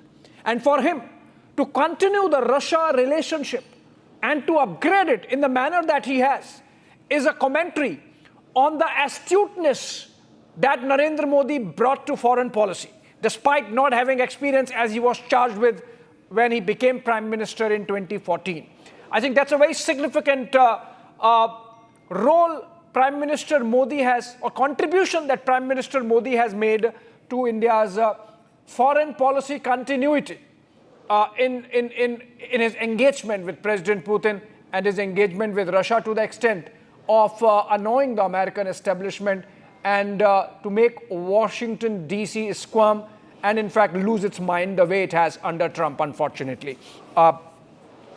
Moving on, and Kritarth Patnaik joins us in the newsroom. Shravan continues to be with us from Tianjin. And I would want to also play out President Putin's comments, because now we have English subtitles and English translation of that also whenever we can, Aditi. But going to Shravan for that time. Shravan, we are told that the delegations are in place and that the meeting has started between the two leaders. So now, and we are told that 45 minutes are granted, or allotted rather, for this meeting, after which, of course, Prime Minister Modi would be immediately heading to the airport and wheels up for New Delhi. 45 minutes of India-Russia talks. The closely watched meeting, perhaps the second most closely watched meeting of the Tianjin SCO summit taking place now. Shravan, you are a little far from there because I think it's a separate venue than the summit venue. But your sense, you would have engaged with our diplomatic team before the meeting started. I'm told General G.G. Dwivedi is also joining us live in the broadcast. If you can show him. But a brief comment from Shravan first before we play President Putin bite on his take on the SCO summit. Shravan, over to you. Well, it's bound to grab a global headline once again, because remember, the first bilateral that India had was with China, and it became the dominating headline, emanating from that particular meeting was some major takeaways. Now, of course, today's highlight would certainly be the bilateral with Russia. The reason being, right now, you have Russia and India essentially laying out the roadmap, something that would influence the other partners too. Now, as far as Russia and India are concerned, in terms of the agenda, it's chalked out very clearly. What I've been able to pick up, speaking to the members of the delegation, are the following. One, in terms of clarity with regards to how exactly does India really deal with the tariffs that have been imposed. From President Putin's side, there would be an elaboration of the Alaska meeting, something that he has done with the Chinese president. He would essentially be doing the same with Prime Minister Modi. In fact, there was a brief conversation that happened over telephone. But having said that, a part of the Russian agenda is to let India know about the reasons of the ongoing crisis, as Russia basically calls it. Once again, reiterating the fact that this is an attempt that has been made by the West to try and influence Ukraine to join NATO. That is the reason why it still continues. As far as India is concerned, the response is very clear that they're essentially pushing for a dialogue between Russia and Ukraine. Now, what is important to point out here, specifically talking about issues containing issues affecting India, that would certainly be about trade and commerce. Now, there were certain discussions that have actually happened between a direct line, that's the economic prosperity line that we've been talking about between Russia and India, and that has been an ongoing project which is also going to be taken up once again. Part of the delegation that Russia has got includes certain Russian entrepreneurs too. So there is a possibility a follow-up meeting with the Russian entrepreneurs are also likely to take place. Now, the Russian delegation is large this time. You have about 3 of the deputy prime ministers to be a part here. Apart from them, remember the key advisors are also part of the bilateral meetings that are taking place. So Russia has come with the full intention of having a clear roadmap with regards to the relationship with India. In terms of deliverables, of course, you have Russia offering up their own market. The trade basically has gone a notch higher. And in terms of opening up the market for Russia through India is something that is also going to be on the negotiating table at this point in time. Yeah, absolutely. And I think we are ready with the Putin comments with English translation layover. Okay, we'll get to it in a bit. But we are joined in by Major General G.G. Dwivedi now, strategic affairs expert, joining us live in this broadcast. And he's former defense attaché to China, Mongolia, North Korea. He has commanded brigades in the LOC and the LAC area, both including Siachen and, of course, even Northeast. Tremendous military experience and in areas which are of consequence for this conversation. Thank you so much for joining us, General Dwivedi.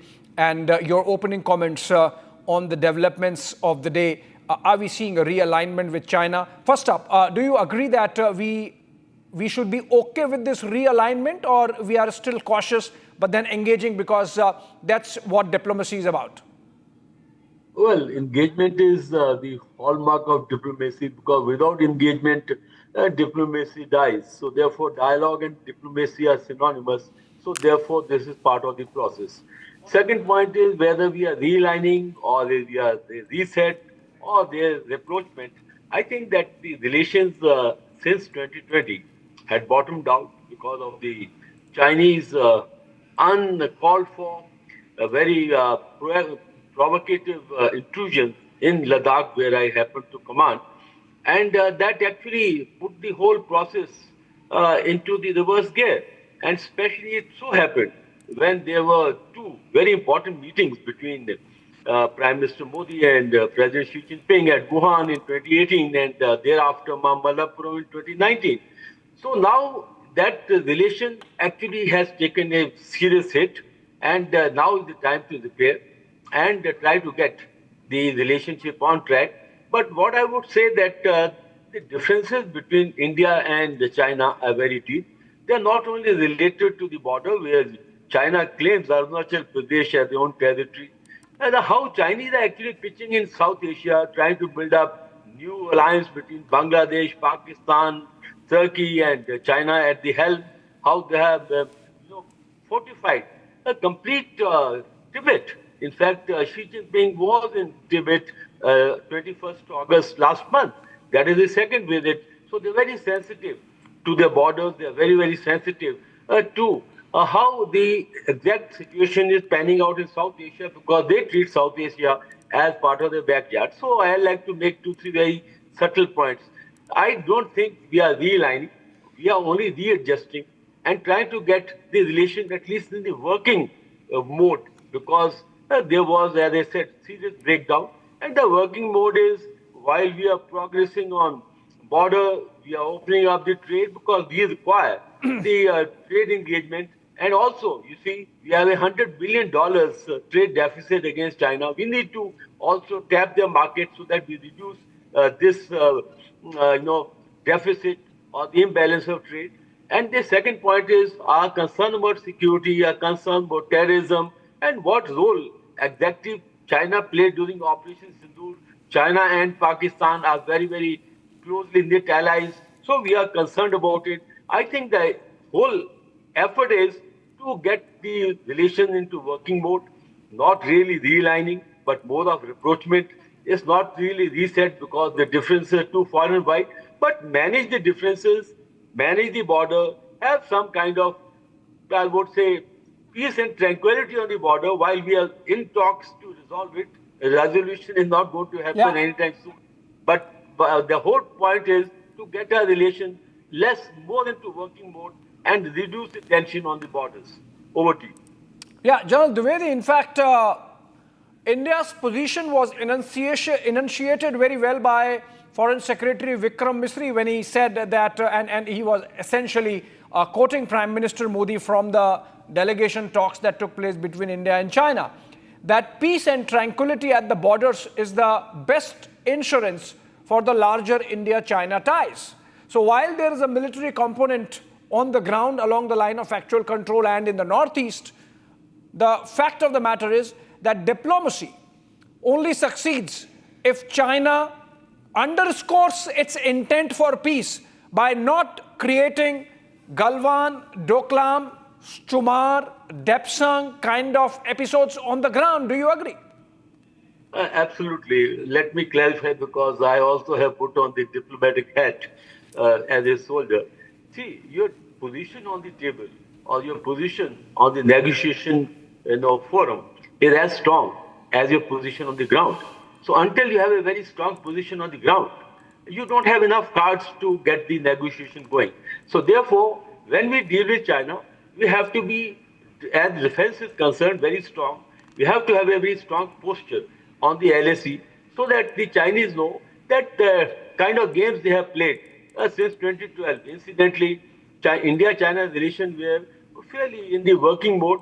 But after 2012, when President Xi Jinping took over, you rightly brought out, there were Depsang in 2013, Demchok in 2014, then we had Doklam 2017, and then of course 2020, three Chinese division marched into Chishul or the eastern Ladakh. So it's very right that when we talk of peace and tranquility on the LAC, it has a couple of factors. Firstly, the troops on the ground.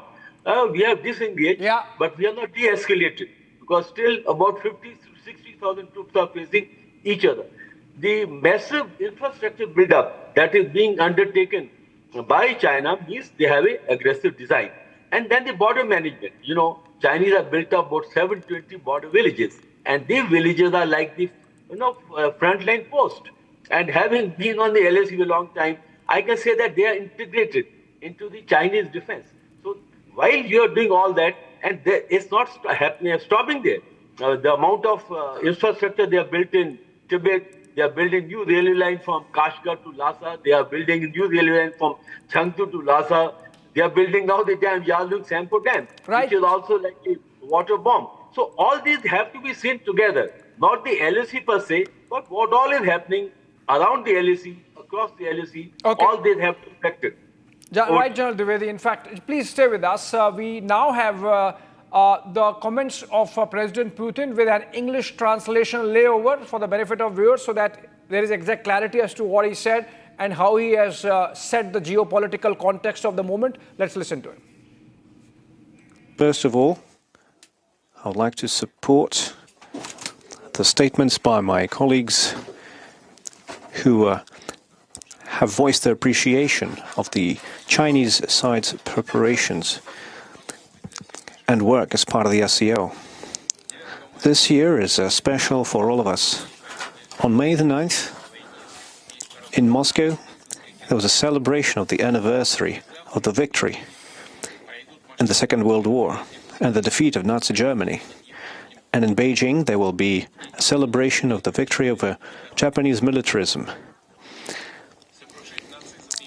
Crushing Nazism and militarism was made possible thanks to the cohesive ties between the peoples of the world. In the aftermath of the Second World War, the United Nations was established, which is also celebrating its 80th anniversary this year. Its charter incorporated the principles of the supremacy of international law, the self-determination of peoples, sovereign equality of states, non-interference into the domestic affairs of countries, independence, and respect for national interests. These principles are immutable up to this day, and it is on these principles that the Shanghai Cooperation Organization bases its work, adhering to the ideas of a multipolar world and a fair international order. A substantial package of documents has been prepared for the summit. The Tianjin Declaration, the key document, incorporates coordinated approaches of the countries on regional and international agendas. I would also like to note the strategy, the SCO, until 2035, which will define the key areas of the SCO's activities in politics, economy, security, and humanitarian affairs. The cooperation undertaken at the SCO is impressive. The GDP growth has been over 5%. Industrial output grew by 4.6%. We're also seeing progress in trade turnover above the world average. We're seeing increasing use of national currencies in trade. We are advocating the creation of an independent settlement and financial infrastructure, the implementation of new banking and investment projects, which will allow us to increase the efficiency of our trade and make us secure against external challenges and shocks. A competitive transport infrastructure is emerging. Car and rail transport, as well as multimodal shipments, are on the rise. Customs cooperation is ongoing, and electronic document flow is being implemented in various sectors. The strategy of energy cooperation until 2035, adopted last year, is being actively implemented. The roadmap, adopted as part of the strategy, will ensure coordinated and balanced activities in the energy sector across the SCO space. As many of my colleagues have already noted, our ties in science and education are developing too, as well as in healthcare, environmental protection, sports and youth initiatives. The SCO University. So those were the initial remarks of President Putin there at the SCO summit when the Leaders Summit opened earlier today, emphasizing the increasing role of the regional summit of SCO leaders now getting global prominence, and perhaps the entire West would be very keenly listening to these remarks for the rest of the day to decode the laywork that the President has laid there. At the moment, the bilateral meeting between President Putin and Prime Minister Modi is underway, and we'll be right back after a very short break with more inside details of what exactly is happening in that historic bilateral meeting. Stay tuned, ladies and gentlemen. We'll be right back.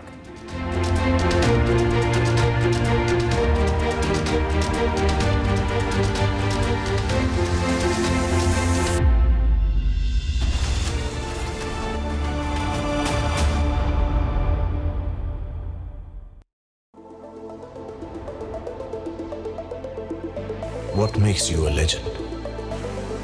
Maybe that you're followed by everyone. Maybe that you follow no one. Maybe both. 10 years of Creta, legend forever. I choose a world where we dream, and the limit is the sky.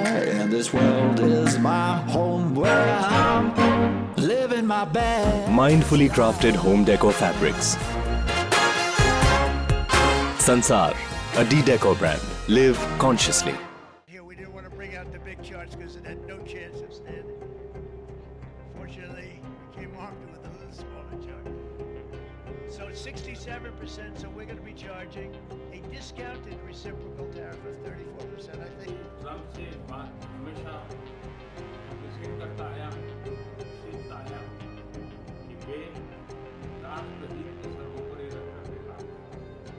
Today, the World Health Organization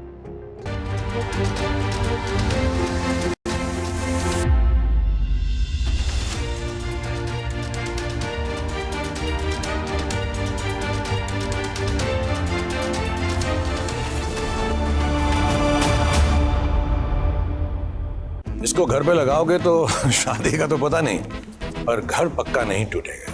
Rungta नहीं तो घर strong नहीं। Rungta steel TMT बार एकदम solid. पहाड़ों में एक hiking ship भी बन सकती है।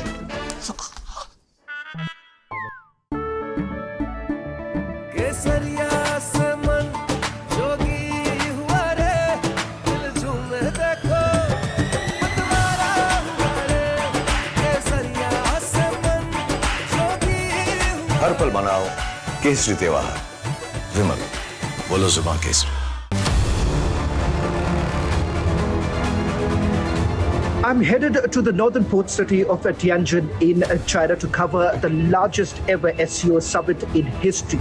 This would be the Prime Minister's first visit in 7 years since.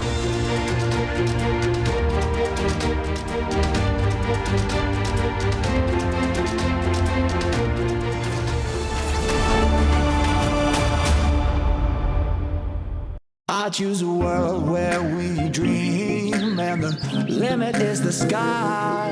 And this world is my home where I'm living my best. Mindfully crafted home decor fabrics. Sansar, a decor brand. Live consciously.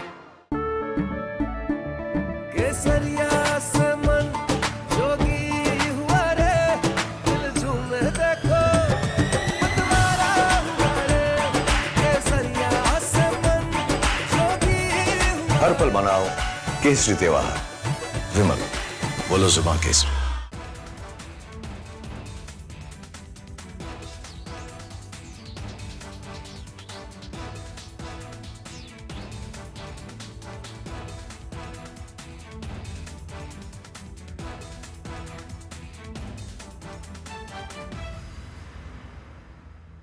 Yesterday, a coward decided to take our 8-year-old son Fletcher away from us. Because of their actions, we will never be allowed to hold him, talk to him, play with him, and watch him grow into the wonderful young man he was on the path to becoming. Justice for Ralph! Justice for Ralph! Justice for Ralph! Justice for Ralph! Justice. Families in Minneapolis are mourning. Our Greater Annunciation Fellowship is mourning. Our entire city is united in grief, and at the same time, based on this incredible group of people that has assembled here in City Hall, we are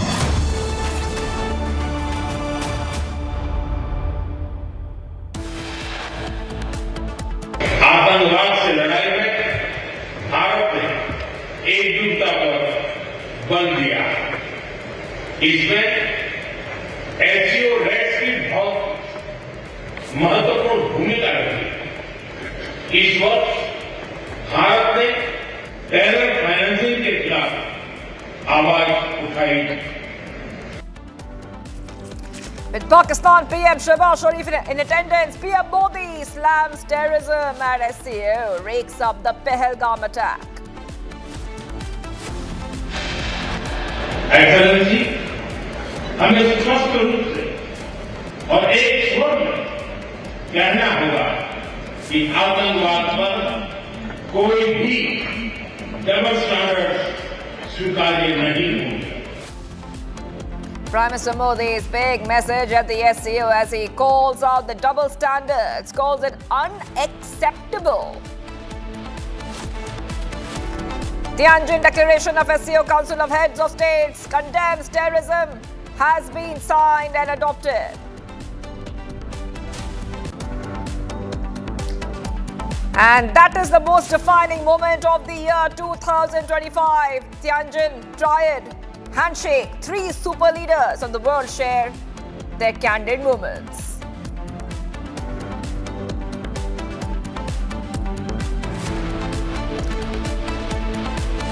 And a picture that rattles the United States as the Putin PM Modi bilateral will start very soon.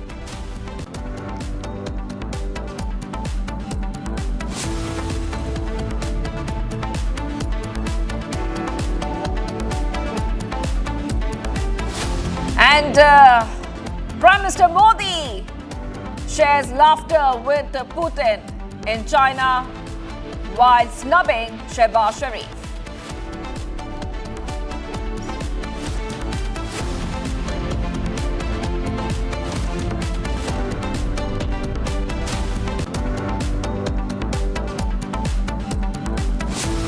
Alright viewers, we're live breaking up Shivangi Shukla getting you the latest coming in, and it is the big historic SCO summit, and a short while from now, Prime Minister Modi and Putin are going to have a bilateral meeting. We have a guest with us.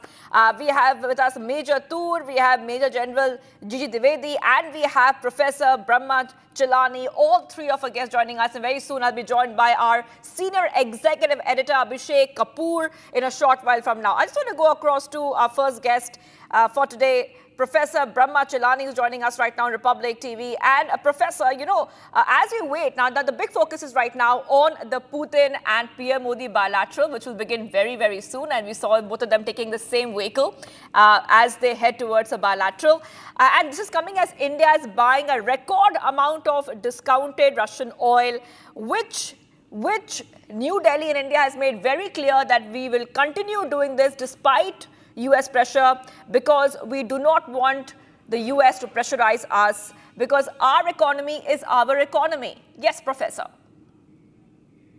Yes, but I think Trump's tariffs and sanctions on India have little to do with Russian oil and everything to do with his effort to strong arm India into a one-sided trade deal.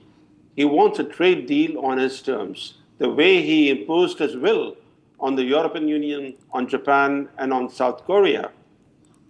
So he's using India's Russian oil purchases as a crude bargaining tactic to muscle India into accepting a lopsided trade deal. And the trade deal that he wants is not just about trade, about economic issues. He's also bringing in strategic and foreign policy issues under the umbrella of the trade deal. In other words, the trade deal that he wants will constrict India's strategic autonomy and foreign policy autonomy. There's no way India can succumb to this kind of pressure. If his sanctions and tariffs had anything to do with Russian oil, he wouldn't have singled out India with such actions. After all, China is the world's biggest buyer of Russian oil and gas, and the European Union contributes more to Russia's coffers through its energy imports from Russia than India does by buying Russian oil. So what Trump is doing, he's basically using naked coercion to make India accept the deal that he wants. But he doesn't understand India. India may be open to persuasion, but it cannot be bullied into accepting a trade deal on Trump's terms.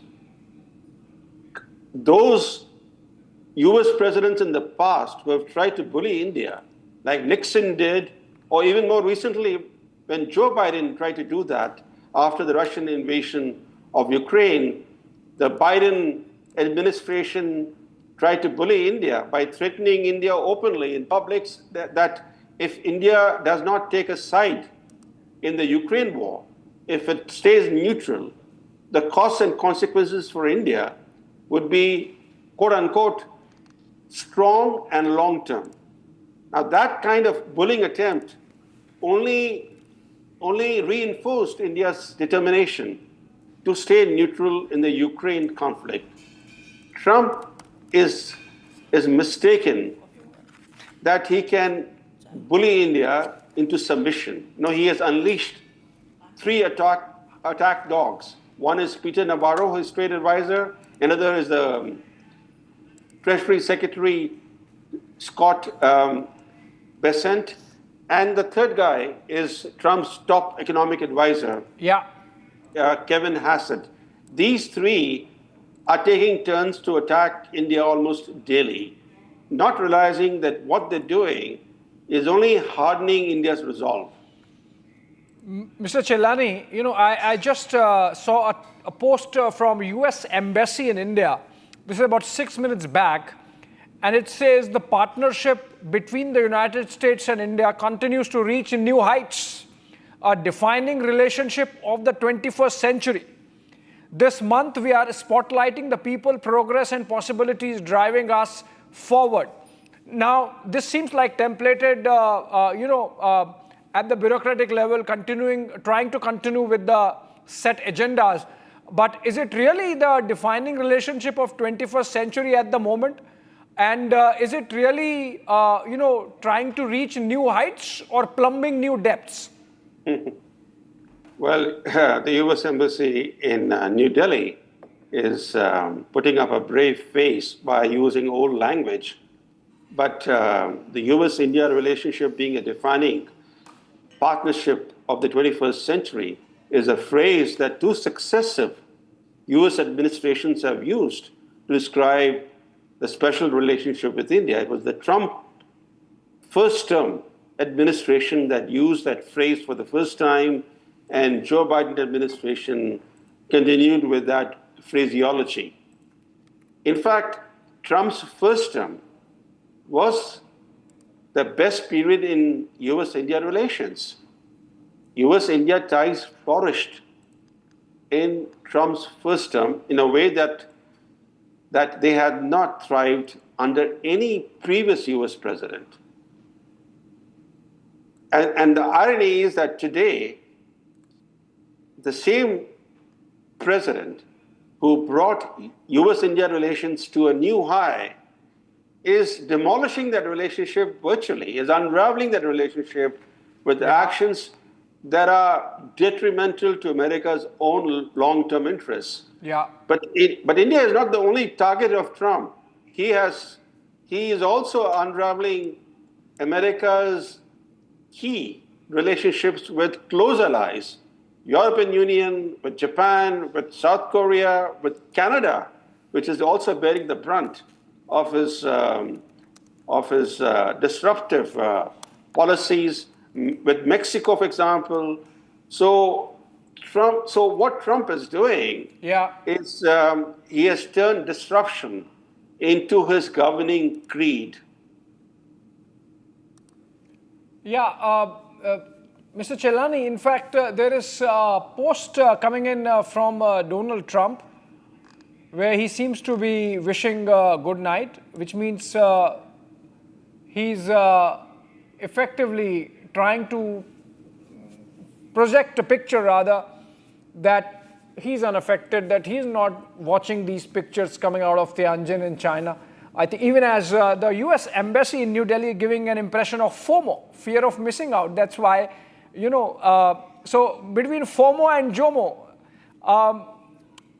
which sentiment is American sentiment really is my question. Samarpal Toor, if you can come in there. The Americans were with the notion of selling the F-35s. They were with the notion that the Indian weapons inventory would become Americanized. And then ultimately they faltered where they thought that India will take orders from the Americans. So basically, this is backfired. And the maximum advantage that anyone can possibly take, my enemy's enemy is my friend. That is exactly what Russia and China are doing right now, that we see unfold right now in front of our eyes. And I am telling you that China and Russia are going to go to all depths to convince and agree with India as much as possible to keep US away, because the only reason why Americans see India as an important strategic country is because of the Quad, and Quad is weak. Because, last month, President Trump was actually asking the Australians that please tell us what do you wish to do in case there is a war and a takeover of Taiwan by China. President Trump was asking the Australians, please tell us what would your role be? Because since World War II, the Australians have not participated in any war. So Americans themselves are very doubtful. They have lost the grip in Asia. Pakistan has come out to be a failed state. And see, the key issues, Abhishek, we are not addressing. For example, the weaponizing of Pakistan by China, that should be called out in this summit. That the weapon system should not be given to Pakistan. Number in fact, two, Major Tur, just putting on air the poster of real Donald Trump. That's real, actually. Good night. I mean, that's typical Trumpist way of saying, oh, I don't care about what's happening in Tianjin, even if Peter Navarro is losing his sleep and losing his mind. And even Trump, perhaps, obviously is watching these developments rather closely. That American president does, but he's trying to present a picture of nonchalance. In the case of the US embassy here in New Delhi, it's FOMO of fear of missing out. In the case of Donald Trump, it seems like FOMO means fun of missing out. And that's why he's saying good night. I mean, we are trying to sort of connect the dots. Maybe they are not, but in geopolitics, at that level, every message has a deeper meaning. It's not every day that President Trump wishes good night. So I think he will sleep over the developments of Tianjin, even as Prime Minister Modi and President Putin are now locked in a dialogue. And it's just to underscore how seriously the Russians are taking it. President Putin is accompanied by his foreign minister Lavrov, his press secretary Peskov, and his chief of staff Yuri Ushakov. And these are really powerful people, part of the Putin team, who are accompanying the president in the talks that are taking place between the two leaders, President Putin and Prime Minister Modi, even as Donald Trump goes to sleep and wishes good night. So I think these are all connected, actually, in some ways. The American embassy, of course, is trying to do a salvage operation, I would say. Mr. Chelani, you seem to be agreeing with that, even as President Trump tries to present a picture of nonchalance, the embassy here is doing its job. They are trying to salvage the relationship or whatever is left of it. Well, this is what an embassy is supposed to do. An embassy is supposed to underpin a relationship with the host country by continuing to harp on the positive elements. No embassy of any country seeks to do anything that would undermine the relationship with the host country. The fact is that what Trump is doing is counterproductive to America's own interests. This is the leader of the MAGA movement. Yeah. Instead of seeking to make America great again, he's hastening America's relative decline and accelerating the shift toward a truly multipolar world. Trump has corroded America's alliances and partnerships, and he has diminished America's international credibility. And by turning disruption into his doctrine, he's providing the very shock therapy the international system needs to break free from US dominance. I think China and Russia are very pleased that Trump is doing what he is doing. He's aiding their agenda. He is playing directly into the hands of China. Yeah. He's also playing into the hands of China by treating India more harshly than China. Yeah. He first tries to build up India as a counterweight to China. Now he actually treats India more harshly than China. So if there was anybody in India who was willing to be used by the US as a proxy against China, would have second thoughts today. Absolutely. John Dwivedi, you think that in the talks that are happening between Prime Minister and Putin, military collaboration and taking it further, making it stronger in the backdrop of Operation Sindoor could be on the table despite all the American pressure on Russian oil trade? Well, before I come to your question per se, I'd like to make 2-3 important statements. Firstly, national policies, geopolitics are not a one-day match. They are over a period of time. So what Trump destructive, work that he is doing, I think we will be able to weather this storm because that's not what America, by and large, thinking. Trump is an aberration. So we need to sit tight and take this storm and then figure it out. Second point is in the diplomacy or in national policy, there are two dimensions. One is tactical, one is strategic. Our strategic interests are still more aligned with the West, our value system more aligned with the West. We willy-nilly are not in the RIC camp because that's not where our value system or our systems are aligned. The third point is, as you wanted a specific answer on India-Russia defense deal, you see, till about 10 years, or I would say since 2010, we have starkly diversified our defense requirement. At around 2010, our defense from Russia was about 70%. Today, it is about 40%. We have diversified to France, we have diversified to America, and also to Israel and other players. So the point is, at this time, India needs a couple of equipment very, very urgently. One is we need to have air defense system, means we need to have S-400 upgrades, or maybe S-500. Now that is what is available from the Russian inventory, because we are not going for the Patriot system. So therefore, we have, and we did buy this despite a lot of pressure from America. Yeah. Secondly, we need fifth-generation fighters. Yeah, John Dwivedi, we are just getting a confirmation that, it's a little delayed information that the meeting has commenced between the two leaders. This is with a time lag of about 10 minutes, which means we are already into the meeting where the delegations were already in place. The two leaders traveled together in the same vehicle to reach the venue. We saw those pictures from earlier. There is a bit of a sad development also showing in the tickers, that of the earthquake in Afghanistan, which has led to loss of life. It seems like it is getting bigger. About 622 or more people are reported dead.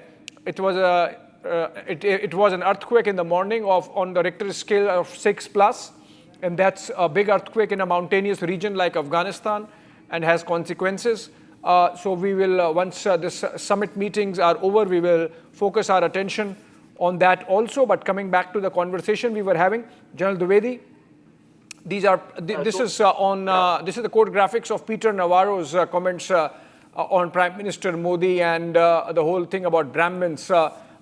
Peter Navarro essentially confusing between Brahmins and the Boston Brahmins, as the Americans understand, because the business houses that America accuses of profiteering from Russian trade, none of them are owned by Brahmins. Some of them by actually OBCs, some of them by Jains, some of them by the Baniya community, but none of them by Brahmins. Brahmachalani, you think Peter Navarro has really got it wrong, mixed up, everything getting wrong on India, and this comment on Brahmins profiteering is just emblematic of that misunderstanding or lack of understanding that Trump and his team have of India? Abhishek, I don't think we should take Peter Navarro too seriously. What's happening is this, and this is, Trump's playbook. What he has done is to unleash 3 attack dogs on India. The 3 attack dogs of Trump are his Treasury Secretary, Scott Bessent, his trade advisor, Peter Navarro, and his top economic advisor, Kevin Hassett. They're taking turns to attack India. They're doing it so frequently that they're doing a great job. They're doing a great job in turning Indian public opinion against the US. Trump's playbook is this. He wants to keep the relationship with Modi intact. So all his attack dogs are calling Modi terrific leader, great leader, etc., etc. So Modi is not being attacked, not being criticized, but pressure is sought to be built up on New Delhi so that it actually succumbs to that pressure. That's the whole game at play today. Keep steadily building up pressure on New Delhi until it capitulates. Now, this is a complete misreading of India. The more you try to bully India, the more you're going to force India to dig in and refuse to budge. India may be open to persuasion, but they cannot be bullied into accepting a trade deal on Trump's terms. India is not some other country. For example, as Mexico's president, Claudia Sheinbaum, is learning absolutely. What way. The more she has conceded to Trump, the more he has tried to extract from Mexico. So every time Claudia Sheinbaum concedes something to Trump, right, Mr. Chilani. I absolutely point taken. But stay with us. I think we'll take a short, quick break. And we come back. Shivani continues to be with us, Shivangi, and of course, I'm there. Yes, and taking a short break right now. Modi-Putin bilateral is coming up as well, Abhishek, and we are waiting for what will happen in that meeting.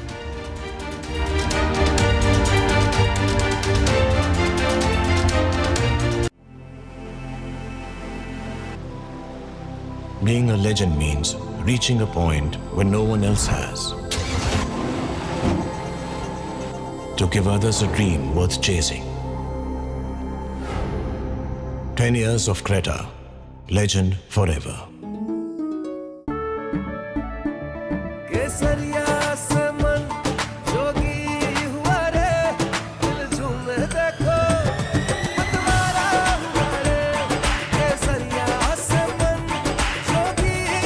हर पल मनाओ केसरी त्योहार विमल बोलो जुबान Kesari Here we didn't want to bring out the big charts because it had no chance of standing. Fortunately, we came armed with a little smaller chart. So it's 67%, so we're going to be charging a discounted reciprocal tariff of 34%, I think.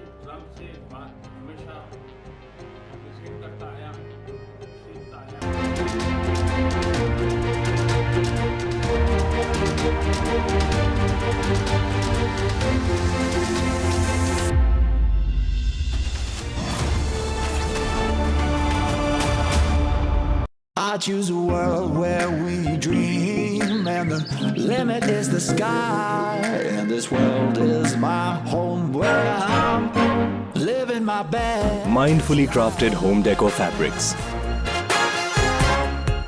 Sansar, a decor brand. Live consciously.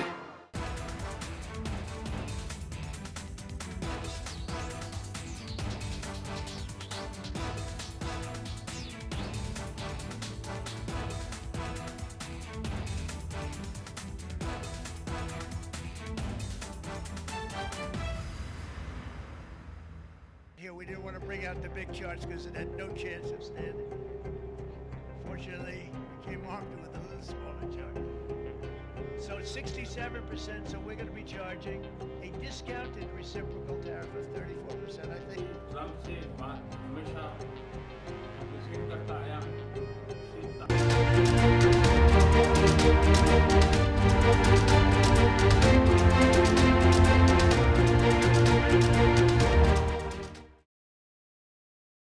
First pictures, Abhishek, of Prime Minister Modi along with Vladimir Putin, the bilateral meeting that is on. These are first pictures coming in. It has begun. Yeah, absolutely. There is no audio yet. We will get the audio in a bit, and that would be after the opening comments of both the sides. But in the pictures, we can see President Putin is speaking. Okay, these are APT and visuals. We will get our own agency visuals just in a bit. This is where the two leaders went inside. First, the handshake. Nth time they have done the handshake. This is really riling the West. This is really making the West irritated, you mean, Abhishek? Uncomfortable, perhaps, Niranjan, because they thought that India was in their pocket, and they were conducting themselves in a manner as if they can get away with the bullying. And they are realizing that it's not happening.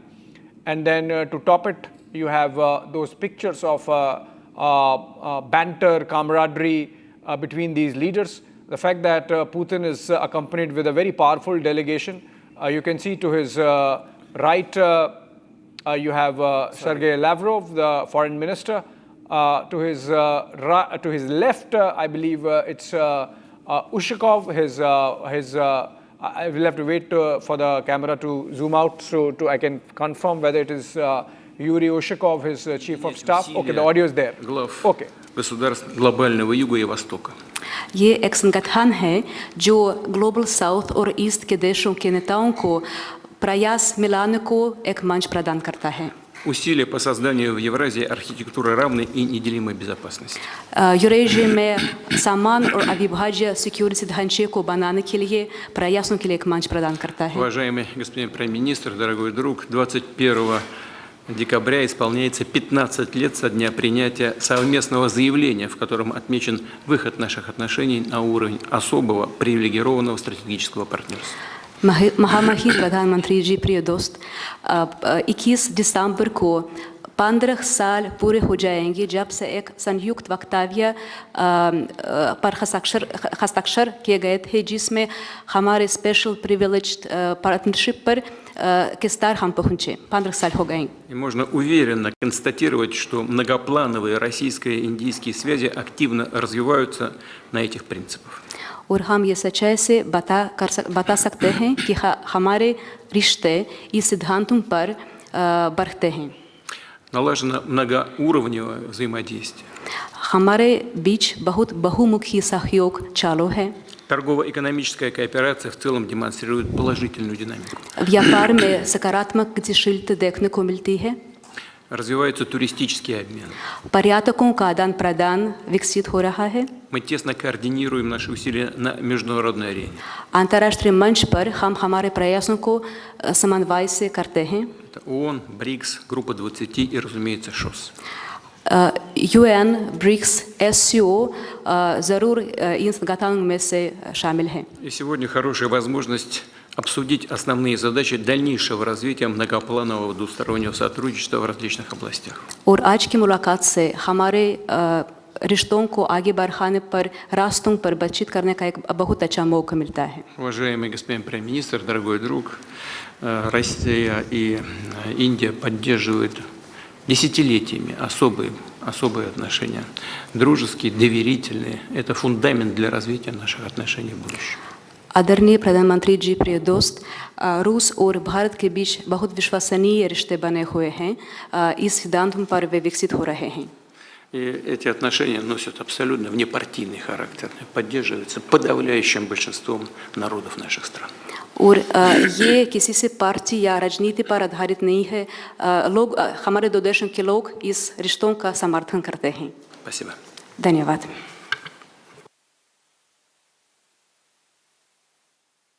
आपसे मिलकर बहुत खुशी हो रही है और मैं हमेशा अनुभव करता हूँ कि आपको मिलना मतलब एक यादगार मीटिंग भी होती है.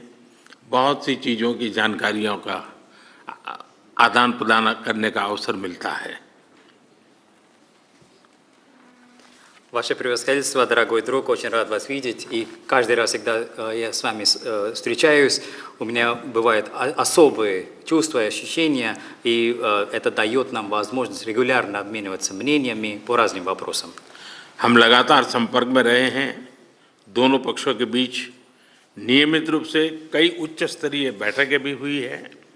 इस वर्ष दिसंबर में हमारी 23वीं समिट के लिए 140 करोड़ भारतीय उत्सुकतापूर्वक आपका इंतजार कर रहे हैं।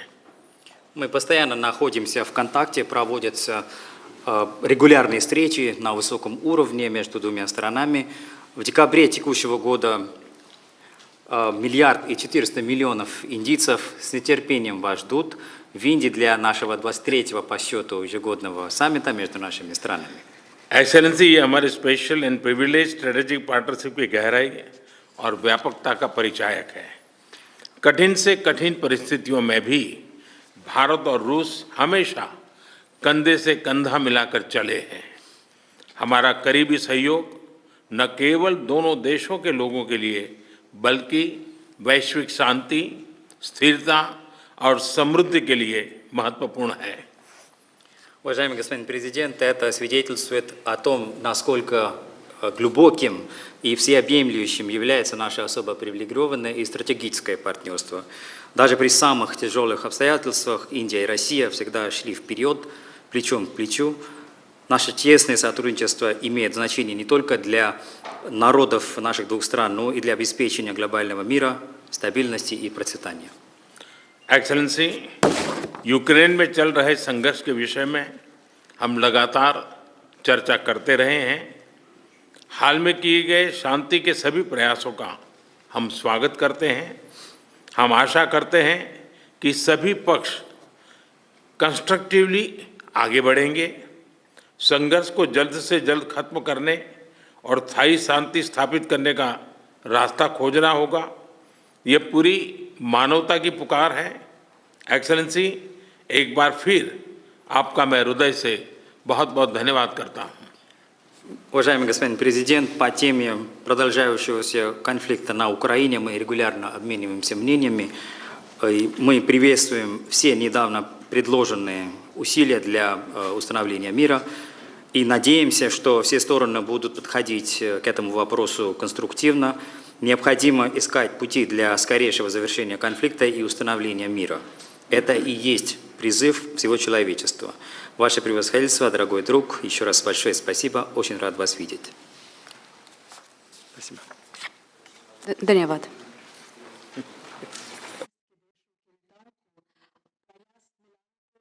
All right, Niranjan. Very important, clear-cut, contour-driven statements, opening statements by both the leaders. My takeaway, number one, President Putin, he called Prime Minister Priya Dost. These are pictures from earlier when the two delegations came in. And President Putin addressed Prime Minister, or began addressing the Prime Minister by calling him a dear friend, Priya Dost. And then he said, December 21, I think he gave away the date when he would be traveling to India. He said it's a strategic, marks 15 years, December 21 this year marks 15 years of Russia's, India's special global strategic partnership. And so, and it's a multi-dimensional cooperation spanning trade, tourism, international coordination on UN, BRICS, SCO. Then he said the meetings that take place regularly between the two sides firm up the relationship even further. He called the India-Russia partnership one of deep trust.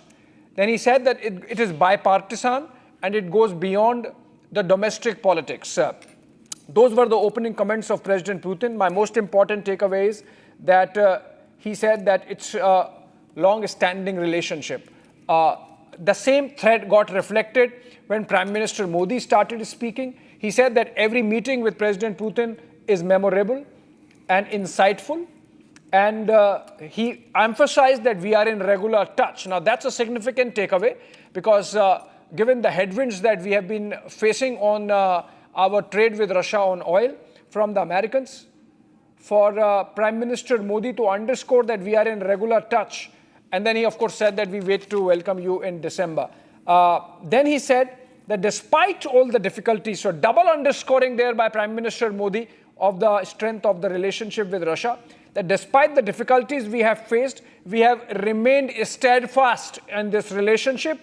And the reason is that it is important for world peace and progress that we stay together. So I think there is a clear, unequivocal message to the Americans that no messing around with the India-Russia friendship, and that all the singling out that the Trump administration has done is not going to make India waver in its connect with Russia. And then he says, of course, he mentioned Ukraine in 3 sentences, because that's significant, because of the 20 sentences, 3 are dedicated to Ukraine, where he said, we have spoken often on Ukraine. India welcomes all efforts that have been made recently to bring peace, and it's important for humanity's sake, Niranjan, that the war stops and ceasefire prevails. I think very significant, very measured, and very statesmanly comments there coming in from Prime Minister Modi. Well, this is the 3rd or 4th time that they're meeting at the SCO summit, and the bonhomie is there. You see, each time they meet, all smiles. They share a very deep relationship, both Prime Minister Modi and Vladimir Putin. Let me go across also. If Shawan is there, we'll try and get him live on these pictures. The bilateral continues. The opening statements. What we will also do is we will go across and get the opening statements of Einar Tangen, Andrew K.P. Leung and Major Samar Partoor. And while we do that, we'll also get the full statements of both sides. We'll play out those statements immediately after getting the opening statements. Einar, I'll start with you, and then Andrew can take it, and then I'll get Major Partoor as well. Your opening statements on what you just heard there between both leaders. Well, clearly, the relationship, you couldn't have more different optics than anything with Donald Trump, where it tends to be him sitting in the Oval Office and you having to, compliant countries having to praise him and promise him things.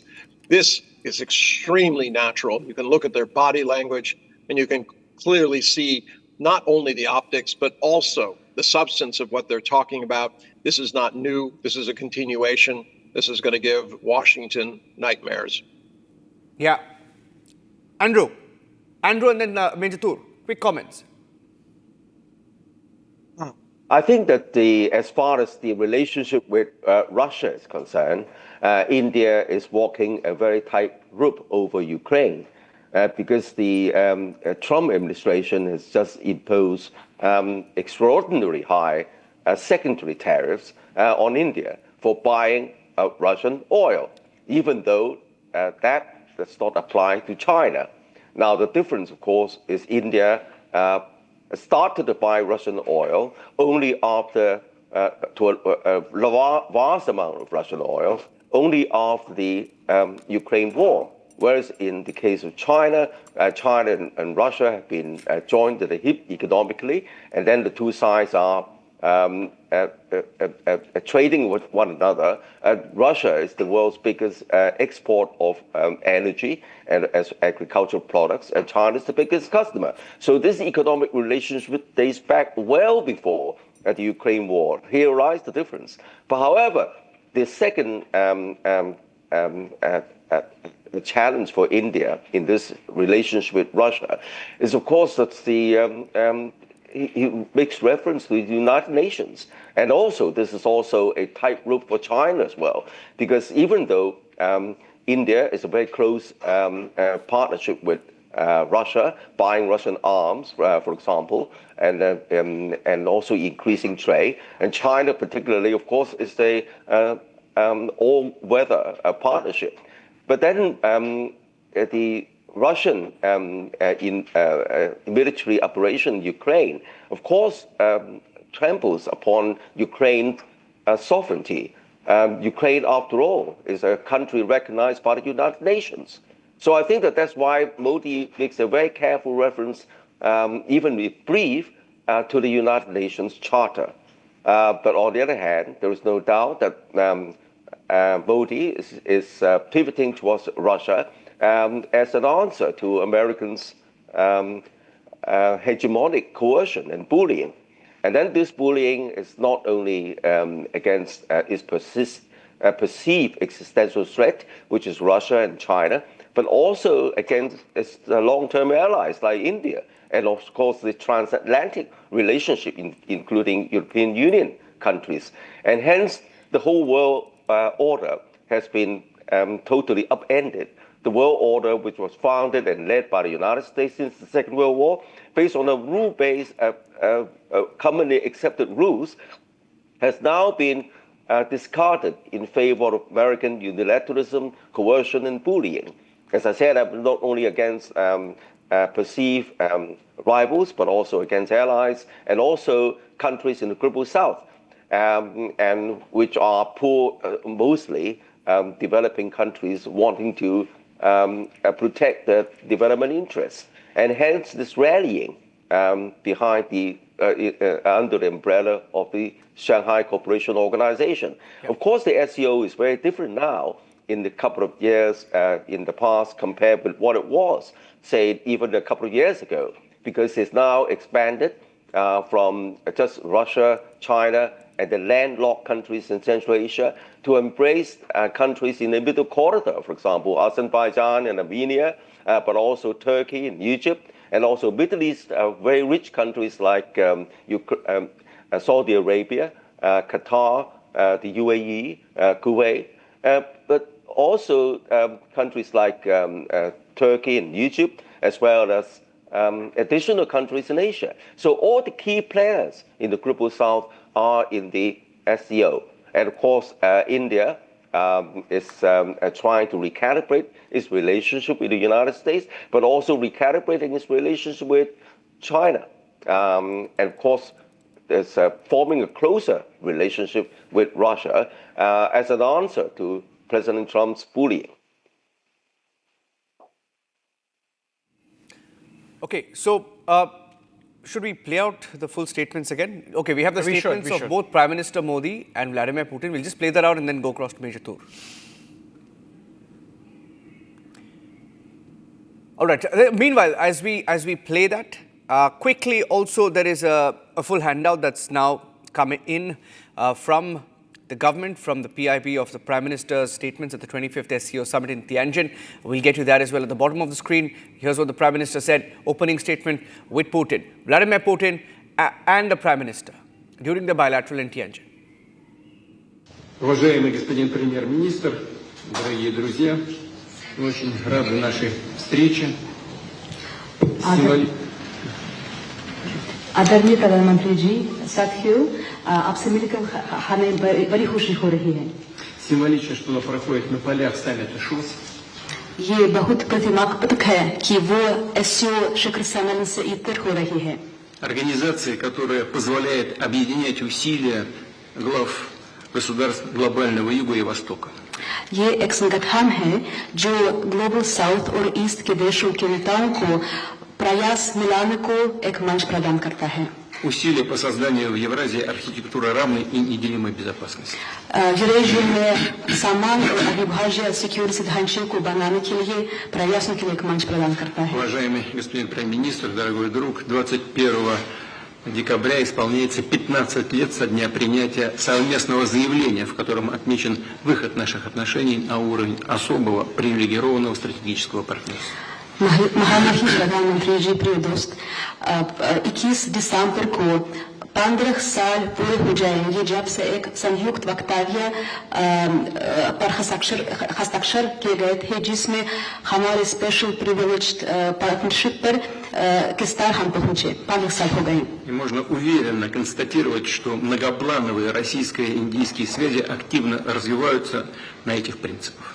और हम ये सच्चाई से बता सकते हैं कि हमारे रिश्ते इस सिद्धांतों पर बढ़ते हैं। Налажено многоуровневое взаимодействие. हमारे बीच बहुत बहुमुखी सहयोग चालू है। Торгово-экономическая кооперация в целом демонстрирует положительную динамику. व्यापार में सकारात्मक गतिशीलता देखने को मिलती है। Развивается туристический обмен.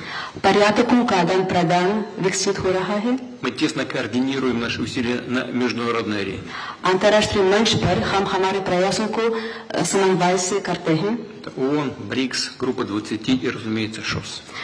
यूएन ब्रिक्स एससीओ जरूर इस गताओं में से शामिल हैं. И сегодня хорошая возможность обсудить основные задачи дальнейшего развития многопланового двустороннего сотрудничества в различных областях. और आज की मुलाकात से हमारे रिश्तों को आगे बढ़ाने पर रास्तों पर बातचीत करने का एक बहुत अच्छा मौका मिलता है. Уважаемый господин премьер-министр, дорогой друг, Россия и Индия поддерживают десятилетиями особые отношения.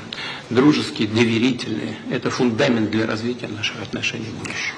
आदरणीय प्रधानमंत्री जी, प्रिय दोस्त, रूस और भारत के बीच बहुत विश्वसनीय रिश्ते बने हुए हैं. इस सिद्धांतों पर वे विकसित हो रहे हैं. И эти отношения носят абсолютно внепартийный характер, поддерживаются подавляющим большинством народов наших стран. और ये किसी से पार्टी या राजनीति पर आधारित नहीं है. लोग हमारे दो देशों के लोग इस रिश्तों का समर्थन करते हैं. Спасибо. धन्यवाद. मैं हमेशा अनुभव करता हूं कि आपको मिलना मतलब एक यादगार मीटिंग भी होती है, बहुत सी चीजों की जानकारियों का आदान प्रदान करने का अवसर मिलता है. हम लगातार संपर्क में रहे हैं. दोनों पक्षों के बीच नियमित रूप से कई उच्च स्तरीय बैठकें भी हुई है. इस वर्ष दिसंबर में हमारी 23वीं समिट के लिए 140 करोड़ भारतीय उत्सुकता पूर्वक आपका इंतजार कर रहे हैं. एक्सेलेंसी, ये हमारी special and privilege strategic partnership की गहराई और व्यापकता का परिचायक है. कठिन से कठिन परिस्थितियों में भी भारत और रूस हमेशा कंधे से कंधा मिलाकर चले हैं.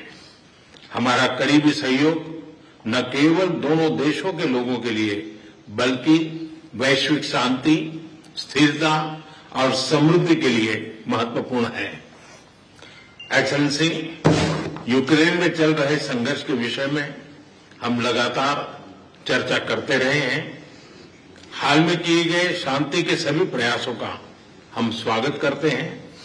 हम आशा करते हैं कि सभी पक्ष कंस्ट्रक्टिवली आगे बढ़ेंगे. संघर्ष को जल्द से जल्द खत्म करने और स्थायी शांति स्थापित करने का रास्ता खोजना होगा. ये पूरी मानवता की पुकार है. एक्सेलेंसी, एक बार फिर आपका मैं हृदय से बहुत बहुत धन्यवाद करता हूं. Yeah, they say that we're oiling the Russian war machine. There you have Prime Minister Modi telling Putin, end the war, saying we want to see an end to the war. Mijatur, another highlight from the Prime Minister's opening address there, talking about the energy partnership. In fact, that's one of the highlights of what he said. He mentioned the energy partnership with Russia, and we're not going to stop. In fact, there are some reports that suggested that we may, in fact, contrary to American demand, increase oil purchase in September. You see, Niranjan, firstly, Russia definitely acknowledges that when the world came upon India, the amount of pressure that India faced to stop the oil purchases, there were a lot of allegations on India.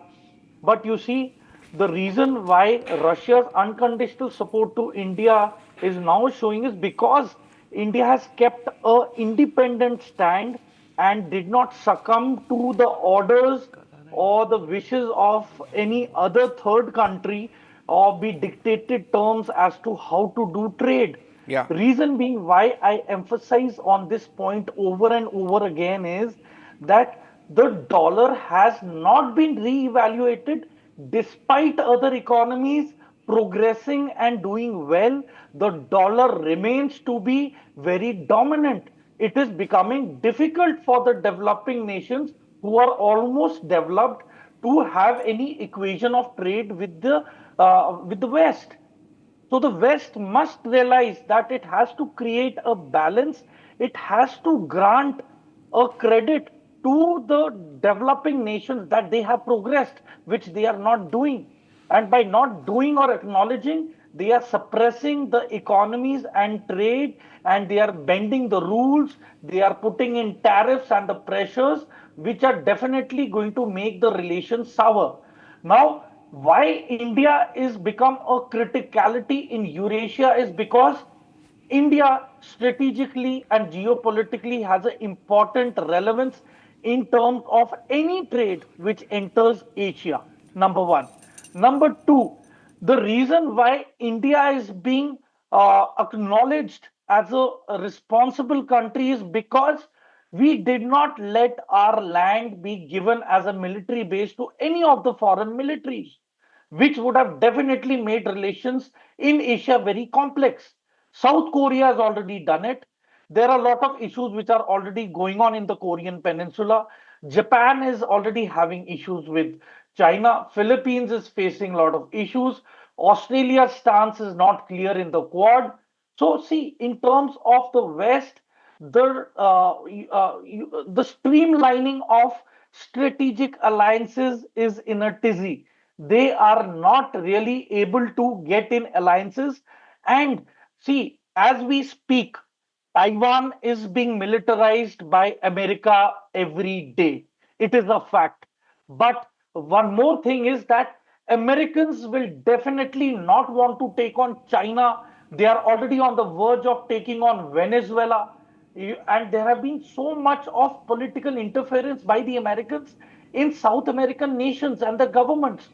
So I think the tipping point has come, and it is a responsible role for mature countries to take a call, an independent call, and take the mature and the right side.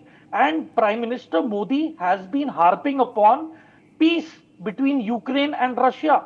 He's the only leader who's told President Putin upfront, face to face, that this is not the era of war. Please stop the war. And I think that Zelensky has also measured the odds and knows that Prime Minister Modi has more weightage, more relevance and importance compared to President Trump, who's lost his relevance by changing his statements every day. So a mature and a stable leadership is which stands by its statements, but does not change it every day. That shows a confusion or doubt in decision making. So I definitely feel that all the Asian countries are coming together in a decisive and a progressive direction.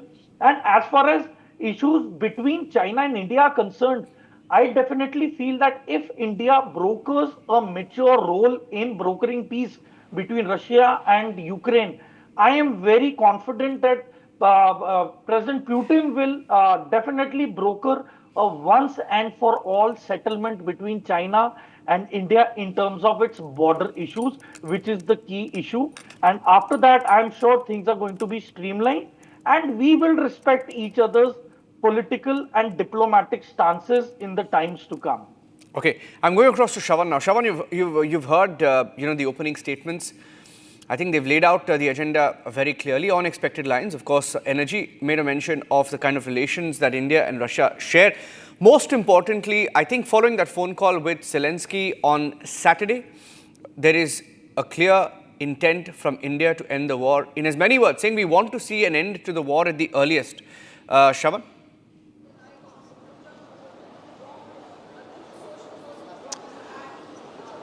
I believe, Niranjan, we are up for a surprise very soon, because what has essentially transpired in the last few hours here at Tianjin could be extremely significant for the geopolitical conditions. The reasons are the following. One, the fact of the matter is that America essentially did not realize that we are going to be able to amend our ties with China, which does not augur well for the Americans. Number one. Number two is the strengthening of our ties with Russia, which also enables us to have a far larger maneuvering room in the Central Asian countries too. So remember, it is going to be multiple targets that we have basically achieved. In terms of a free market, there is no doubt about the fact that it only opens up more space and emerging markets for us to do business. And this has been something that India has been working on the sidelines. Now, the big takeaways undoubtedly from the joint declaration, and something, Niranjan, we at Republic TV have been constantly reporting, and we have got it bang on, that terrorism was one of the main factors. And in fact, the joint declaration would have indicated the same. Interestingly, if you actually join the dots, look at what President Xi Jinping and Prime Minister Modi had essentially discussed yesterday during the bilateral on the sidelines of the SCO summit. What were the words that were essentially used? And look at the same very words which have now found a mention in the joint declaration. What does that mean? I'll leave it to the analysts there for their better understanding. I'm only sticking to my reporting here. The fact of the matter is that these are words that have, for the first time, you would have actually heard from the Chinese, where they're talking about terrorism, they're talking about extremism, they're talking about separatism. All of it now finds a mention in the joint declaration. Then you actually move a step forward. Pahalgam has been condemned by everyone. And who is this everyone that we are talking about? Those nations that Pakistan essentially thought they were their own friends. Those Muslim nations which they believed was going to be on their side. The Central Asian countries, remember, have also not been extremely favorable to India. But having said that, they've all come around. Of course, Russia plays a very, very important role in maneuvering them. And of course, with the Chinese now stepping in. So look at where we stand today. For all those back home who have been arguing that we have failed in diplomacy, our diplomacy is essentially failing, we're not being able to have allies, I believe they will have to shut their mouth, simply because the imagery that is coming in now from yesterday night when the banquet was hosted by President Xi to today's powerful imagery of the Triad, that becomes abundantly clear. Then the personal touch of the Prime Minister in the diplomacy that he brings in. When you have Prime Minister Modi sitting in that same very limousine along with the Russian President, it again goes a step forward, that too without a translator. The last that President Putin did was in America, where the stakes were higher for the American president. But here it is about an equalizer factor. What we have essentially seen today is an equalizing factor here, where Russia has never pushed around their way, despite being a powerful nation. Remember, Russia has always treated India as an equal partner, and that was reflected in today's imagery. Cut to the opening remarks of the Prime Minister. Prime Minister once again recalling, the fact that during difficult times too, we have walked shoulder to shoulder. And then, of course, President Putin bringing in the fact that from Vladivostok to Chennai, the kind of links that we have essentially had, that is essentially reflected in our relationship and the way there has been economic prosperity. So in a nutshell, this by far has been the most successful summit for India.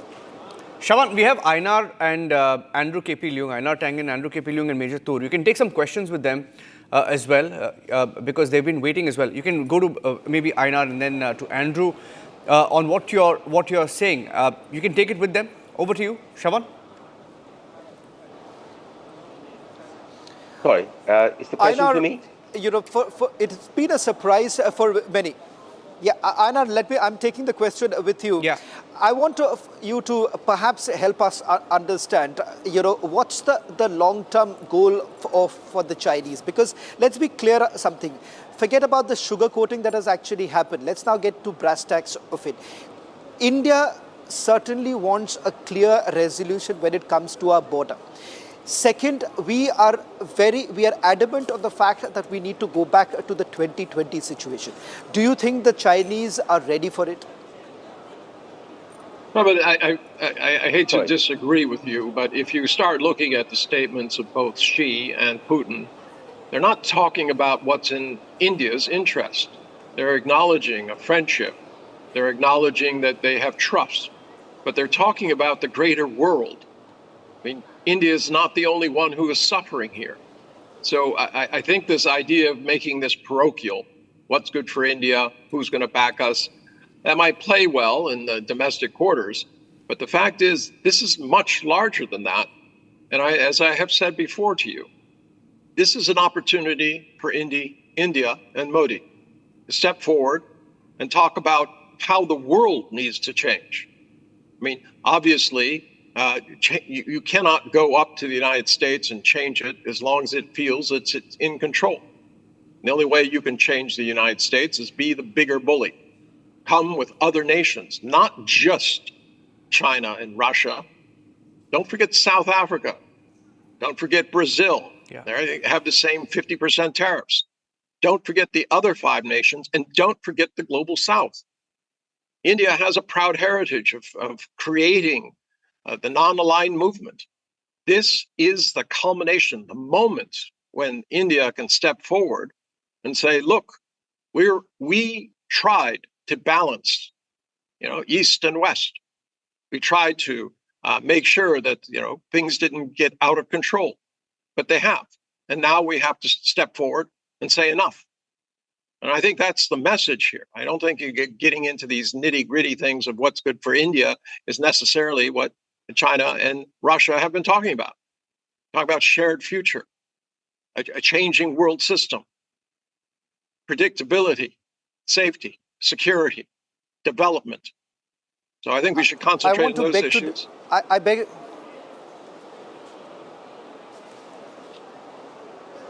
Einar, I beg to differ on the position that you've essentially taken by saying that this is not a reductionist way of looking at it.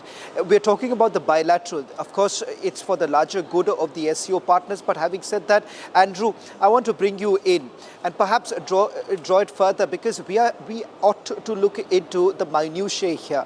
That if you want a lasting peace, that lasting peace can only happen when you resolve some of the key issues. And the Prime Minister was very, very clear in his talks with President Xi, where he's made it very clear that you can't move on without resolving the border issues. There have been frameworks in place. Let's be honest here, they have been violated. The trust deficit does exist. Let's be very clear here. There may be a lot of excitement all around, but we'll have to, perhaps tone it down to come and brace the reality that we still haven't got to a position where we have been able to reduce our troops. Well, of course, the SCO is a multilateral forum, not just for India or China, but the global South, and trying to create a fairer, a more just, and more cooperative world order, in spite against President Trump's unilateralism and bullying. So that's the main theme of the whole SCO. But you're talking bilateral relationships, and I'd like to address very important points there. As far as bilateral relations with China, there is no way that you can resolve this huge historical differences between the two countries on a piece of paper. I mean, the two sides need to scale down the conflict, as what happened in recent months between the two leaders, to scale down the conflict in the border, so as to create a positive environment for continuing dialogue. But I don't think that you expect the China to concede on, for example, Tibet. As I said at the beginning, Tibet is a long established historical, perhaps unfortunate collision, and that's caused by the British India. I mean, Tibet, if you look at history, it was part of the same province, but now half of it has now become a province of India. So I think that both sides could, the best to hope for is to agree to disagree,